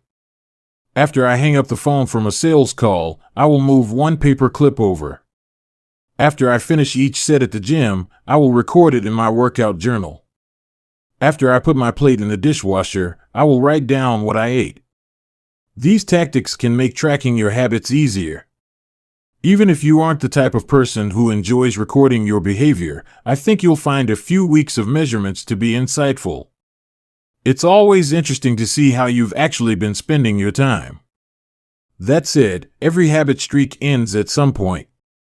And, more important than any single measurement, is having a good plan for when your habits slide off track.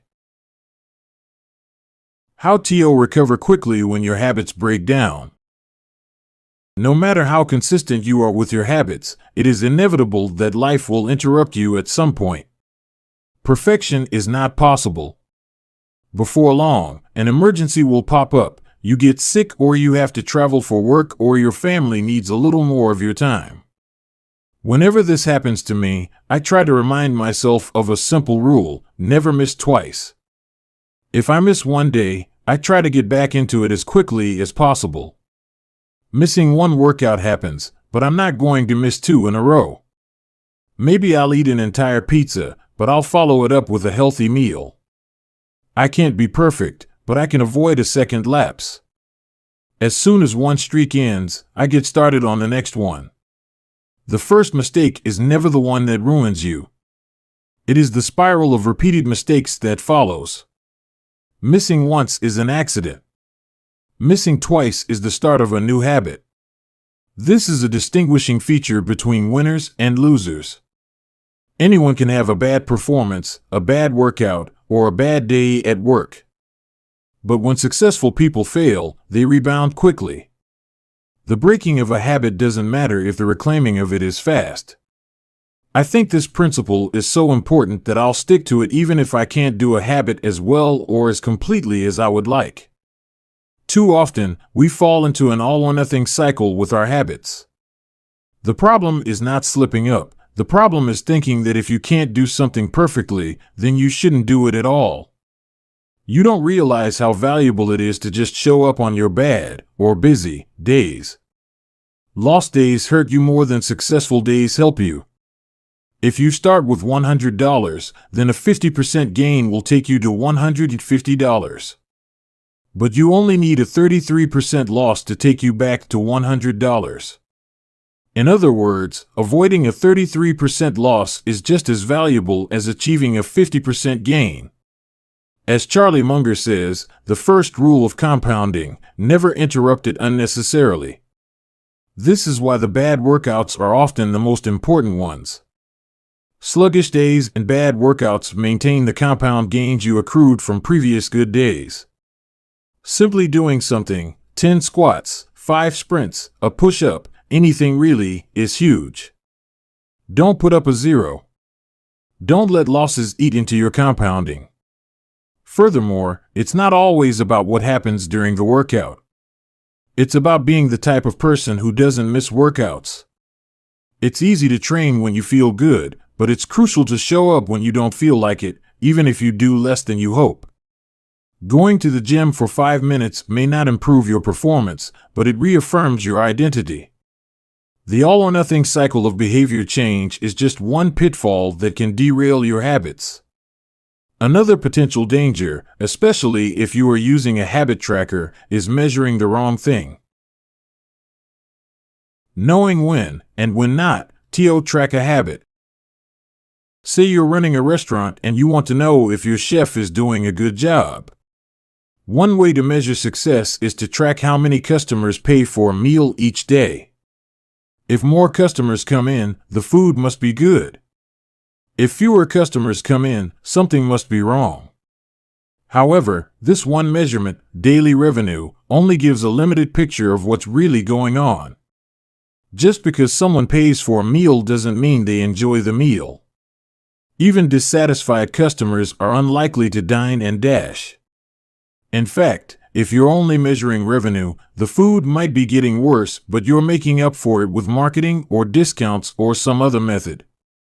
Instead, it may be more effective to track how many customers finish their meal or perhaps the percentage of customers who leave a generous tip. The dark side of tracking a particular behavior is that we become driven by the number rather than the purpose behind it. If your success is measured by quarterly earnings, you will optimize sales, revenue, and accounting for quarterly earnings. If your success is measured by a lower number on the scale, you will optimize for a lower number on the scale, even if that means embracing crash diets, juice cleanses, and fat loss pills. The human mind wants to win whatever game is being played. This pitfall is evident in many areas of life. We focus on working long hours instead of getting meaningful work done. We care more about getting 10,000 steps than we do about being healthy. We teach for standardized tests instead of emphasizing learning, curiosity, and critical thinking. In short, we optimize for what we measure. When we choose the wrong measurement, we get the wrong behavior. This is sometimes referred to as Goodhart's Law. Named after the economist Charles Goodhart, the principle states, when a measure becomes a target, it ceases to be a good measure. Measurement is only useful when it guides you and adds context to a larger picture, not when it consumes you. Each number is simply one piece of feedback in the overall system. In our data-driven world, we tend to overvalue numbers and undervalue anything ephemeral, soft, and difficult to quantify. We mistakenly think the factors we can measure are the only factors that exist. But just because you can measure something doesn't mean it's the most important thing. And just because you can't measure something doesn't mean it's not important at all. All of this to say, it's crucial to keep habit tracking in its proper place. It can feel satisfying to record a habit and track your progress, but the measurement is not the only thing that matters. Furthermore, there are many ways to measure progress, and sometimes it helps to shift your focus to something entirely different. This is why non-scale victories can be effective for weight loss. The number on the scale may be stubborn, so if you focus solely on that number, your motivation will sag. But you may notice that your skin looks better, or you wake up earlier, or your sex drive got a boost. All of these are valid ways to track your improvement. If you're not feeling motivated by the number on the scale, perhaps it's time to focus on a different measurement, one that gives you more signals of progress. No matter how you measure your improvement, habit tracking offers a simple way to make your habits more satisfying. Each measurement provides a little bit of evidence that you're moving in the right direction and a brief moment of immediate pleasure for a job well done. Chapter Summary. One of the most satisfying feelings is the feeling of making progress. A habit tracker is a simple way to measure whether you did a habit, like marking an X on a calendar. Habit trackers and other visual forms of measurement can make your habits satisfying by providing clear evidence of your progress. Don't break the chain. Try to keep your habit streak alive. Never miss twice. If you miss one day, try to get back on track as quickly as possible. Just because you can measure something doesn't mean it's the most important thing. Chapter 17. How an accountability partner can change everything. After serving as a pilot in World War II, Roger Fisher attended Harvard Law School and spent 34 years specializing in negotiation and conflict management. He founded the Harvard Negotiation Project and worked with numerous countries and world leaders on peace resolutions, hostage crises, and diplomatic compromises. But it was in the 1970s and 1980s, as the threat of nuclear war escalated, that Fisher developed perhaps his most interesting idea. At the time, Fisher was focused on designing strategies that could prevent nuclear war, and he had noticed a troubling fact. Any sitting president would have access to launch codes that could kill millions of people but would never actually see anyone die because he would always be thousands of miles away. My suggestion was quite simple, he wrote in 1981. Put that nuclear code number in a little capsule and then implant that capsule right next to the heart of a volunteer. The volunteer would carry with him a big, heavy butcher knife as he accompanied the president. If ever the president wanted to fire nuclear weapons, the only way he could do so would be for him first, with his own hands, to kill one human being. The president says, "George, I'm sorry, but tens of millions must die." He has to look at someone and realize what death is, what an innocent death is. Blood on the White House carpet. It's reality brought home. When I suggested this to friends in the Pentagon, they said, "My God, that's terrible. Having to kill someone would distort the president's judgment. He might never push the button." Throughout our discussion of the fourth law of behavior change, we have covered the importance of making good habits immediately satisfying. Fisher's proposal is an inversion of the fourth law, make it immediately unsatisfying. Just as we are more likely to repeat an experience when the ending is satisfying, we are also more likely to avoid an experience when the ending is painful. Pain is an effective teacher. If a failure is painful, it gets fixed. If a failure is relatively painless, it gets ignored. The more immediate and more costly a mistake is, the faster you will learn from it. The threat of a bad review forces a plumber to be good at his job. The possibility of a customer never returning makes restaurants create good food. The cost of cutting the wrong blood vessel makes a surgeon master human anatomy and cut carefully. When the consequences are severe, people learn quickly. The more immediate the pain, the less likely the behavior.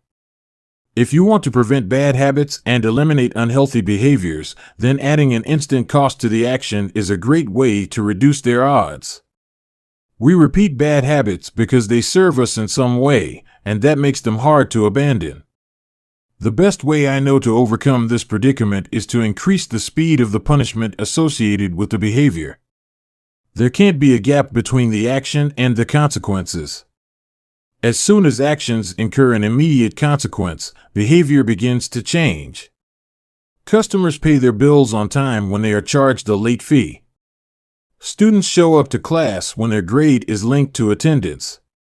We'll jump through a lot of hoops to avoid a little bit of immediate pain. There is, of course, a limit to this. If you're going to rely on punishment to change behavior, then the strength of the punishment must match the relative strength of the behavior it is trying to correct. To be productive, the cost of procrastination must be greater than the cost of action. To be healthy, the cost of laziness must be greater than the cost of exercise. Getting fined for smoking in a restaurant or failing to recycle adds consequence to an action. Behavior only shifts if the punishment is painful enough and reliably enforced. In general, the more local, tangible, concrete, and immediate the consequence, the more likely it is to influence individual behavior. The more global, intangible, vague, and delayed the consequence, the less likely it is to influence individual behavior. Thankfully, there is a straightforward way to add an immediate cost to any bad habit: create a habit contract. The habit contract. The first seatbelt law was passed in New York on December 1, 1984. At the time, just 14% of people in the United States regularly wore a seatbelt, but that was all about to change. Within 5 years, over half of the nation had seatbelt laws. Today, wearing a seatbelt is enforceable by law in 49 of the 50 states. And it's not just the legislation, the number of people wearing seatbelts has changed dramatically as well. In 2016, over 88% of Americans buckled up each time they got in a car. In just over 30 years, there was a complete reversal in the habits of millions of people. Laws and regulations are an example of how government can change our habits by creating a social contract. As a society, we collectively agree to abide by certain rules and then enforce them as a group. Whenever a new piece of legislation impacts behavior, seatbelt laws, banning smoking inside restaurants, mandatory recycling, it is an example of a social contract shaping our habits. The group agrees to act in a certain way, and if you don't follow along, you'll be punished. Just as governments use laws to hold citizens accountable, you can create a habit contract to hold yourself accountable. A habit contract is a verbal or written agreement in which you state your commitment to a particular habit and the punishment that will occur if you don't follow through. Then you find 1 or 2 people to act as your accountability partners and sign off on the contract with you. Brian Harris, an entrepreneur from Nashville, Tennessee, was the first person I saw put this strategy into action. Shortly after the birth of his son, Harris realized he wanted to shed a few pounds. He wrote up a habit contract between himself, his wife, and his personal trainer. The first version read, "Brian's number 1 objective for Q1 of 2017 is to start eating correctly again so he feels better, looks better, and is able to hit his long-term goal of 200 pounds at 10% body fat." Below that statement, Harris laid out a roadmap for achieving his ideal outcome. Phase number 1, get back to a strict slow-carb diet in Q1. Phase number 2, start a strict macronutrient tracking program in Q2. Phase number 3, refine and maintain the details of his diet and workout program in Q3. Finally, he wrote out each of the daily habits that would get him to his goal. For example, write down all food that he consumes each day and weigh himself each day. And then he listed the punishment if he failed. If Brian doesn't do these 2 items, then the following consequence will be enforced. He will have to dress up each workday and each Sunday morning for the rest of the quarter. Dress up is defined as not wearing jeans, t-shirts, hoodies, or shorts. He will also give Joey, his trainer, $200 to use as he sees fit if he misses 1 day of logging food. At the bottom of the page, Harris, his wife, and his trainer all signed the contract. My initial reaction was that a contract like this seemed overly formal and unnecessary, especially the signatures.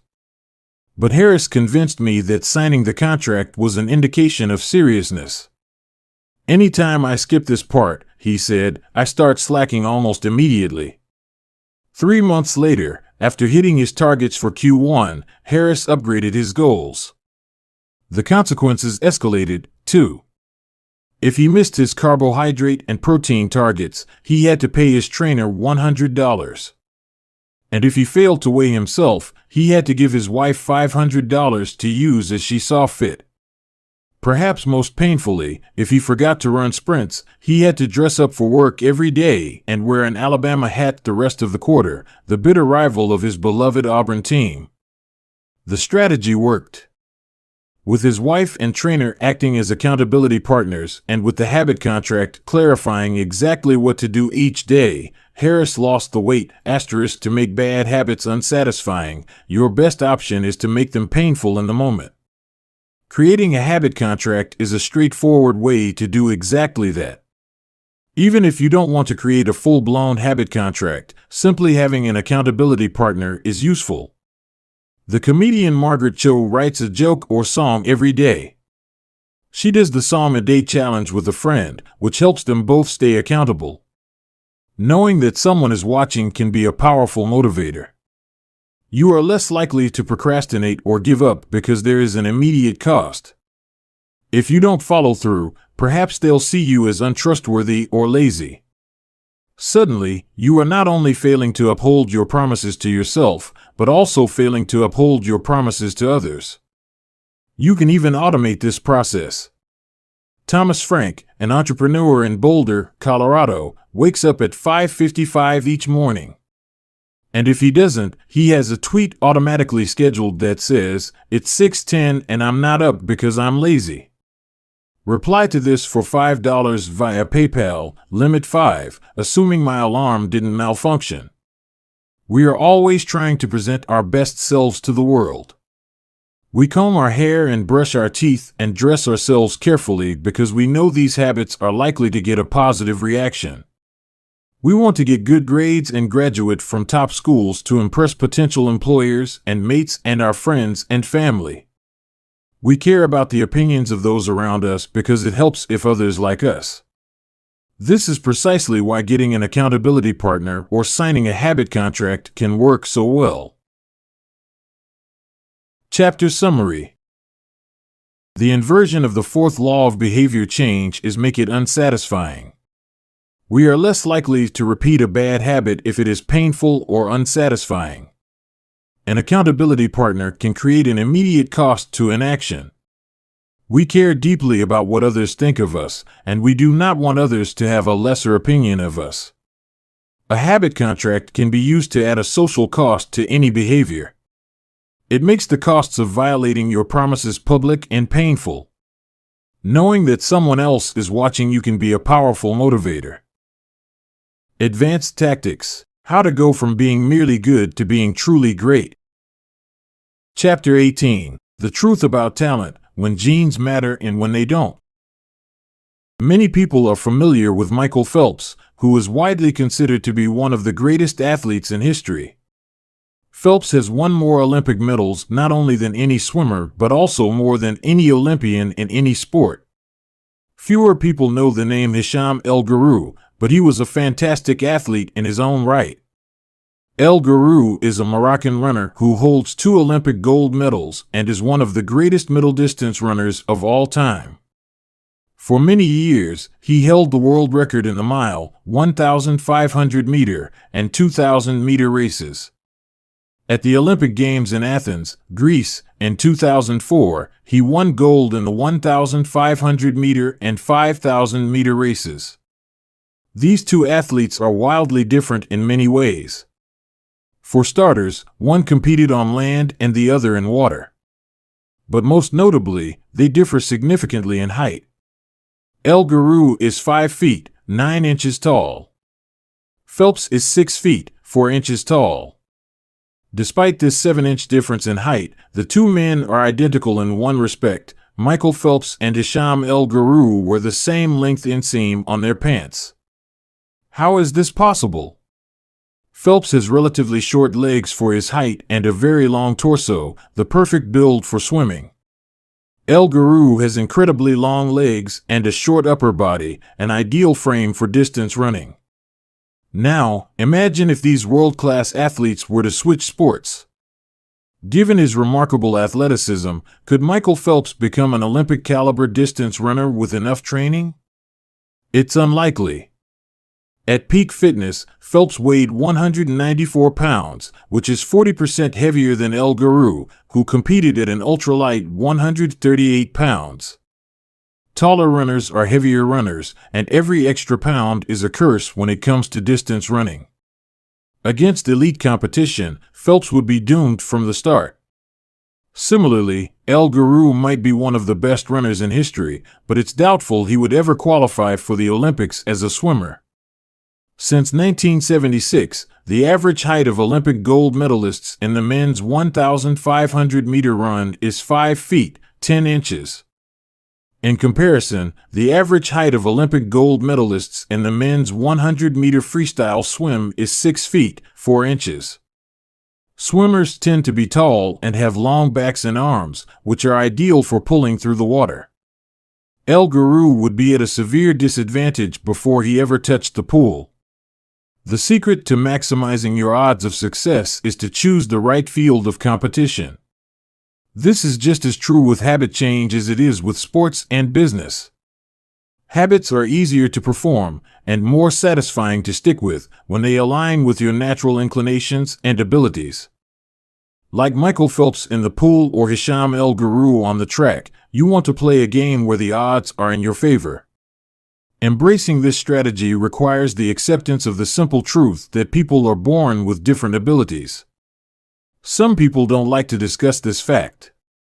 On the surface, your genes seem to be fixed, and it's no fun to talk about things you cannot control. Plus, phrases like biological determinism makes it sound like certain individuals are destined for success and others doomed to failure. But this is a short-sighted view of the influence of genes on behavior. The strength of genetics is also their weakness. Genes cannot be easily changed, which means they provide a powerful advantage in favorable circumstances and a serious disadvantage in unfavorable circumstances. If you want to dunk a basketball, being 7 feet tall is very useful. If you want to perform a gymnastics routine, being 7 feet tall is a great hindrance. Our environment determines the suitability of our genes and the utility of our natural talents. When our environment changes, so do the qualities that determine success. This is true not just for physical characteristics, but for mental ones as well. I'm smart if you ask me about habits and human behavior, not so much when it comes to knitting, rocket propulsion, or guitar chords. Competence is highly dependent on context. The people at the top of any competitive field are not only well-trained, they are also well-suited to the task. And this is why, if you want to be truly great, selecting the right place to focus is crucial. In short, genes do not determine your destiny. They determine your areas of opportunity. As physician Gabor Mate notes, genes can predispose, but they don't predetermine. The areas where you are genetically predisposed to success are the areas where habits are more likely to be satisfying. The key is to direct your effort toward areas that both excite you and match your natural skills, to align your ambition with your ability. The obvious question is, how do I figure out where the odds are in my favor? How do I identify the opportunities and habits that are right for me? The first place we will look for an answer is by understanding your personality. How your personality influences your habits. Your genes are operating beneath the surface of every habit. Indeed, beneath the surface of every behavior. Genes have been shown to influence everything from the number of hours you spend watching television to your likelihood to marry or divorce to your tendency to get addicted to drugs, alcohol, or nicotine. There's a strong genetic component to how obedient or rebellious you are when facing authority, how vulnerable or resistant you are to stressful events, how proactive or reactive you tend to be, and even how captivated or bored you feel during sensory experiences like attending a concert. As Robert Plowman, a behavioral geneticist at King's College in London, told me, it is now at the point where we have stopped testing to see if traits have a genetic component because we literally can't find a single one that isn't influenced by our genes. Bundled together, your unique cluster of genetic traits predispose you to a particular personality. Your personality is the set of characteristics that is consistent from situation to situation. The most proven scientific analysis of personality traits is known as the Big Five, which breaks them down into 5 spectrums of behavior.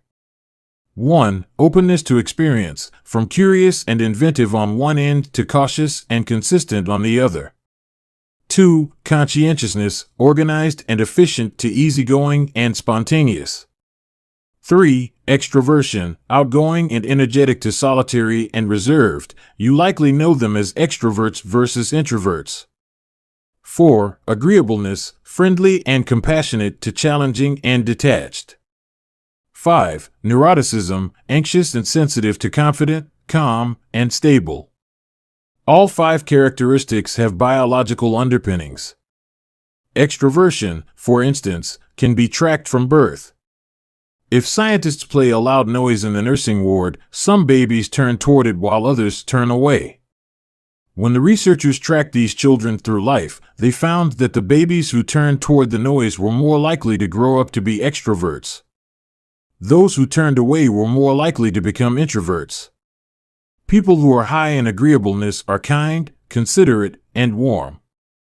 They also tend to have higher natural oxytocin levels, a hormone that plays an important role in social bonding, increases feelings of trust, and can act as a natural antidepressant.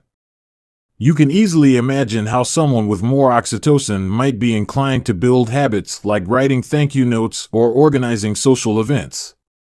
As a third example, consider neuroticism, which is a personality trait all people possess to various degrees.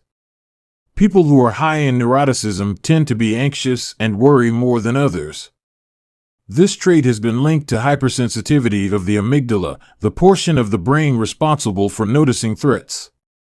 In other words, people who are more sensitive to negative cues in their environment are more likely to score high in neuroticism.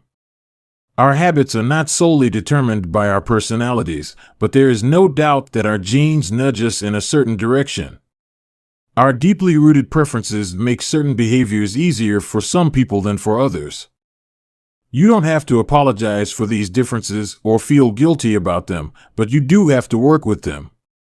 A person who scores lower on conscientiousness, for example, will be less likely to be orderly by nature and may need to rely more heavily on environment design to stick with good habits. As a reminder for the less conscientious readers among us, environment design is a strategy we discussed in chapters 6 and 12. The takeaway is that you should build habits that work for your personality.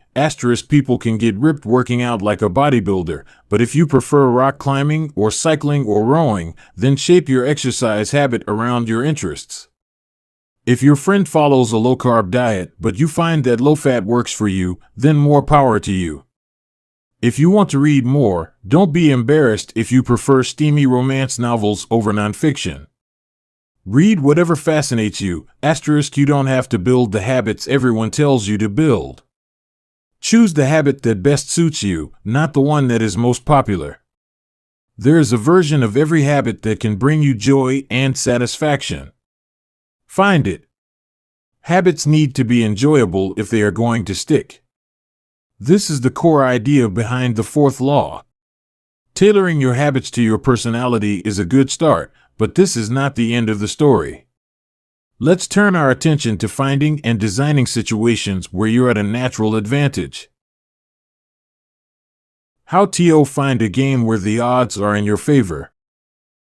Learning to play a game where the odds are in your favor is critical for maintaining motivation and feeling successful. In theory, you can enjoy almost anything. In practice, you are more likely to enjoy the things that come easily to you.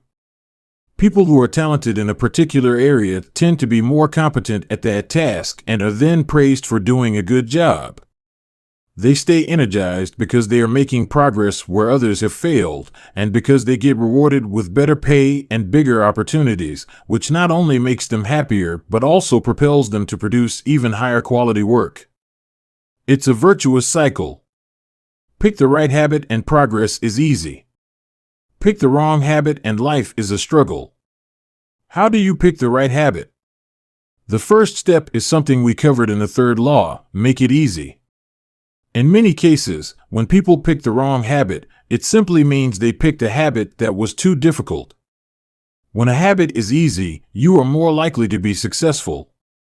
When you are successful, you are more likely to feel satisfied. However, there is another level to consider.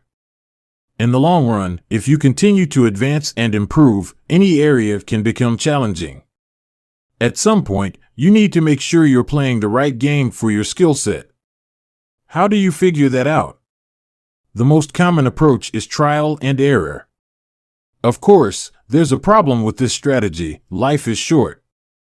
You don't have time to try every career, date every eligible bachelor, or play every musical instrument.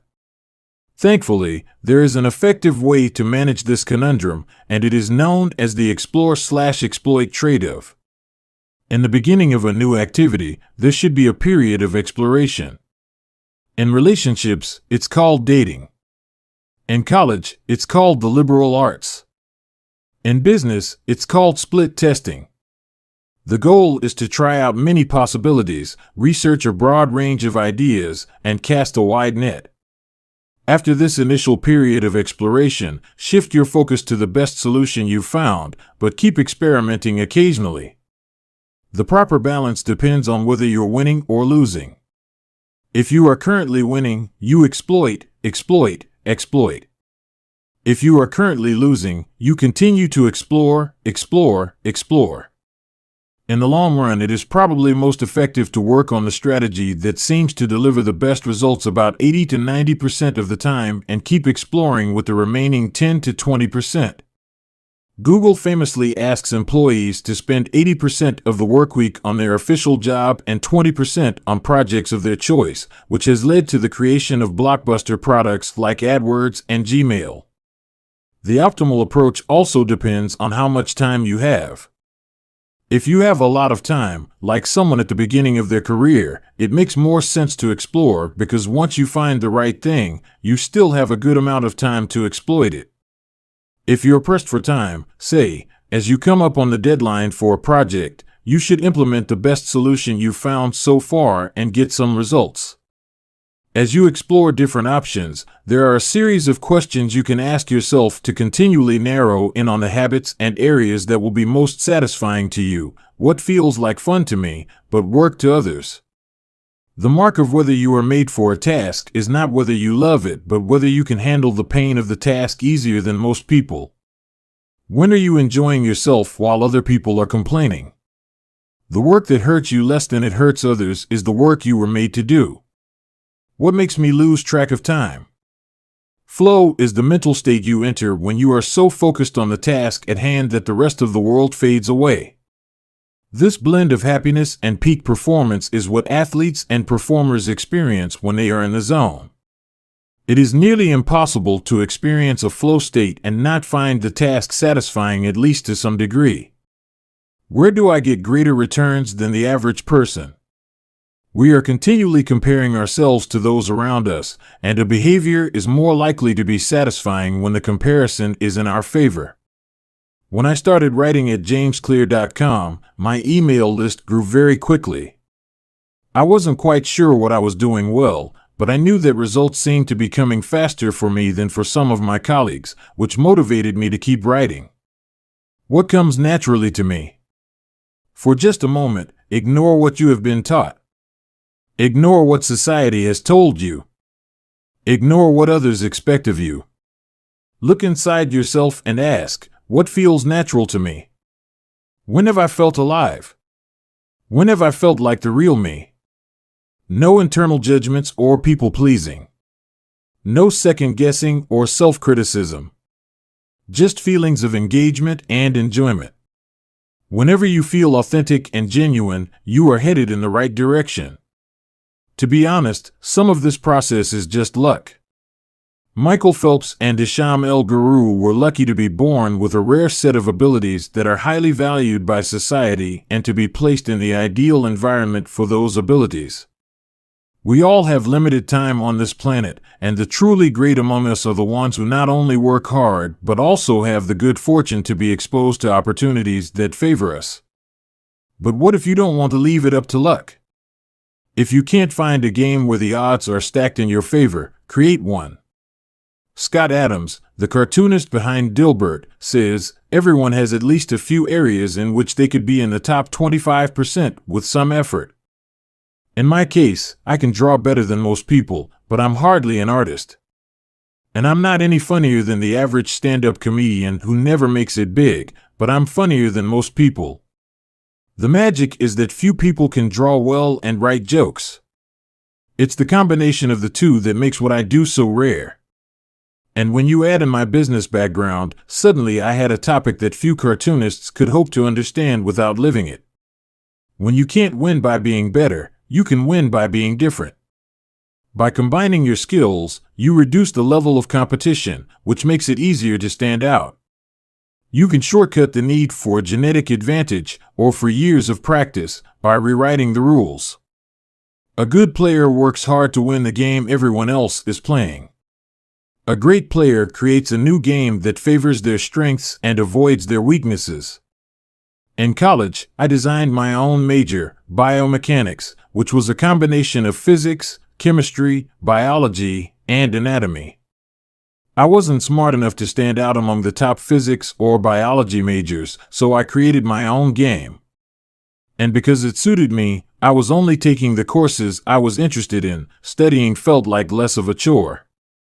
It was also easier to avoid the trap of comparing myself to everyone else.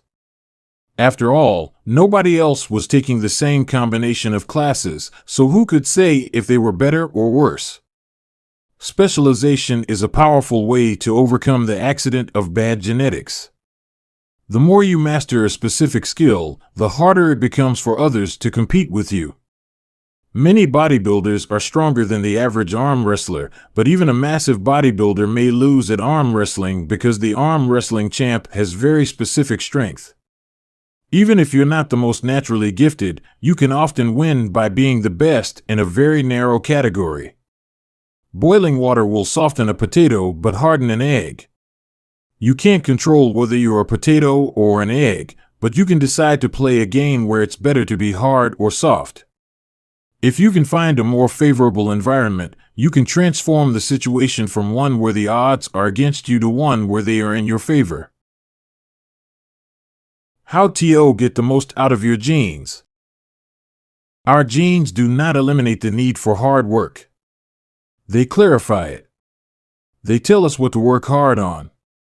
Once we realize our strengths, we know where to spend our time and energy. We know which types of opportunities to look for and which types of challenges to avoid. The better we understand our nature, the better our strategy can be. Biological differences matter. Even so, it's more productive to focus on whether you are fulfilling your own potential than comparing yourself to someone else. The fact that you have a natural limit to any specific ability has nothing to do with whether you are reaching the ceiling of your capabilities. People get so caught up in the fact that they have limits that they rarely exert the effort required to get close to them. Furthermore, genes can't make you successful if you're not doing the work. Yes, it's possible that the ripped trainer at the gym has better genes, but if you haven't put in the same reps, it's impossible to say if you have been dealt a better or worse genetic hand. Until you work as hard as those you admire, don't explain away their success as luck. In summary, one of the best ways to ensure your habits remain satisfying over the long run is to pick behaviors that align with your personality and skills. Work hard on the things that come easy. Chapter Summary. The secret to maximizing your odds of success is to choose the right field of competition. Pick the right habit and progress is easy. Pick the wrong habit and life is a struggle. Genes cannot be easily changed, which means they provide a powerful advantage in favorable circumstances and a serious disadvantage in unfavorable circumstances. Habits are easier when they align with your natural abilities. Choose the habits that best suit you. Play a game that favors your strengths. If you can't find a game that favors you, create one. Genes do not eliminate the need for hard work. They clarify it. They tell us what to work hard on. Chapter 19. The Goldilocks Rule: How to Stay Motivated in Life and Work. In 1955, Disneyland had just opened in Anaheim, California, when a 10-year-old boy walked in and asked for a job. Labor laws were loose back then, and the boy managed to land a position selling guidebooks for 50 cents apiece. Within a year, he had transitioned to Disney's Magic Shop, where he learned tricks from the older employees. He experimented with jokes and tried out simple routines on visitors. Soon he discovered that what he loved was not performing magic, but performing in general. He set his sights on becoming a comedian. Beginning in his teenage years, he started performing in little clubs around Los Angeles. The crowds were small and his act was short. He was rarely on stage for more than 5 minutes. Most of the people in the crowd were too busy drinking or talking with friends to pay attention. One night, he literally delivered his stand-up routine to an empty club. It wasn't glamorous work, but there was no doubt he was getting better. His first routines would only last 1 or 2 minutes. By high school, his material had expanded to include a 5-minute act and, a few years later, a 10-minute show. At 19, he was performing weekly for 20 minutes at a time. He had to read 3 poems during the show just to make the routine long enough, but his skills continued to progress. He spent another decade experimenting, adjusting, and practicing. He took a job as a television writer and, gradually, he was able to land his own appearances on talk shows. By the mid-1970s, he had worked his way into being a regular guest on The Tonight Show and Saturday Night Live. Finally, after nearly 15 years of work, the young man rose to fame. He toured 60 cities in 63 days. Then 72 cities in 80 days. Then 85 cities in 90 days. He had 18,695 people attend one show in Ohio. Another 45,000 tickets were sold for his 3-day show in New York. He catapulted to the top of his genre and became one of the most successful comedians of his time. His name is Steve Martin. Martin's story offers a fascinating perspective on what it takes to stick with habits for the long run. Comedy is not for the timid. It is hard to imagine a situation that would strike fear into the hearts of more people than performing alone on stage and failing to get a single laugh.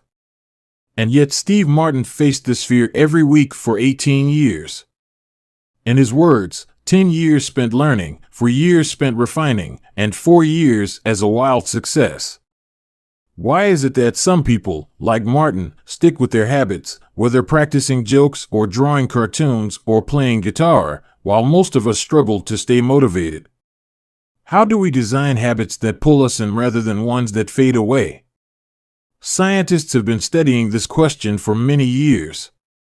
While there is still much to learn, one of the most consistent findings is that the way to maintain motivation and achieve peak levels of desire is to work on tasks of just manageable difficulty. The human brain loves a challenge, but only if it is within an optimal zone of difficulty. If you love tennis and try to play a serious match against a 4-year-old, you will quickly become bored. It's too easy.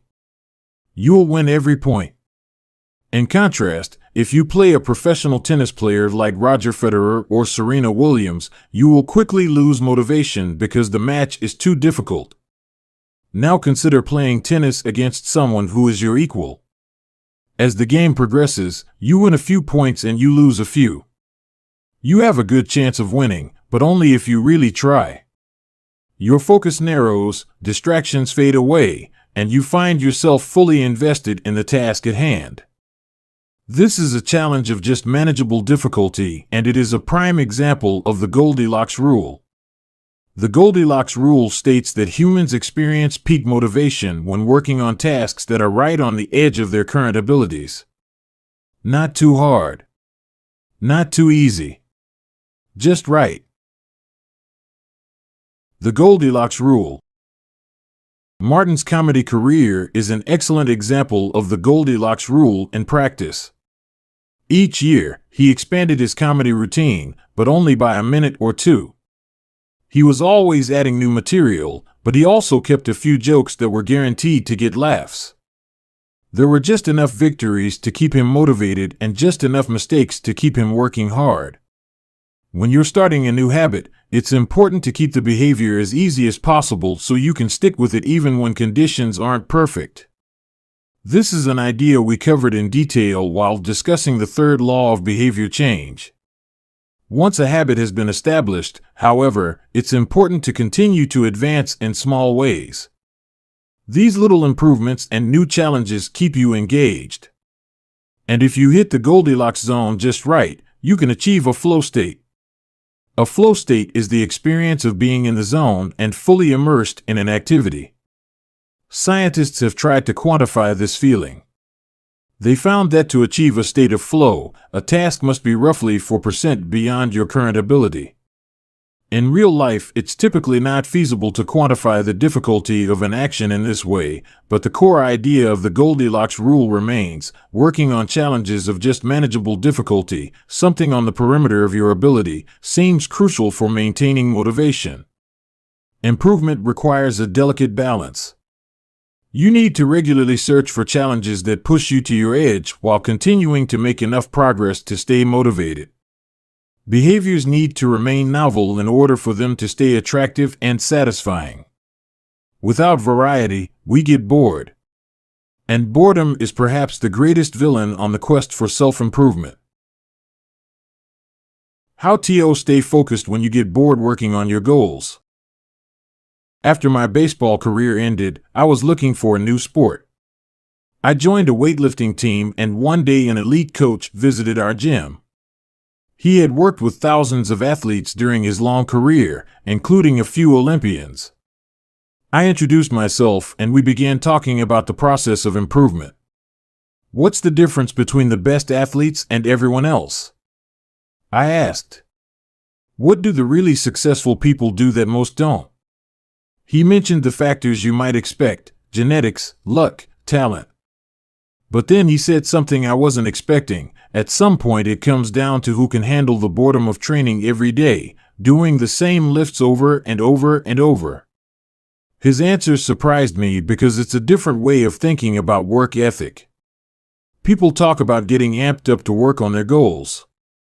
Whether it's business or sports or art, you hear people say things like, "It all comes down to passion," or "You have to really want it." As a result, many of us get depressed when we lose focus or motivation because we think that successful people have some bottomless reserve of passion. But this coach was saying that really successful people feel the same lack of motivation as everyone else. The difference is that they still find a way to show up despite the feelings of boredom. Mastery requires practice. But the more you practice something, the more boring and routine it becomes. Once the beginner gains have been made and we learn what to expect, our interest starts to fade. Sometimes it happens even faster than that. All you have to do is hit the gym a few days in a row or publish a couple of blog posts on time, and letting one day slip doesn't feel like much. Things are going well. It's easy to rationalize taking a day off because you're in a good place. The greatest threat to success is not failure but boredom. We get bored with habits because they stop delighting us. The outcome becomes expected. And as our habits become ordinary, we start derailing our progress to seek novelty. Perhaps this is why we get caught up in a never-ending cycle, jumping from one workout to the next, one diet to the next, one business idea to the next. As soon as we experience the slightest dip in motivation, we begin seeking a new strategy, even if the old one was still working. As Machiavelli noted, men desire novelty to such an extent that those who are doing well wish for a change as much as those who are doing badly. Perhaps this is why many of the most habit-forming products are those that provide continuous forms of novelty. Video games provide visual novelty. Porn provides sexual novelty. Junk foods provide culinary novelty.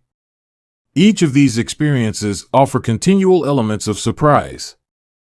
In psychology, this is known as a variable reward. Slot machines are the most common real-world example. A gambler hits the jackpot every now and then, but not at any predictable interval. The pace of rewards varies. This variance leads to the greatest spike of dopamine, enhances memory recall, and accelerates habit formation. Variable rewards won't create a craving. That is, you can't take a reward people are uninterested in, give it to them at a variable interval, and hope it will change their mind, but they are a powerful way to amplify the cravings we already experience because they reduce boredom. The sweet spot of desire occurs at a 50-50 split between success and failure. Half of the time you get what you want. Half of the time you don't. You need just enough winning to experience satisfaction and just enough wanting to experience desire. This is one of the benefits of following the Goldilocks rule. If you're already interested in a habit, working on challenges of just manageable difficulty is a good way to keep things interesting. Of course, not all habits have a variable reward component, and you wouldn't want them to. If Google only delivered a useful search result some of the time, I would switch to a competitor pretty quickly. If Uber only picked up half of my trips, I doubt I'd be using that service much longer. And if I flossed my teeth each night and only sometimes ended up with a clean mouth, I think I'd skip it. Variable rewards or not, no habit will stay interesting forever. At some point, everyone faces the same challenge on the journey of self-improvement. You have to fall in love with boredom. We all have goals that we would like to achieve and dreams that we would like to fulfill, but it doesn't matter what you are trying to become better at. If you only do the work when it's convenient or exciting, then you'll never be consistent enough to achieve remarkable results. I can guarantee that if you manage to start a habit and keep sticking to it, there will be days when you feel like quitting. When you start a business, there will be days when you don't feel like showing up. When you're at the gym, there will be sets that you don't feel like finishing. When it's time to write, there will be days that you don't feel like typing. But stepping up when it's annoying or painful or draining to do so, that's what makes the difference between a professional and an amateur. Professionals stick to the schedule, amateurs let life get in the way. Professionals know what is important to them and work toward it with purpose. Amateurs get pulled off course by the urgencies of life. David Kane, an author and meditation teacher, encourages his students to avoid being fair-weather meditators. Similarly, you don't want to be a fair-weather athlete or a fair-weather writer or a fair-weather anything. When a habit is truly important to you, you have to be willing to stick to it in any mood. Professionals take action even when the mood isn't right. They might not enjoy it, but they find a way to put the reps in. There have been a lot of sets that I haven't felt like finishing, but I've never regretted doing the workout. There have been a lot of articles I haven't felt like writing, but I've never regretted publishing on schedule. There have been a lot of days I've felt like relaxing, but I've never regretted showing up and working on something that was important to me. The only way to become excellent is to be endlessly fascinated by doing the same thing over and over. You have to fall in love with boredom. Chapter Summary.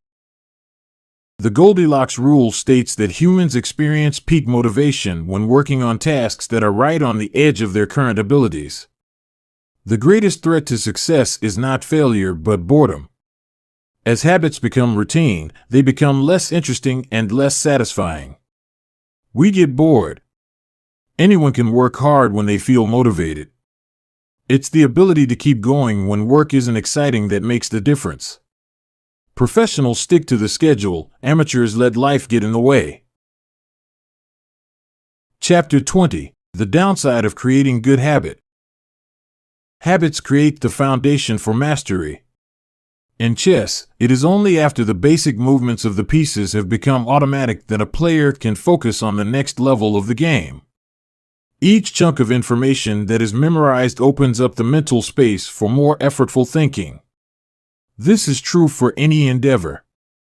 When you know the simple movements so well that you can perform them without thinking, you are free to pay attention to more advanced details. In this way, habits are the backbone of any pursuit of excellence. However, the benefits of habits come at a cost. At first, each repetition develops fluency, speed, and skill. But then, as a habit becomes automatic, you become less sensitive to feedback. You fall into mindless repetition. It becomes easier to let mistakes slide. When you can do it good enough on autopilot, you stop thinking about how to do it better. The upside of habits is that we can do things without thinking. The downside of habits is that you get used to doing things a certain way and stop paying attention to little errors. You assume you're getting better because you're gaining experience. In reality, you are merely reinforcing your current habits, not improving them. In fact, some research has shown that once a skill has been mastered, there is usually a slight decline in performance over time. Usually, this minor dip in performance is no cause for worry. You don't need a system to continuously improve how well you brush your teeth or tie your shoes or make your morning cup of tea. With habits like these, good enough is usually good enough. The less energy you spend on trivial choices, the more you can spend it on what really matters. However, when you want to maximize your potential and achieve elite levels of performance, you need a more nuanced approach. You can't repeat the same things blindly and expect to become exceptional. Habits are necessary, but not sufficient for mastery. What you need is a combination of automatic habits and deliberate practice. Habits plus deliberate practice equals mastery. To become great, certain skills do need to become automatic. Basketball players need to be able to dribble without thinking before they can move on to mastering layups with their non-dominant hand. Surgeons need to repeat the first incision so many times that they could do it with their eyes closed, so that they can focus on the hundreds of variables that arise during surgery. But after one habit has been mastered, you have to return to the effortful part of the work and begin building the next habit. Mastery is the process of narrowing your focus to a tiny element of success, repeating it until you have internalized the skill, and then using this new habit as the foundation to advance to the next frontier of your development. Old tasks become easier the second time around, but it doesn't get easier overall because now you're pouring your energy into the next challenge. Each habit unlocks the next level of performance. It's an endless cycle. Mastering one habit. Although habits are powerful, what you need is a way to remain conscious of your performance over time, so you can continue to refine and improve. It is precisely at the moment when you begin to feel like you have mastered a skill, right when things are starting to feel automatic and you are becoming comfortable, that you must avoid slipping into the trap of complacency. The solution? Establish a system for reflection and review. How to review your habits and make adjustments. In 1986, the Los Angeles Lakers had one of the most talented basketball teams ever assembled, but they are rarely remembered that way.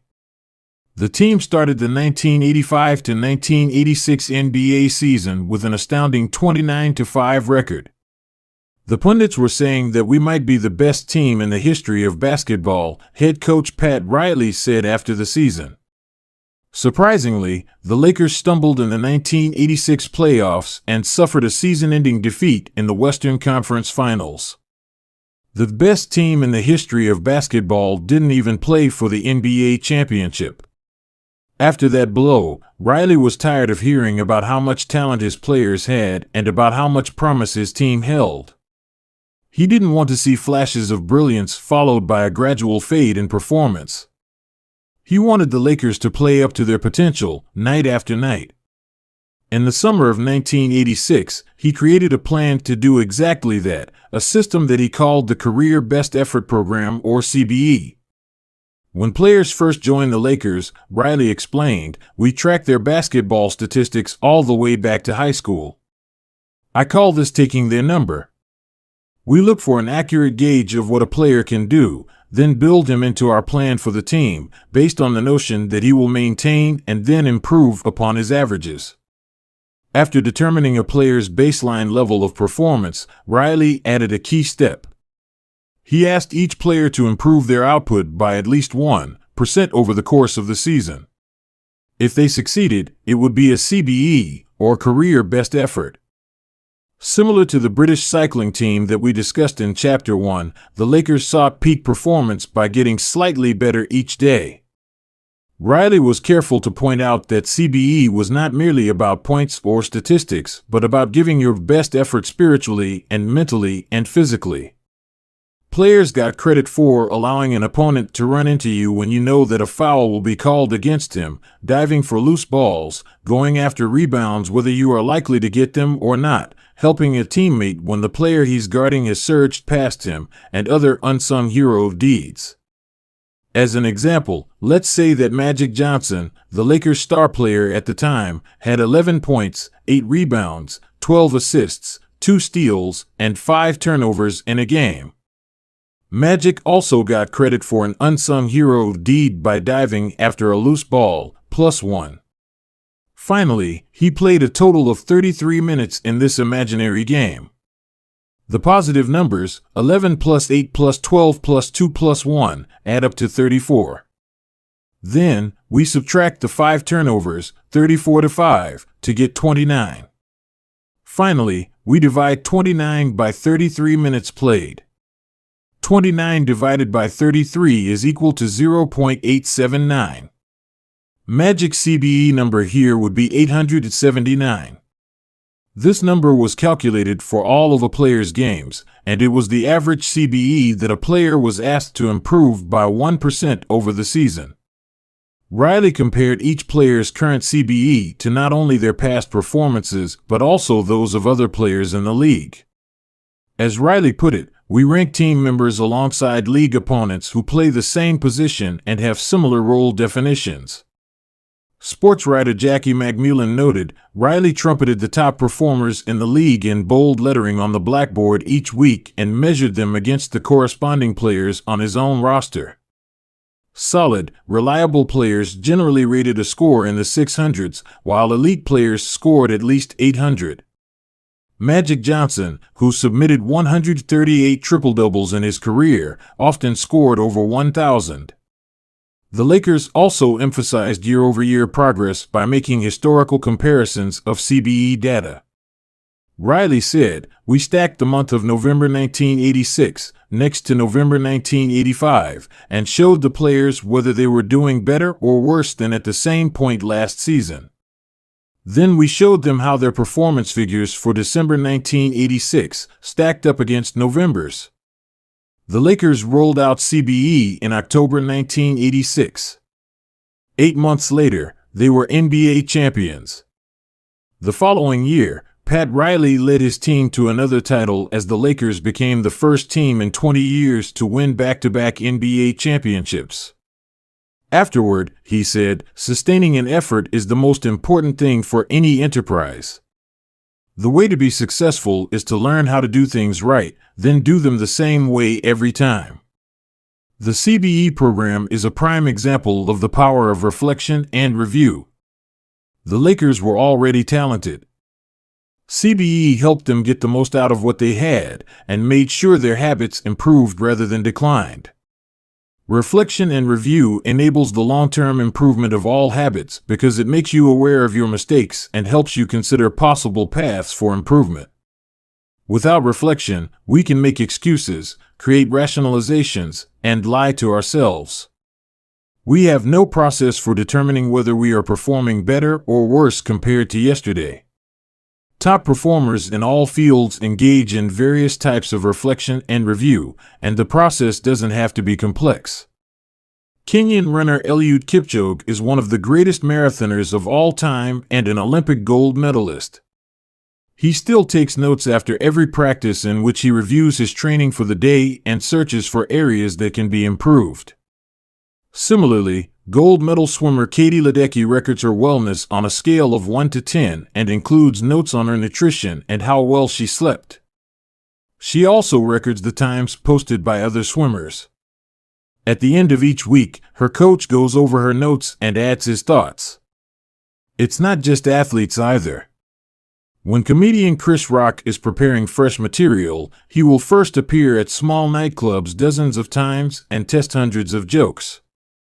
He brings a notepad on stage and records which bits go over well and where he needs to make adjustments.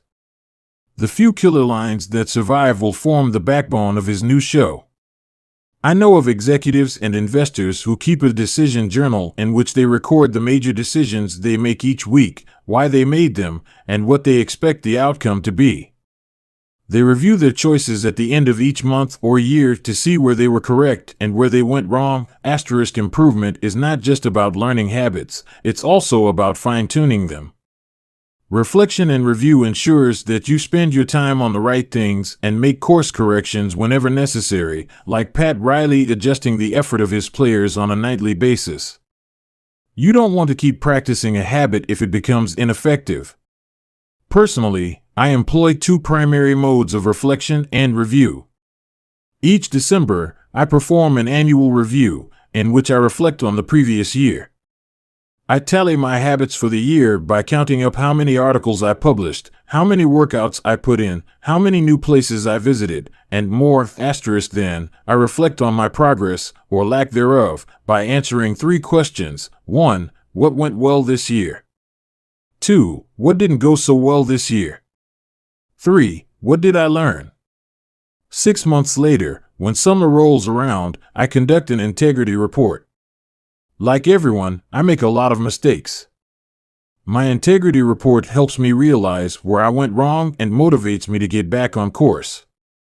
I use it as a time to revisit my core values and consider whether I have been living in accordance with them. This is when I reflect on my identity and how I can work toward being the type of person I wish to become. My yearly integrity report answers 3 questions. 1. What are the core values that drive my life and work? 2. How am I living and working with integrity right now? 3. How can I set a higher standard in the future? These 2 reports don't take very long, just a few hours per year, but they are crucial periods of refinement. They prevent the gradual slide that happens when I don't pay close attention. They provide an annual reminder to revisit my desired identity and consider how my habits are helping me become the type of person I wish to be. They indicate when I should upgrade my habits and take on new challenges, and when I should dial my efforts back and focus on the fundamentals. Reflection can also bring a sense of perspective. Daily habits are powerful because of how they compound, but worrying too much about every daily choice is like looking at yourself in the mirror from an inch away. You can see every imperfection and lose sight of the bigger picture. There is too much feedback. Conversely, never reviewing your habits is like never looking in the mirror. You aren't aware of easily fixable flaws, a spot on your shirt, a bit of food in your teeth. There is too little feedback. Periodic reflection and review is like viewing yourself in the mirror from a conversational distance. You can see the important changes you should make without losing sight of the bigger picture. You want to view the entire mountain range, not obsess over each peak and valley. Finally, reflection and review offers an ideal time to revisit one of the most important aspects of behavior change, identity. How to break the beliefs that hold you back. In the beginning, repeating a habit is essential to build up evidence of your desired identity. As you latch onto that new identity, however, those same beliefs can hold you back from the next level of growth. When working against you, your identity creates a kind of pride that encourages you to deny your weak spots and prevents you from truly growing. This is one of the greatest downsides of building habits. The more sacred an idea is to us, that is, the more deeply it is tied to our identity, the more strongly we will defend it against criticism. You see this in every industry. The schoolteacher who ignores innovative teaching methods and sticks with her tried-and-true lesson plans. The veteran manager who is committed to doing things his way. The surgeon who dismisses the ideas of her younger colleagues. The band who produces a mind-blowing first album and then gets stuck in a rut. The tighter we cling to an identity, the harder it becomes to grow beyond it. One solution is to avoid making any single aspect of your identity an overwhelming portion of who you are. In the words of investor Paul Graham, keep your identity small. The more you let a single belief define you, the less capable you are of adapting when life challenges you. If you tie everything up in being the point guard or the partner at the firm or whatever else, then the loss of that facet of your life will wreck you. If you're a vegan and then develop a health condition that forces you to change your diet, you'll have an identity crisis on your hands. When you cling too tightly to one identity, you become brittle. Lose that one thing and you lose yourself. For most of my young life, being an athlete was a major part of my identity. After my baseball career ended, I struggled to find myself. When you spend your whole life defining yourself in one way and that disappears, who are you now? Military veterans and former entrepreneurs report similar feelings. If your identity is wrapped up in a belief like "I'm a great soldier," what happens when your period of service ends? For many business owners, their identity is something along the lines of "I'm the CEO" or "I'm the founder." If you have spent every waking moment working on your business, how will you feel after you sell the company? The key to mitigating these losses of identity is to redefine yourself such that you get to keep important aspects of your identity even if your particular role changes. "I'm an athlete" becomes "I'm the type of person who is mentally tough and loves a physical challenge." "I'm a great soldier" transforms into "I'm the type of person who is disciplined, reliable, and great on a team." "I'm the CEO" translates to "I'm the type of person who builds and creates things." When chosen effectively, an identity can be flexible rather than brittle. Like water flowing around an obstacle, your identity works with the changing circumstances rather than against them. The following quote from the Tao Te Ching encapsulates the ideas perfectly: "Men are born soft and supple, dead, they are stiff and hard. Plants are born tender and pliant, dead, they are brittle and dry. Thus whoever is stiff and inflexible is a disciple of death. Whoever is soft and yielding is a disciple of life. The hard and stiff will be broken. The soft and supple will prevail." Lao Tzu. Habits deliver numerous benefits, but the downside is that they can lock us into our previous patterns of thinking and acting, even when the world is shifting around us. Everything is impermanent. Life is constantly changing, so you need to periodically check in to see if your old habits and beliefs are still serving you. A lack of self-awareness is poison. Reflection and review is the antidote. Chapter Summary. The upside of habits is that we can do things without thinking. The downside is that we stop paying attention to little errors. Habits plus deliberate practice equals mastery. Reflection and review is a process that allows you to remain conscious of your performance over time. The tighter we cling to an identity, the harder it becomes to grow beyond it. Conclusion. The secret to results that last here is an ancient Greek parable known as the Sorite's paradox, which talks about the effect one small action can have when repeated enough times.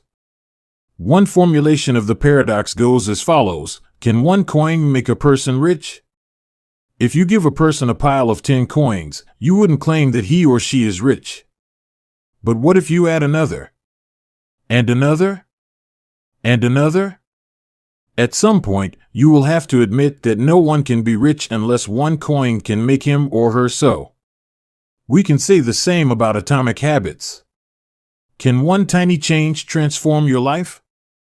It's unlikely you would say so. But what if you made another? And another? And another? At some point, you will have to admit that your life was transformed by one small change. The holy grail of habit change is not a single 1% improvement, but 1,000 of them. It's a bunch of atomic habits stacking up, each one a fundamental unit of the overall system. In the beginning, small improvements can often seem meaningless because they get washed away by the weight of the system. Just as one coin won't make you rich, one positive change like meditating for 1 minute or reading 1 page each day is unlikely to deliver a noticeable difference.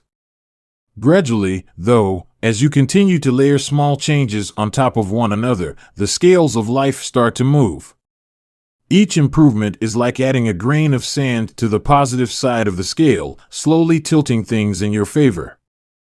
Eventually, if you stick with it, you hit a tipping point. Suddenly, it feels easier to stick with good habits. The weight of the system is working for you rather than against you. Over the course of this book, we've looked at dozens of stories about top performers. We've heard about Olympic gold medalists, award-winning artists, business leaders, life-saving physicians, and star comedians who have all used the science of small habits to master their craft and vault to the top of their field. Each of the people, teams, and companies we have covered has faced different circumstances, but ultimately progressed in the same way, through a commitment to tiny, sustainable, unrelenting improvements. Success is not a goal to reach or a finish line to cross. It is a system to improve, an endless process to refine. In Chapter 1, I said, if you're having trouble changing your habits, the problem isn't you. The problem is your system. Bad habits repeat themselves again and again not because you don't want to change, but because you have the wrong system for change. As this book draws to a close, I hope the opposite is true. With the 4 laws of behavior change, you have a set of tools and strategies that you can use to build better systems and shape better habits. Sometimes a habit will be hard to remember and you'll need to make it obvious. Other times you won't feel like starting and you'll need to make it attractive. In many cases, you may find that a habit will be too difficult and you'll need to make it easy. And sometimes, you won't feel like sticking with it and you'll need to make it satisfying. You want to push your good habits toward the left side of the spectrum by making them obvious, attractive, easy, and satisfying. Meanwhile, you want to cluster your bad habits toward the right side by making them invisible, unattractive, hard, and unsatisfying. This is a continuous process. There is no finish line. There is no permanent solution. Whenever you're looking to improve, you can rotate through the 4 laws of behavior change until you find the next bottleneck. Make it obvious. Make it attractive. Make it easy. Make it satisfying. Round and round. Always looking for the next way to get 1% better. The secret to getting results that last is to never stop making improvements. It's remarkable what you can build if you just don't stop. It's remarkable the business you can build if you don't stop working. It's remarkable the body you can build if you don't stop training. It's remarkable the knowledge you can build if you don't stop learning. It's remarkable the fortune you can build if you don't stop saving. It's remarkable the friendships you can build if you don't stop caring. Small habits don't add up. They compound. That's the power of atomic habits. Tiny changes. Remarkable results. Appendix. What should you read next? Thank you so much for taking the time to read this book. It has been a pleasure sharing my work with you. If you are looking for something to read next, allow me to offer a suggestion. If you enjoyed Atomic Habits, then you may like my other writing as well. My latest articles are sent out in my free weekly newsletter. Subscribers are also the first to hear about my newest books and projects. Finally, in addition to my own work, each year I send out a reading list of my favorite books from other authors on a wide range of subjects. You can sign up at jamesclear.com/newsletter. Little Lessons from the Four Laws. In this book, I have introduced a 4-step model for human behavior: cue, craving, response, reward. This framework not only teaches us how to create new habits, but also reveals some interesting insights about human behavior. In this section, I have compiled some lessons and a few bits of common sense that are confirmed by the model. The purpose of these examples is to clarify just how useful and wide-ranging this framework is when describing human behavior. Once you understand the model, you'll see examples of it everywhere. Awareness comes before desire. A craving is created when you assign meaning to a cue. Your brain constructs an emotion or feeling to describe your current situation, and that means a craving can only occur after you have noticed an opportunity. Happiness is simply the absence of desire. When you observe a cue, but do not desire to change your state, you are content with the current situation. Happiness is not about the achievement of pleasure, which is joy or satisfaction, but about the lack of desire. It arrives when you have no urge to feel differently. Happiness is the state you enter when you no longer want to change your state. However, happiness is fleeting because a new desire always comes along. As Claude Budris says, happiness is the space between one desire being fulfilled and a new desire forming. Likewise, suffering is the space between craving a change in state and getting it. It is the idea of pleasure that we chase. We seek the image of pleasure that we generate in our minds. At the time of action, we do not know what it will be like to attain that image, or even if it will satisfy us. The feeling of satisfaction only comes afterward. This is what the Austrian neurologist Viktor Frankl meant when he said that happiness cannot be pursued, it must ensue. Desire is pursued. Pleasure ensues from action. Peace occurs when you don't turn your observations into problems. The first step in any behavior is observation. You notice a cue, a bit of information, an event. If you do not desire to act on what you observe, then you are at peace. Craving is about wanting to fix everything. Observation without craving is the realization that you do not need to fix anything. Your desires are not running rampant. You do not crave a change in state. Your mind does not generate a problem for you to solve. You're simply observing and existing. With a big enough why you can overcome any how. Friedrich Nietzsche, the German philosopher and poet, famously wrote, "He who has a why to live for can bear almost any how." This phrase harbors an important truth about human behavior. If your motivation and desire are great enough, that is, why you are acting, you'll take action even when it is quite difficult. Great craving can power great action, even when friction is high. Being curious is better than being smart. Being motivated and curious counts for more than being smart because it leads to action.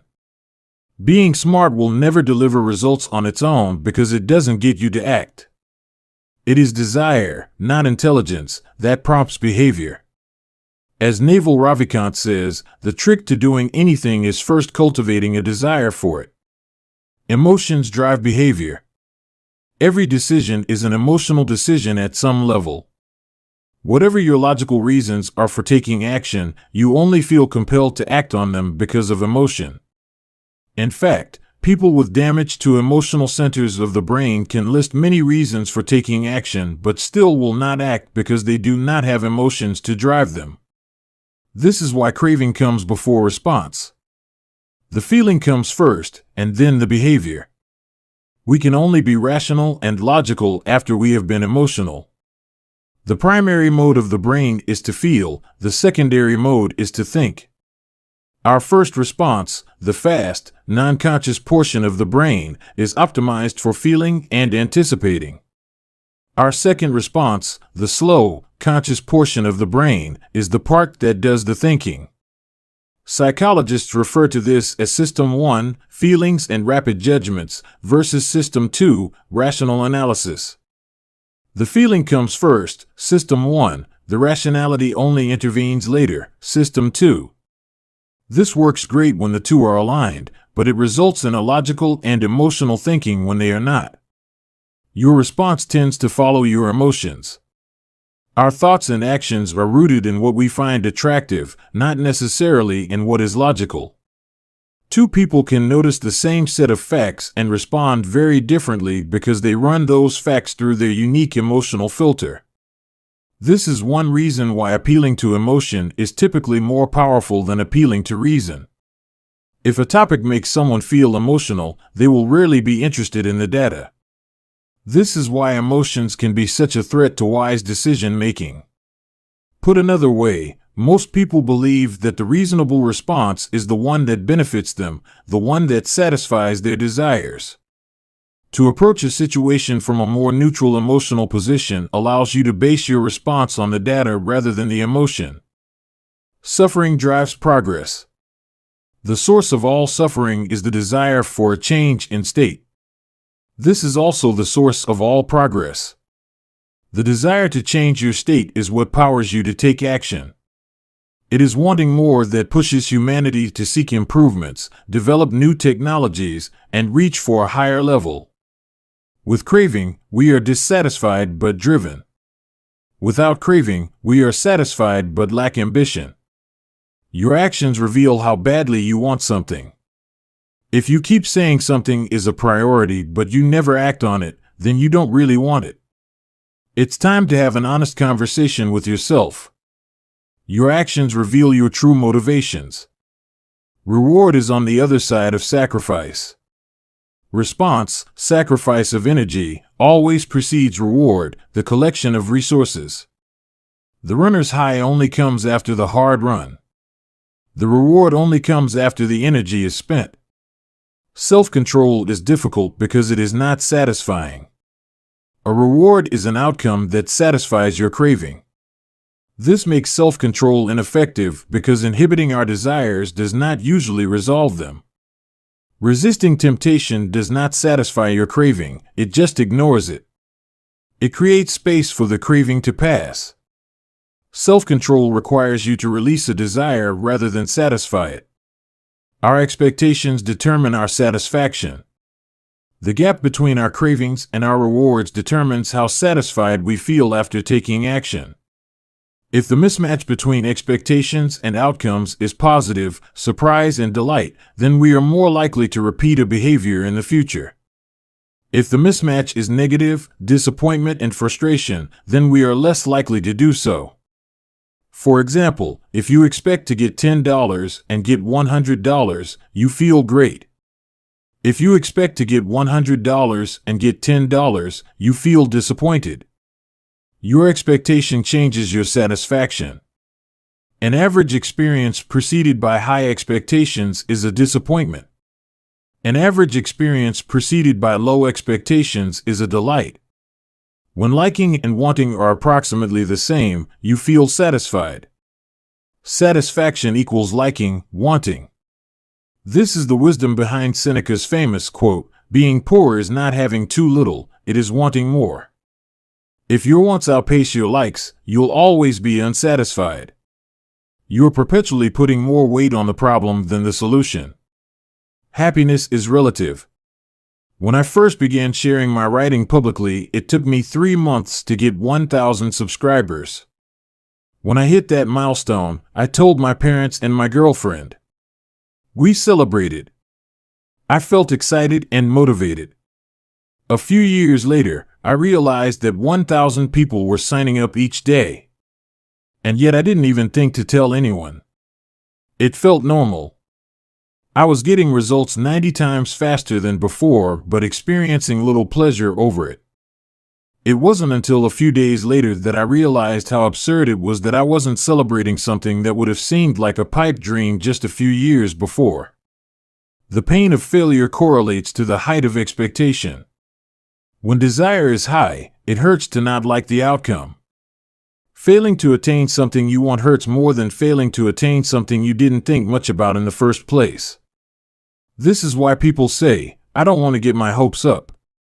Feelings come both before and after the behavior. Before acting, there is a feeling that motivates you to act, the craving. After acting, there is a feeling that teaches you to repeat the action in the future, the reward. Cue greater than craving, feeling, greater than response, greater than reward, feeling. How we feel influences how we act, and how we act influences how we feel. Desire initiates. Pleasure sustains. Wanting and liking are the two drivers of behavior. If it's not desirable, you have no reason to do it. Desire and craving are what initiate a behavior. But if it's not enjoyable, you have no reason to repeat it. Pleasure and satisfaction are what sustain a behavior. Feeling motivated gets you to act. Feeling successful gets you to repeat. Hope declines with experience and is replaced by acceptance. The first time an opportunity arises, there is hope of what could be. Your expectation, cravings, is based solely on promise. The second time around, your expectation is grounded in reality. You begin to understand how the process works, and your hope is gradually traded for a more accurate prediction and acceptance of the likely outcome. This is one reason why we continually grasp for the latest get-rich-quick or weight loss scheme. New plans offer hope because we don't have any experiences to ground our expectations. New strategies seem more appealing than old ones because they can have unbounded hope. As Aristotle noted, youth is easily deceived because it is quick to hope. Perhaps this can be revised to youth is easily deceived because it only hopes. There is no experience to root the expectation in. In the beginning, hope is all you have. Acknowledgements. I have relied heavily on others during the creation of this book. Before anyone else, I must thank my wife, Christy, who has been indispensable throughout this process. She has played every role a person can play in the writing of a book: spouse, friend, fan, critic, editor, researcher, therapist. It is no exaggeration to say this book would not be the same without her. It might not exist at all. Like everything in our life, we did it together. Second, I am grateful to my family, not only for their support and encouragement on this book, but also for believing in me no matter what project I happen to be working on. I have benefited from many years of support from my parents, grandparents, and siblings. In particular, I want my mom and dad to know that I love them. It is a special feeling to know that your parents are your greatest fans. Third, to my assistant, Lindsay Knuckles. At this point, her job defies description as she has been asked to do nearly everything one could imagine for a small business. Thankfully, her skills and talents are more powerful than my questionable management style. Some sections of this book are as much hers as they are mine. I am deeply grateful for her help. As for the content and writing of the book, I have a long list of people to thank. To start, there are a few people from whom I have learned so much that it would be a crime to not mention them by name. Leo Babauta, Charles Duhigg, Nir Eyal, and B.J. Fogg have each influenced my thoughts on habits in meaningful ways. Their work and ideas can be found sprinkled throughout this text. If you enjoyed this book, I'd encourage you to read their writing as well. At various stages of writing, I benefited from the guidance of many fine editors. Thanks to Peter Guzzardi for walking me through the early stages of the writing process and for a kick in the pants when I really needed it. I am indebted to Blake Atwood and Robin Delabo for transforming my ugly and insanely long first drafts into a tight, readable manuscript. And I am thankful to Anne Barngrover for her ability to add a little class and poetic style to my writing. I'd like to thank the many people who read early versions of the manuscript, including Bruce Ammons, Darcy Ansell, Tim Ballard, Vishal Bardwaj, Charlotte Blank, Jerome Burt, Sim Campbell, Alabama Carlos, Nikki Case, Julie Chang, Jason Collins, Deborah Croy, Roger Dooley, Tiago Forte, Matt Gartland, Andrew Girer, Randy Giffen, John Gigante, Adam Gilbert, Stephen Guyanet, Jeremy Hendon, Jane Horvath, Joachim Jansen, Josh Kaufman, and Kavanaugh, Chris Klaus, Zeke Lopez, Katie Macon, Sid Matson, Kira McGrath, Amy Mitchell, Anna Moise, Stacey Morris, Tara Nicole Nelson, Taylor Pearson, Max Shank, Trey Shelton, Jason Shen, Jacob Zangelitis, and Ari Zelmano. The book benefited greatly from your feedback. To the team at Avery and Penguin Random House who made this book a reality, thank you. I owe a debt of special thanks to my publisher, Megan Newman, for her endless patience as I continually pushed back deadlines. She gave me the space I needed to create a book I was proud of and championed my ideas at every step. To Nina, for her ability to transform my writing while still retaining my original message. To Lindsay, Farron, Casey, and the rest of the PRH team for spreading the message of this book to more people than I could ever reach on my own. To Pete Garceau, for designing a beautiful cover for this book. And to my agent, Lisa DeMona, for her guidance and insight at every step of the publishing process. To the many friends and family members who asked how's the book going and offered a word of encouragement when I inevitably replied slowly, thank you. Every author faces a few dark moments when writing a book, and one kind word can be enough to get you to show up again the next day. I am sure there are people I have forgotten, but I keep an updated list of anyone who has influenced my thinking in meaningful ways at jamesclear.com/thanks. And finally, to you. Life is short and you have shared some of your precious time with me by reading this book. Thank you.